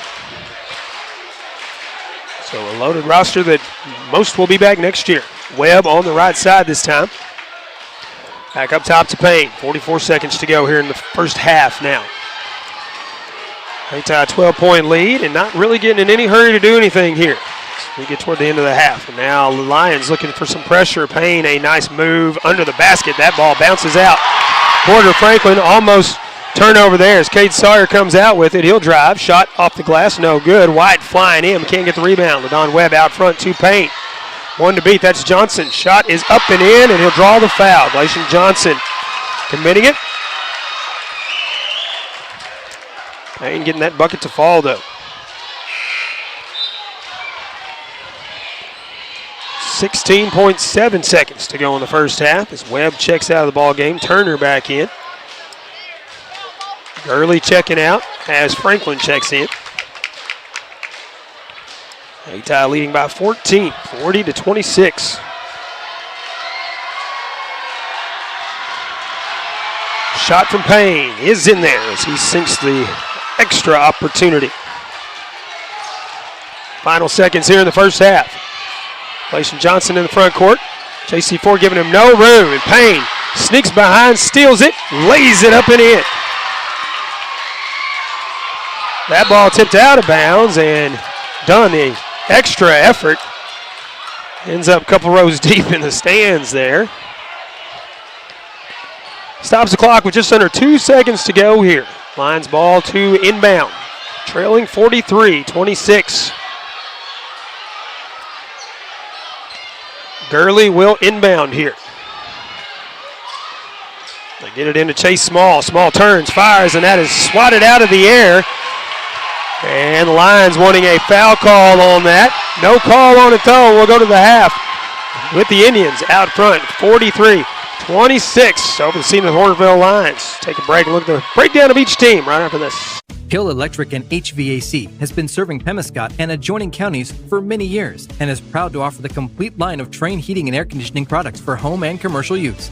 Hill Electric and HVAC is also your dealer of Generac generators for those times when the power goes off, with the service and parts to keep everything running smoothly. It's Hill Electric and HVAC, a Caruthersville Tiger booster.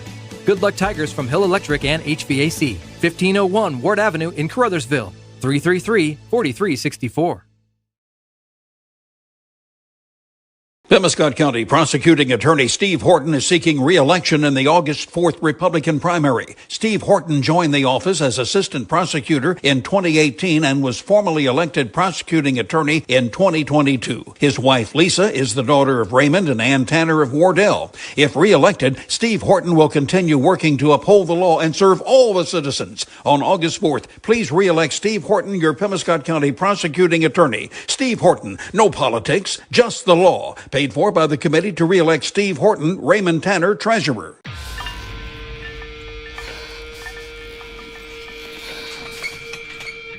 At Southern Bank, we're never not helpful.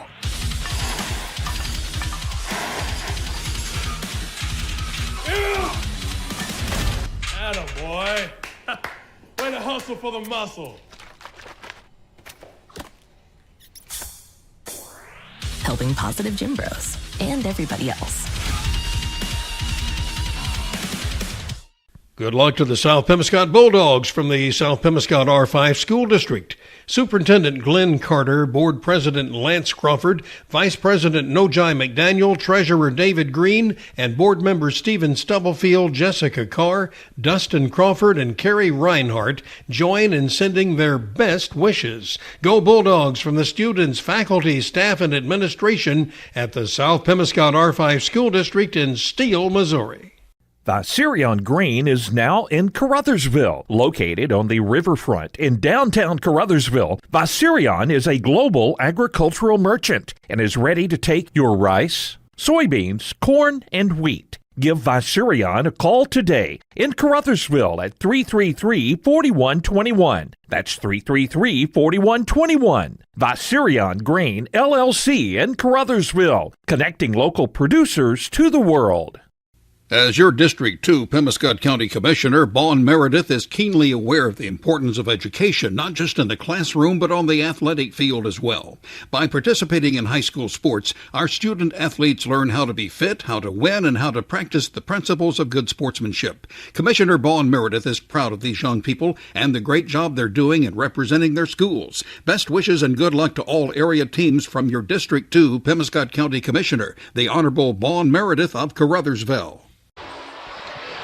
Welcome back once again, Senath Hornersville High School, and we're at the halfway point in our final championship game for you tonight. The boys varsity matchup. It's 1 seed Hayti leading 3 seed Senath Hornersville 43-26 here at the halfway point. Looking at the breakdown for the Hayti Indians in the lead.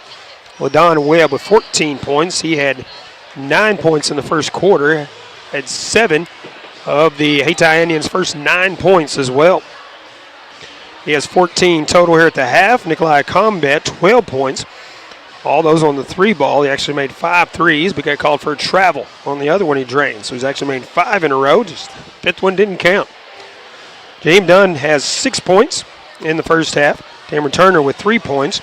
Javante Payne, the senior, coming off the bench. So he didn't get the start today, but contributing as well. So he has 5 points in the first half. All those coming in the second quarter. And Isaiah Love rounding it out with 2 points. Hayti 4 of 6 from the charity stripe in the first half. Looking at the Senath Hornersville Lions, spreading out the scoring a little bit more. Leading scorer is Jerry Castillo with 6 points. multiple players with 5 points each. That's Chase Small, Porter Franklin, and Cade Sawyer. And rounding out the scoring is Glacian Johnson with 2 points, and Lawson Gurley with 3 for the Lions. Lions 6 of 8 from the free throw line. Again, the Hayti Indians, they started off on a surge, and they have not looked back. Led 24-11 after 1, and now lead at 43-26 after 2. Still a full half to play, and we know these Senath Hornersville Lions are not going to go away quietly, especially playing for a championship here in front of the hometown crowd here at Senath Hornersville High School. Our gracious host for this tournament. Thank them at least one more time for their tremendous hospitality, as they have treated us right from the get-go here. Senath Hornersville, as they always do. We never expect any less, and they always impress every single time. Just under 5 minutes to go here at the halfway point. We'll take our final halftime break, come back and get ready for the second half in this boys varsity championship right after this. Caruthersville, Missouri, the home of the best in small town living, is also home to the Caruthersville Tigers. And the city of Caruthersville encourages you to attend all Tiger games this year. Follow the team all season long on Pollock Radio and on our Facebook Live video streams. Good luck, Tigers, from Mayor Sue Grantham, council members Johnny Hood, Luther Robinson, Leanne Fales, Paul Glass, J.J. Bullington, Don Grable, Jimmy Lyons, Jennifer Spence, City Clerk Takela Moten, and the employees of the city of Caruthersville. Cameron Bunting Parker, your District 150 Missouri State Representative, is a supporter of high school academics and sports throughout the region. She takes this opportunity to salute all area teams. As your District 150 State Representative, Cameron Bunting Parker wants to hear your views and your concerns. She's proud to serve the people of Southeast Missouri at the state capitol as your voice in Jefferson City. Good luck to all area teams from Cameron Bunting Parker, your Missouri State Representative for District 150. Paid for by the committee to elect Cameron Bunting Parker, Philip A. Santi, Treasurer. It's all about connections. Who you work with matters, who you trust, and the people who trust you. We're all part of something greater. Because when you succeed, we all do. We're a part of a community. We understand that everything you do matters, and we're all connected. The Bank of Missouri. Live well, bank well. Good luck to all area teams from Danny Glass, your Pemiscot Dunklin Electric Co-op Director for District 1. Danny Glass knows that participating in high school sports plays a huge role in developing the leaders of tomorrow. That's why Danny Glass is glad to help boost high school sports in this area as a sports booster. Again, good luck to all area high school teams from Danny Glass, your Pemiscot Dunklin Electric Co-op Director for District 1. Remember when Marcia Brady got nailed with a football? Oops. Well, at JP Ford, the only thing hitting hard is 0 down payment deals. The Ford F-150 has available Pro Power on board. It lets you power what you need and get work done almost anywhere. Mom always said, don't play ball in the house.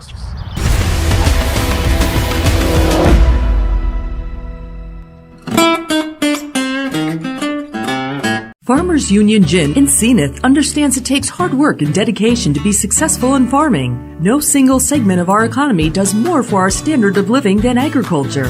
Farmers Union Gin in Senath would like to take this time to recognize area producers for their commitment and dedication to the industry. Farmers Union Gin in Senath, serving the Bootheel since 1988. Call today, 573-738-2621. Farmers Union Gin, proud to support our area youth. Nutrien Ag Solutions in Senath is the leading area supplier of fertilizers, seed, and crop production products, dedicated to helping area farmers grow the best crops possible. The Nutrien Ag Solutions team provides industry-leading analysis, solutions, and advice to help farmers get more from every square inch of their farm. Profit from their experience at Nutrien Ag Solutions at 207 Highway C in Senath and online at nutrienagsolutions.com. Nutrien Ag Solutions, a proud supporter of the Senath Hornersville Lions. Welcome back. Teams back out on the floor as we're just over a minute from our second half here.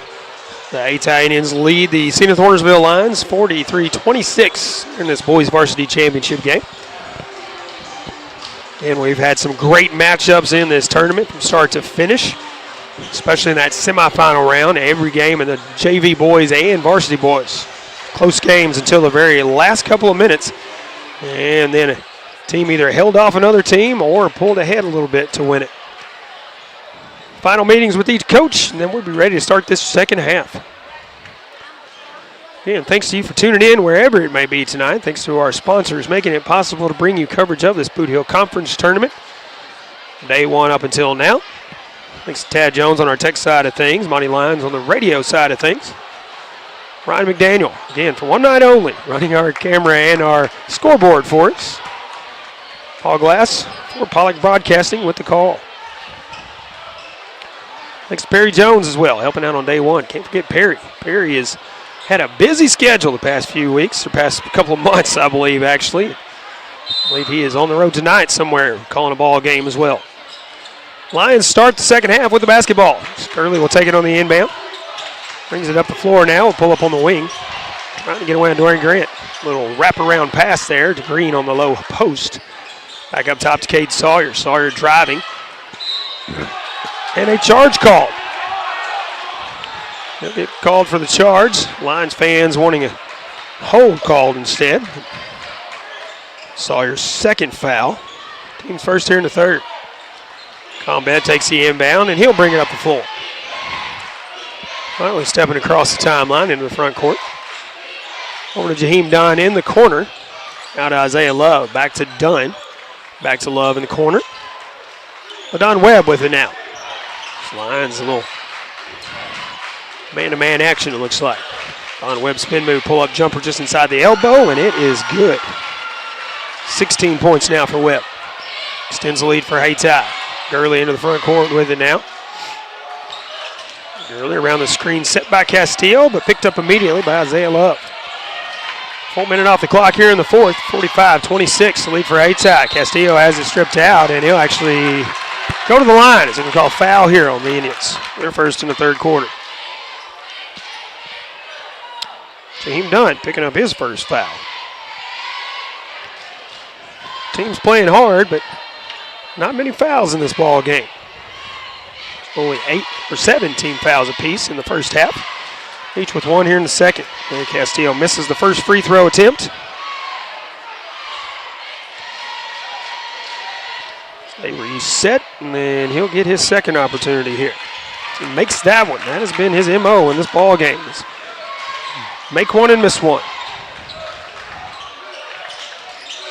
18-point lead now for Hayti, 45-27. Webb trying to get around Gurley. Give it to Combat now up near midcourt. Combat driving, no look pass to Grant, that is. Grant running the baseline. It's Grant's first points in the game. Cade Sawyer bringing it up the floor now, trying to get around Combat. And a reach-in foul on Isaiah Love. Isaiah Love wanted the clean steal, but it's called for the foul. His second, team second here in the third, having right in front of the official as well, so he definitely had the best view on that. Castillo now takes it to the backcourt, hands it off to Green. As this crowd was electric in the first half, a little quieter here in the second is Todd Green. A nice spin move on the low post. So he drives in, gets his first points of the game. For the senior for the Lions, Combat. Now on the wing trying to get around Green. He will drive, a little floater from the lane. This is no good. Lawson Gurley flying in there with a rebound. Tipped out by Grant, but goes out of bounds. It'll stay Lions basketball to inbound here. Some pressure from Hayti. White will get it on the inbound. Dribble all the way up, pull up on the wing. Ball stolen away on the pass by Isaiah Love. Gives it to LaDon Webb, and he'll bring it up the floor. 5:45 to go in the third quarter. 47-29, the lead for Hayti. LaDon Webb, a floater. Rolls in and out. Grant, bad shot. It is knocked away, but a foul call. This will be on Jamarius White. Lions fans hate that call and rather it not be made. Grant at the line for two. First one is in there, Dwayne Grant. Grant, one of the three seniors on this team, the Hayti Indians. White checks out of the ball game. Grant shot can make it a 20-point lead, and it does as he knocks down both free throws. 4 points now for him, and the lead 49-29 for the Indians. Castillo driving. He's going to take it all the way to the rack, and he's going to get hacked by Grant. Grant's second, team's third. Castillo back at the line for two. And I said it wrong a while ago. It's actually been mismake for Castillo. See if he can make them both this time.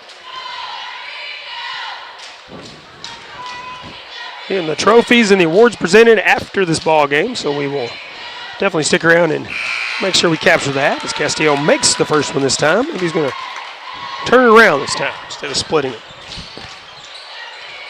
Javante Payne back into the ball game for Hayti. Second shot from Castillo is in there. She does make them both this time. Kind of wheeled him on there maybe. 29-31 now the lead for Hayti. 5:25 to go in the third as Hayti slowing down the tempo of things. They played fast in the first half, but now definitely playing a much slower pace it looks like. Payne trying to get around a defender here. We'll give it to Combet. Combet now on the wing. Kick it over to Webb in the corner. Back to Combet. Combet to Payne now. Payne gives it to Combet. Little flick pass there. Almost threw it away. Back to Payne. Payne behind the back move there, but now Webb on the wing. Drives in. Fadeaway jumper. Rolls in and out. Wayne Grant tips it out of bounds. It will be Lions basketball going the other way. Heads up play by the freshman, Lawson Gurley, just to stay between the defender and that ball and let it go out of bounds. Gurley will inbound now. Gets it into Castillo. Seniors on this team. He'll bring it up the floor into the front court. Looking for Sawyer, but punched out. Castillo's just going to take it to the rack this time with the left hand. No good. Sawyer flying in for the rebound. That doesn't go. Grant with the rebound this time. Gives it to Combet, and he brings it up the floor. Combet will dribble out. And gives it to Payne. Grant wide open on the baseline for two. Good ball movement there and a heads-up play by the Indians. 20-point lead once again for Hayti. As Lawson Gurley gets it to Franklin. Gurley trying to get it on the drive in there. Gurley trying to help Payne up off the floor as well. Payne's teammates did. Javante Payne picking up his first foul in the ball game. Fourth team foul here in the third quarter. 4:02 left to go in the frame. Gurley inbound once again. Doesn't run the play. Franklin takes it in the corner. Franklin with it now on the wing. Franklin looking to drive in. He'll take it to the rack. Again, I'm telling you, these freshman players for the Lions are not scared to drive in. Even on a size differential there. Shot from Kate Sawyer misses. Webb with the rebound. A three-point shot for Combet. No good. Payne with the rebound. He puts it back up and in. 22-point lead now for Hayti. 53-31. Sawyer trying to get around Combet into the front court. That ball stripped out by Webb. Love picks it up. Passes it out front to Webb. He saves it from going out of bounds. Into the hands of Gurley. Dwayne Grant will get called for the foul. His third. Team's fifth here in the third quarter. So I believe Gurley should be going to the line for two here. So that was a fifth team foul. 3:18 to go here in the third.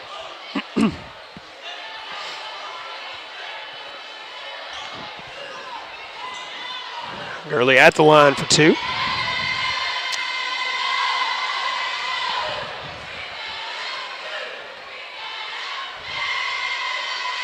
And first one clinks in and out of there. Gurley only 3 points in the ball game. Looking for point number 4 on this next free throw attempt.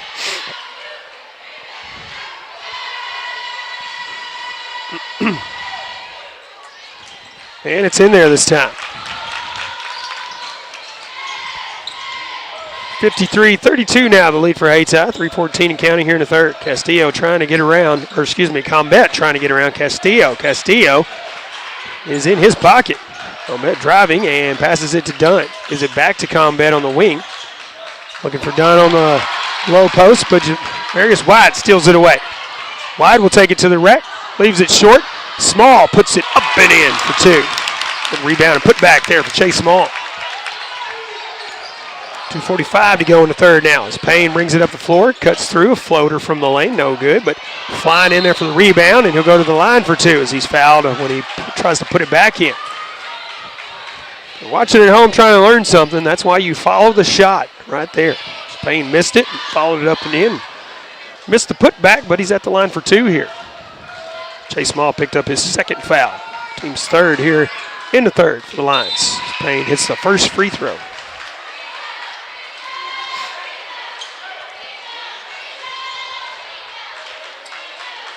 J.C. Ford and Tamara Turner into the ball game. Also Waddell in as well. Payne makes that one as well. And Hayti going to take a timeout here. Four-Way Gin in Senath recognizes the dedication that farming takes to be successful and salutes our area producers for their hard work and commitment. Four-Way Gin is proud to be part of the farming community. Stop by Four-Way Gin for your cotton ginning needs at 502 North Main Street in Senath or call 573-738-2648. That's 738-2648. Four-Way Gin cheers on our area youth and wishes them the best for a successful season. Welcome back. Third quarter action, 2:40 left to go in the third, and Hayti out front 55-34 after 2 made free throws by Javante Payne, putting him in double digits with 10. At 5 in the second quarter, 5 here in the third quarter. And Gurley will inbound for the Lions. Into Jamarius White. White thinking about taking it all the way to the rack, and now he'll pull up. Floater is no good. Chase Small, though, the rebound. The putback is too strong. White this time with the rebound and the putback. That's Jamarius' first points in the game. Back to a 19-point lead. Payne gets it to Turner, cross court to Dunn. Looking for J.C. Ford on the baseline, and we're going to have a hold on J.C. Ford here, it looks like. Jamarius White will be at the line for 2. Ford, I do not believe Ford liked the fact that White was trying to sling him around there, trying to get him off of it. White at the line for 2. 2:14 to go here in the third. So makes the first one. It's got a friendly bounce off the front of the rim. White's third point in the ball game. And now Forrest. He sinks both the free throws. 55-38. Score now. It's Payne trapped at midcourt. Chase Small trying to cut off Turner there. Turner now with it up near the circle. He'll start the dribble. Ball tipped by White, but into the hands of J.C. Ford. Ford now trapped. Ford drives. And a block foul will be called on Senath Hornersville Lions here. Chase Small will pick up that foul, his third. Team's fourth here in the third quarter. One more foul for the Lions, and both teams in bonus shooting. J.C. Ford took the low pass. Gets it up top to Waddell. Now Turner driving. Floater from the lane doesn't go. Tipped out, and it is off of the Lions. Indians basketball to inbound. 1:44 to go here in the third. J.C. Ford, 4-3 from top of the key, and he buries it. His first points of the game. Austin Gurley, cross court to Franklin. Franklin a spin move and a floater. It's good for 2. 18-point lead now, 4. Hayti Indians, 58-40. J.C. Ford takes it. Now he's trapped, gives it to Turner up near the circle. Payne for 3 from the wing this time. That's off the mark.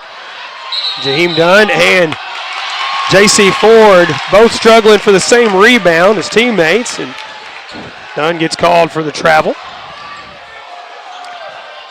Sometimes Sometimes just grabbing the ball, you don't realize you're fighting with your teammate there for a rebound. Early gets it in to White. He'll bring it up the sideline.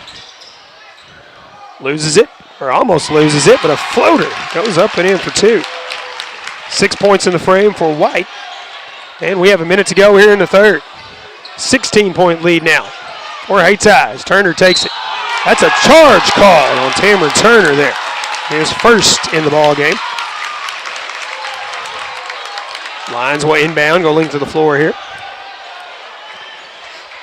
No shots on this one as it was a offensive foul. Gurley gets it in to White. White this time is guarded by Dunn. And having right in front of the official says, nope, can't do that. So he will go to the line this time for 2. That's Jaheim Dunn picking up the foul, his second.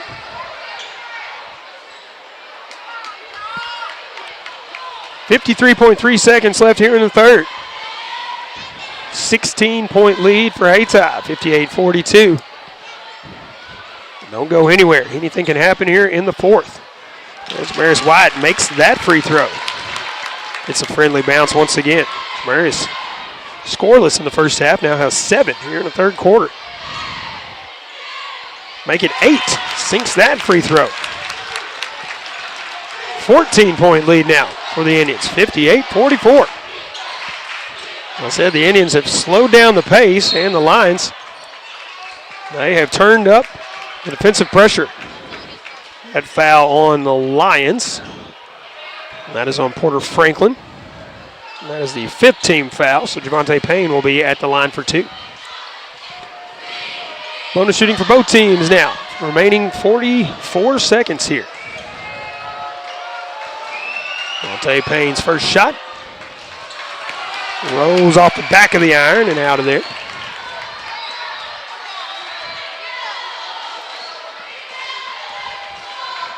Second shot, Javante Payne. So he makes that one, splits the free throws. Lawson Gurley takes it on the inbound now, trying to get around Liddell in the front court, and he does. Gurley still trying to get around Liddell. Now Castillo. Castillo, a spin move, a jumper. Bounces around, no good. Struggle for the basketball, and we'll have jump ball. Jump ball, there it is. Liddell and White tying up for it. But it will be Hayti Indians basketball. And I think a courtesy by the official there. Telling Coach Moore he might want to get a hold of Marius White, get him out of, give him a breather, let him calm down a little bit. Todd Green checks in his place. Javante Payne takes the inbound. 30 seconds to go here in the third. And Hayti. 2-2-1 press here. Cameron Turner was wide open on the low post, but Porter Franklin, and one of the freshmen for the Lions here, playing varsity, getting a hand on it, knocking it out of bounds. Hayti will inbound from the sideline now with 20.5 seconds left. Combet and Webb check in as Liddell. And Ford check out. Also Isaiah Love checking in as Dunn checks out. Turner will inbound. Receives the basketball. Inbound goes into the backcourt to Combet. Chase Small almost got a hand on it there. Combet now trying to get around Chase Small. Get some separation there. Resets the 5-second count. Combet driving. A little hesitation move there, and that's good for 2.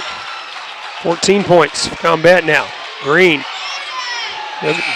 Not going to get a shot off before the end of the quarter. This is the final seconds there. We'll go to the fourth with Hayti out front, 61-44 over the Senath Hornersville Lions. The fourth quarter coming up after this. Moss Electric in Hornersville is a proud supporter of the Senath Hornersville Lions and wishes them the best of luck in the tournament this week. Moss Electric, providing electric motor sales and service, is family owned and has been serving the area for 45 years. Give them a call at 573-737-2834. Moss Electric on Highway 164 in Hornersville. Senath State Bank, serving Southeast Missouri for nearly a century. Here's Will Mobley. We're proud of our history, but we're looking to the future. We never get tired of helping families buy their first home or upgrade to a newer or bigger home. Our loan officers are enthusiastic to help. The investment folks make in their home pays off with a better lifestyle. Need a loan? Call Senath State Bank. Banking made simple. An equal housing lender, member FDIC. Welcome back, fourth quarter. We resume play here. Final 8 minutes of this ball game. Hayti leads it 61-44. Castillo takes it in the backcourt. Brings it up the floor as the Lions start with the basketball here. And he'll get called for the travel. Shot missed as well, but Hayti will inbound from the baseline here. Combet will take it out as the Lions with some pressure here. Don Webb takes it on the inbound. He'll bring it up the floor for the Lions. Cross court now to Payne. Met immediately by Castillo. Back out to Webb. Webb now will kick it up top to Isaiah Love. Gives it to Payne once again. Combet, top of the key here. Looking for Don Webb running the baseline there. Kicks it up top to Payne. A nice spin move, but the shot does not go, and rebound to the Lions. Payne wipes out on the floor there. May have rolled the ankle. And ball turned over to the Hayti Indians. Javante Payne come out of this ball game. J.C. Ford will check in. Might have hit the hip. There he is. Payne slow to sit down over there, so hopefully he's okay. Don Webb on the inbound, brings it up the floor. He drives. Shot from the lane is good for two. But Don Webb has not missed very many times tonight when he's taking a shot. Now 18 points in the ball game, leading all scorers. Castillo now calling for help. Franklin takes it. Now ball to Chase Small. Small driving, Porter Franklin. Driving now to Castillo on the right side. Todd Green, low post.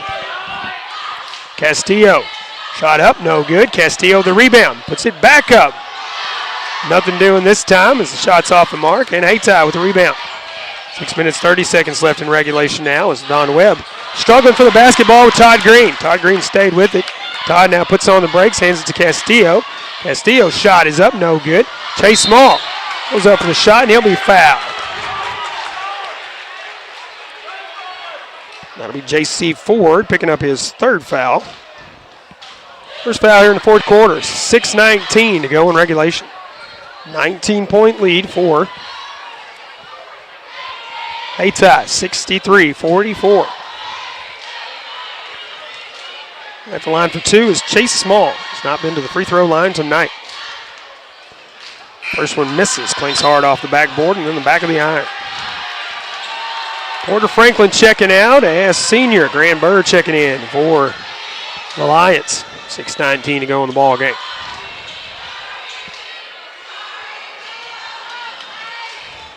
Chase Small.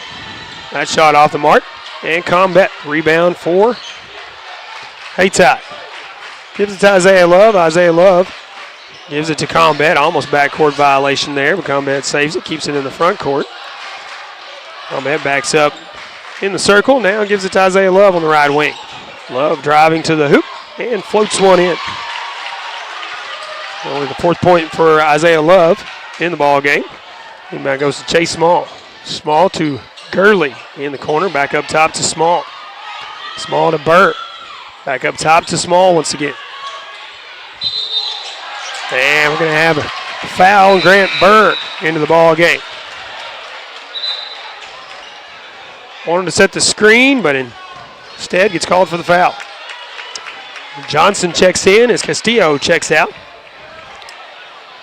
Hayti inbounds from the sideline, backcourt. Combet takes it. As Green will match him coming up the floor here. Combet drives in to the free throw line and stops.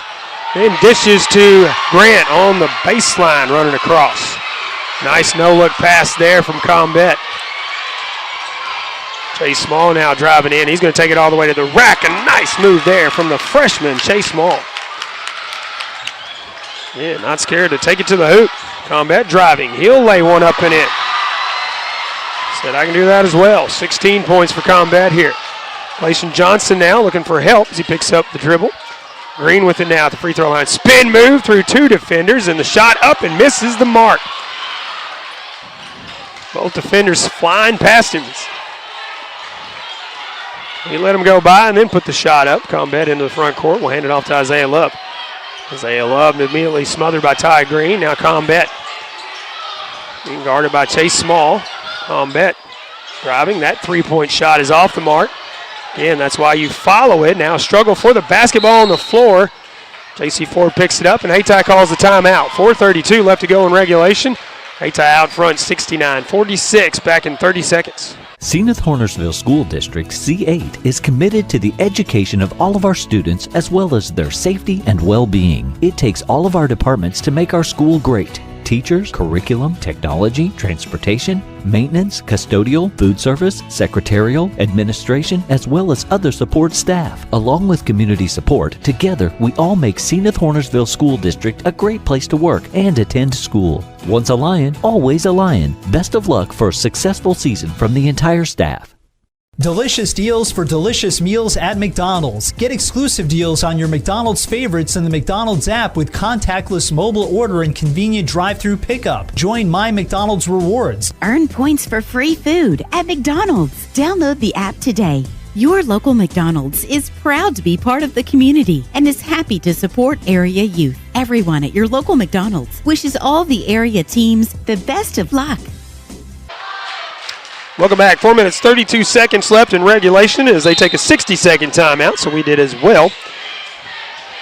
Hayti inbounds, leading 69-46 here in this boys varsity championship game. Clayton Johnson applying the pressure for 5 seconds and forcing a turnover there. Good defense by the Lions.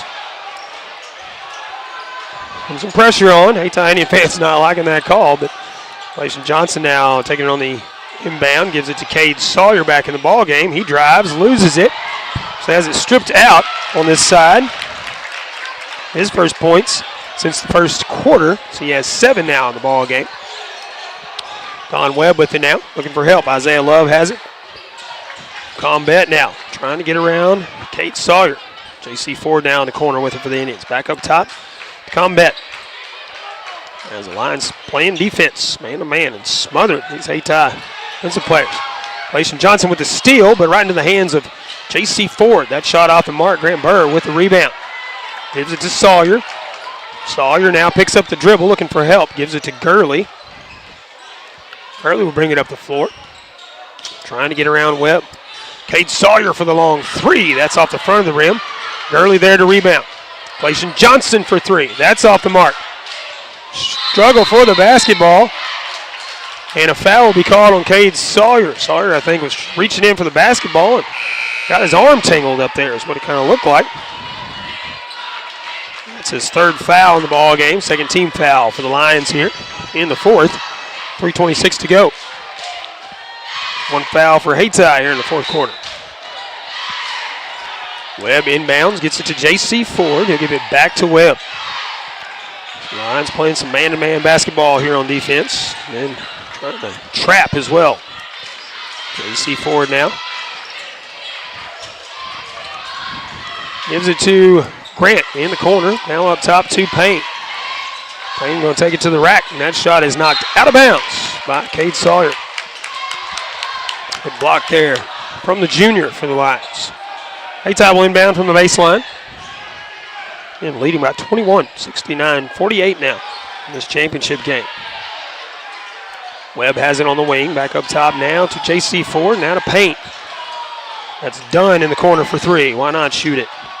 The ball goes out of bounds, but stepping on the line before he got in the air was J.C. Ford. Lawson Gurley. A little inbound here. Gets it into Sawyer.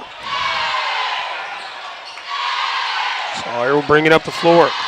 Into the front court. Pulls up for the long three, top of the key this time. That's off the mark. Javante Payne flying in for the rebound. He'll kick it out to LaDon Webb for three this time. And that is nothing but net. LaDon Webb has not missed very many shots in this ball game. Now the leading scorer for either team with 21. As that ball stolen, we have a timeout taken by Coach Moore once Sawyer had it in his possession. 2:26 to go in the fourth quarter. 72-48 the lead for Hayti. Back after this. Hey, this is Daryl Wilcoxon with Wilcoxon's Home Place on the South Bypass in Kennett, Missouri. We're getting new products in every week and would like to help you make your place a show place. Living room suites, recliners, including lift chairs, bedroom suites, mattress sets with adjustable bases, appliances, and TVs. We have several payment options available. Come see us at Wilcoxon's Home Place Furniture and Appliance, 901 South Bypass in Kennett, Missouri. A family furniture tradition for over 70 years. We are pioneers, dreamers, the ones they said would never make it, and the ones still trying. We're lifesavers, life changers, those who bring life to your world. We're where compassion meets precision and empowerment meets innovation. An expert system of care where love abounds so that God can do the impossible. We are NEA Baptist. And action resuming right before we came back from break as Lions inbound the basketball. Glacier Johnson takes it. We'll have a blocked foul on Jaheim Dunn called on the floor. His third, second team foul here in the fourth quarter, 2:19 to go. Lions will inbound from the baseline. Lawson Gurley will inbound. It's it in to Cade Sawyer. That is stripped away by Dunn from behind, and then Dunn misses grabbing it on a second opportunity there. Lions basketball from the baseline once again. This time Cade Sawyer will inbound. Goes to Johnson. Payne tries to steal it, but Porter Franklin with it now. He pulls up for three. That's off the mark, no good, and Hayti the rebound. Payne with it now as he'll bring it up the floor, man, by Glacier Johnson. He'll cross over and he gets in the front court. Over to Grant in the corner. Now up top to LaDon Webb, the long three this time, and that is in there as well. Again, LaDon Webb has had a phenomenal game and not missed very much. Lawson Gurley driving to the hoop this time. Misses the layup. Rebound to Hayti. And LaDon Webb almost loses the basketball there. He is smothered. We'll have a timeout taken by Hayti. 1:36 to go in the ball game as they lead it 75-48.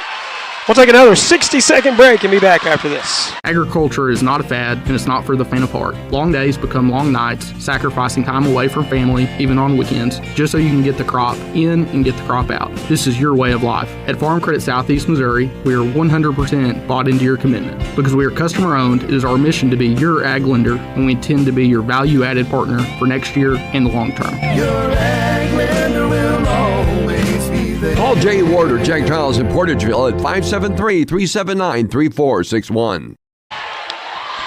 Welcome back. 1:36 left to go in regulation.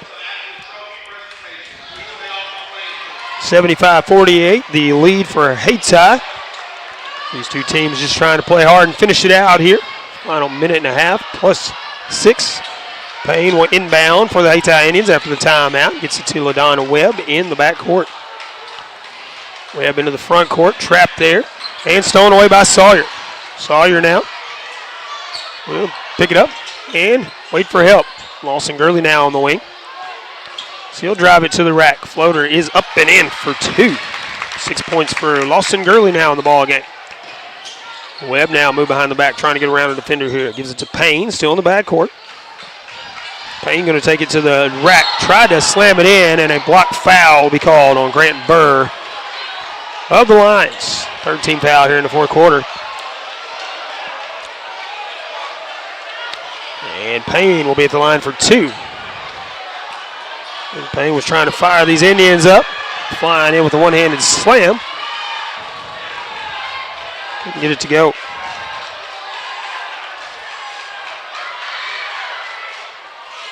That shot off the mark, no good.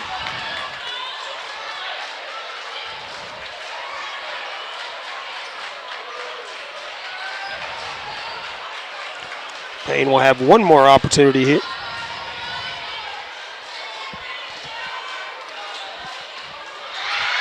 This one's up, and that one's in there.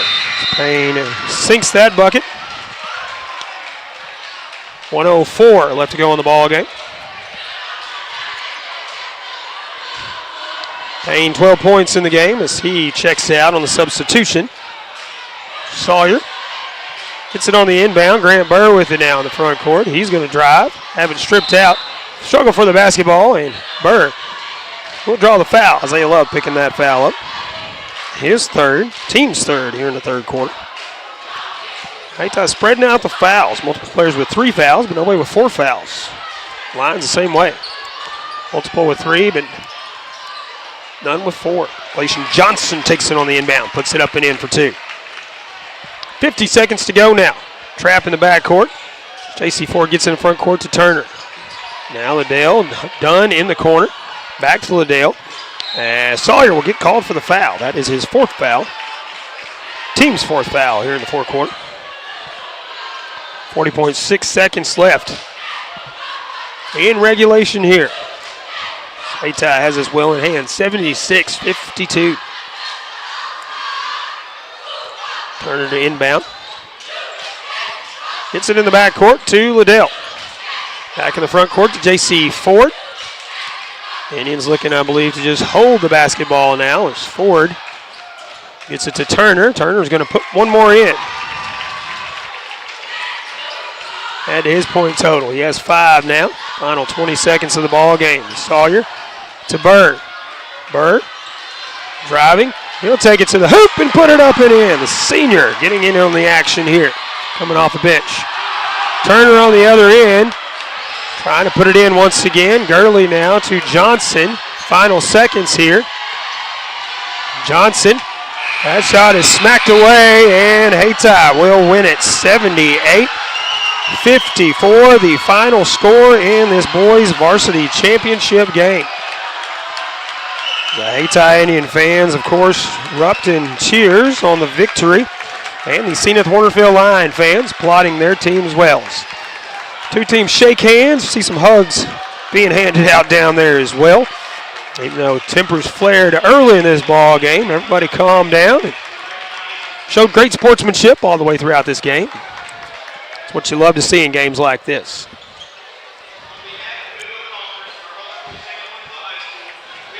Line them up now as they're going to hand out the runner-up awards and then the championship, first place awards.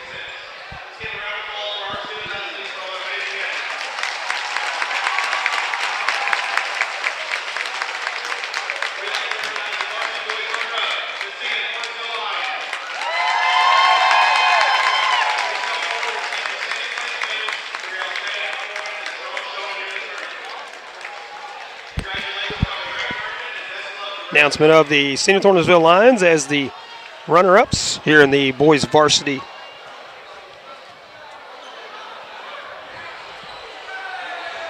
championship game. Hand out those medals individually here. Continue to total up some stats here as they make the announcements on the floor. And applause from the Senath Hornersville fans, showing appreciation for their hometown Lions.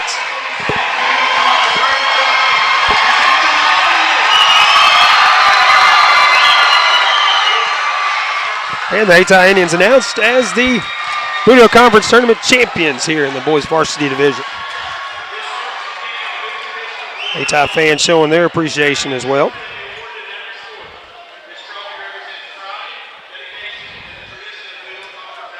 And again, presentation of the trophy as well. So they'll have their name placard added to the trophy.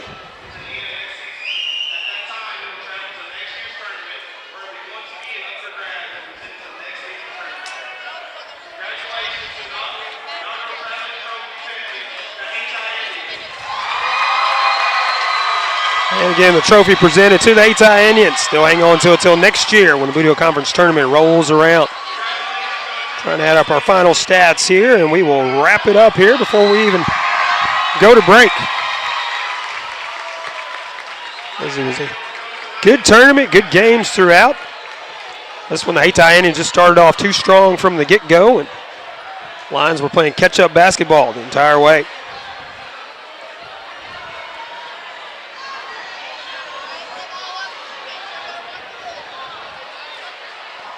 And looking at the stat breakdown for each team, we'll start with Senath Hornersville Lions, the 3 seed and the hosts for this team. Starting from the top, working our way down. it was Glacian Johnson with 4 points. Lawson Gurley with 6. Chase Small finished with 9. Porter Franklin finished with 7. Gerardo Castilla finished with 9. Javarius White finished with 8. Todd Green finished with 2. Cade Sawyer with 7. And rounding it out, Grant Burr with 2 points for the Lions. Lions shooting 70% from the line, 14 of 20 in the ball game. So good free throw shooting there. Hayti Indians on their side of the basketball. J.C. Ford finished with 3. Isaiah Love finished with 4. Devontae Payne in double digits with 12. Dwayne Grant finished with 8. LaDon Webb leading all scorers as it seemed like he couldn't miss in this ball game. 24 points in the game. Had 9 in the first quarter, 5 in the second, 2 in the third, but then 8 in the fourth frame. Nikolai Combet, he couldn't miss either. Made the first 5 3-pointers he shot. One of them did not count. He traveled beforehand. 5 consecutive 3-pointers made. He finished with 16 altogether. Double digits for the Hayti Indians. Cameron Turner finished with 5. Jaheim Dunn finished with 6 for the Indians. The Indians 10 of 14 from the free throw line in this ball game. So very good free throw shooting in this one. But it wasn't a closer matchup, or that could have factored in to the finish. But the Hayti Indians are the 2026 Varsity Boys Bootheel Conference Tournament champions. So congratulations to the Hayti Indians for winning that. Congratulations to the Hornersville Lions. Of course, the second place finish. JV Boys bracket, we want to congratulate the South Pemiscot Bulldogs one more time as they were the victors there over Hayti, as Hayti was runner-up in the JV Boys. 65-52, our final score in that one. So congratulations, Bulldogs there. And congratulations to the Portageville Bulldogs in the girls bracket. Another spectacular matchup. It was tied after 1. Malden led by 2 at the half, tied at 30 going into the fourth quarter. But Portageville getting that momentum going late and cruising to a 50-35 win over the Green Wave. So congratulations to the Bulldogs of South Pemiscot for the JV Boys Championship. The Bulldogs of Portageville for the girls championship here in the Bootheel Conference Tournament. And congratulations to the Hayti Indians, the Varsity Boys bracket champions here from Senath Hornersville High School. Thank them once again for their gracious hospitality as they have been great to us from the start of this tournament up until now. Always taking care of us here. Do want to thank you, the fans, for tuning in. Want to thank Tad Jones for setting everything up on our video side of things. We could not do any of our live video streams without him for sure. None of us are as smart as he is on this, so we wouldn't know how to do it. Monty Lyons for getting us on the radio. Perry Jones for helping out on Saturday. And then handing off the torch to us. Let us finish it out here. Ryan McDaniel coming back for one night only to run our camera controls and our scoreboard tonight. Always does a great job, and really miss hanging out with Ryan a lot, but got to hang out with him today. So it was a fun way to end this tournament here on Championship Day. Thanks to our sponsors making it possible to bring you coverage of this Bootheel Conference Tournament as well, as we can definitely not bring you live coverage without their continued support. And that'll do it here from Senath Hornersville High School. Paul Glass for Pollock Broadcasting. Be safe, be blessed, and be kind to one another. This has been Pollock Broadcasting's live coverage of the Bootheel Conference Basketball Tournament. Title sponsors for our broadcast include Baker Implement Company, Farm Credit of Southeast Missouri, NEA Baptist Hospital, and Wilcoxon's Home Place Furniture. Tournament sponsors include the City of Hayti, Carmack Shell and Convenience Store, the Pemiscot County Special School District, the City of Caruthersville, District 150 State Representative Cameron Bunting Parker, the Bank of Missouri, South Pemiscot R5 School District, Southern Bank, JP Ford Nissan in Blytheville, First State Bank and Trust, Pemiscot Dunklin Electric Director Danny Glass, District 2 Pemiscot County Commissioner Vaughn Meredith, Hill Electric in Caruthersville, Pemiscot County Prosecuting Attorney Steve Horton, and by Sirion Grain. Team sponsors include the City of Steele, the City of Portageville, Ellington Insurance Company, McDonald's, the Campbell School District, Farmers Union Gin, Nutrient Ag Solutions in Senath, Four-Way Gin, Moss Electric, Senath State Bank, the Senath Hornersville Schools, and by Sonic Drive-In. This broadcast has been a production of Pollock Broadcasting Company.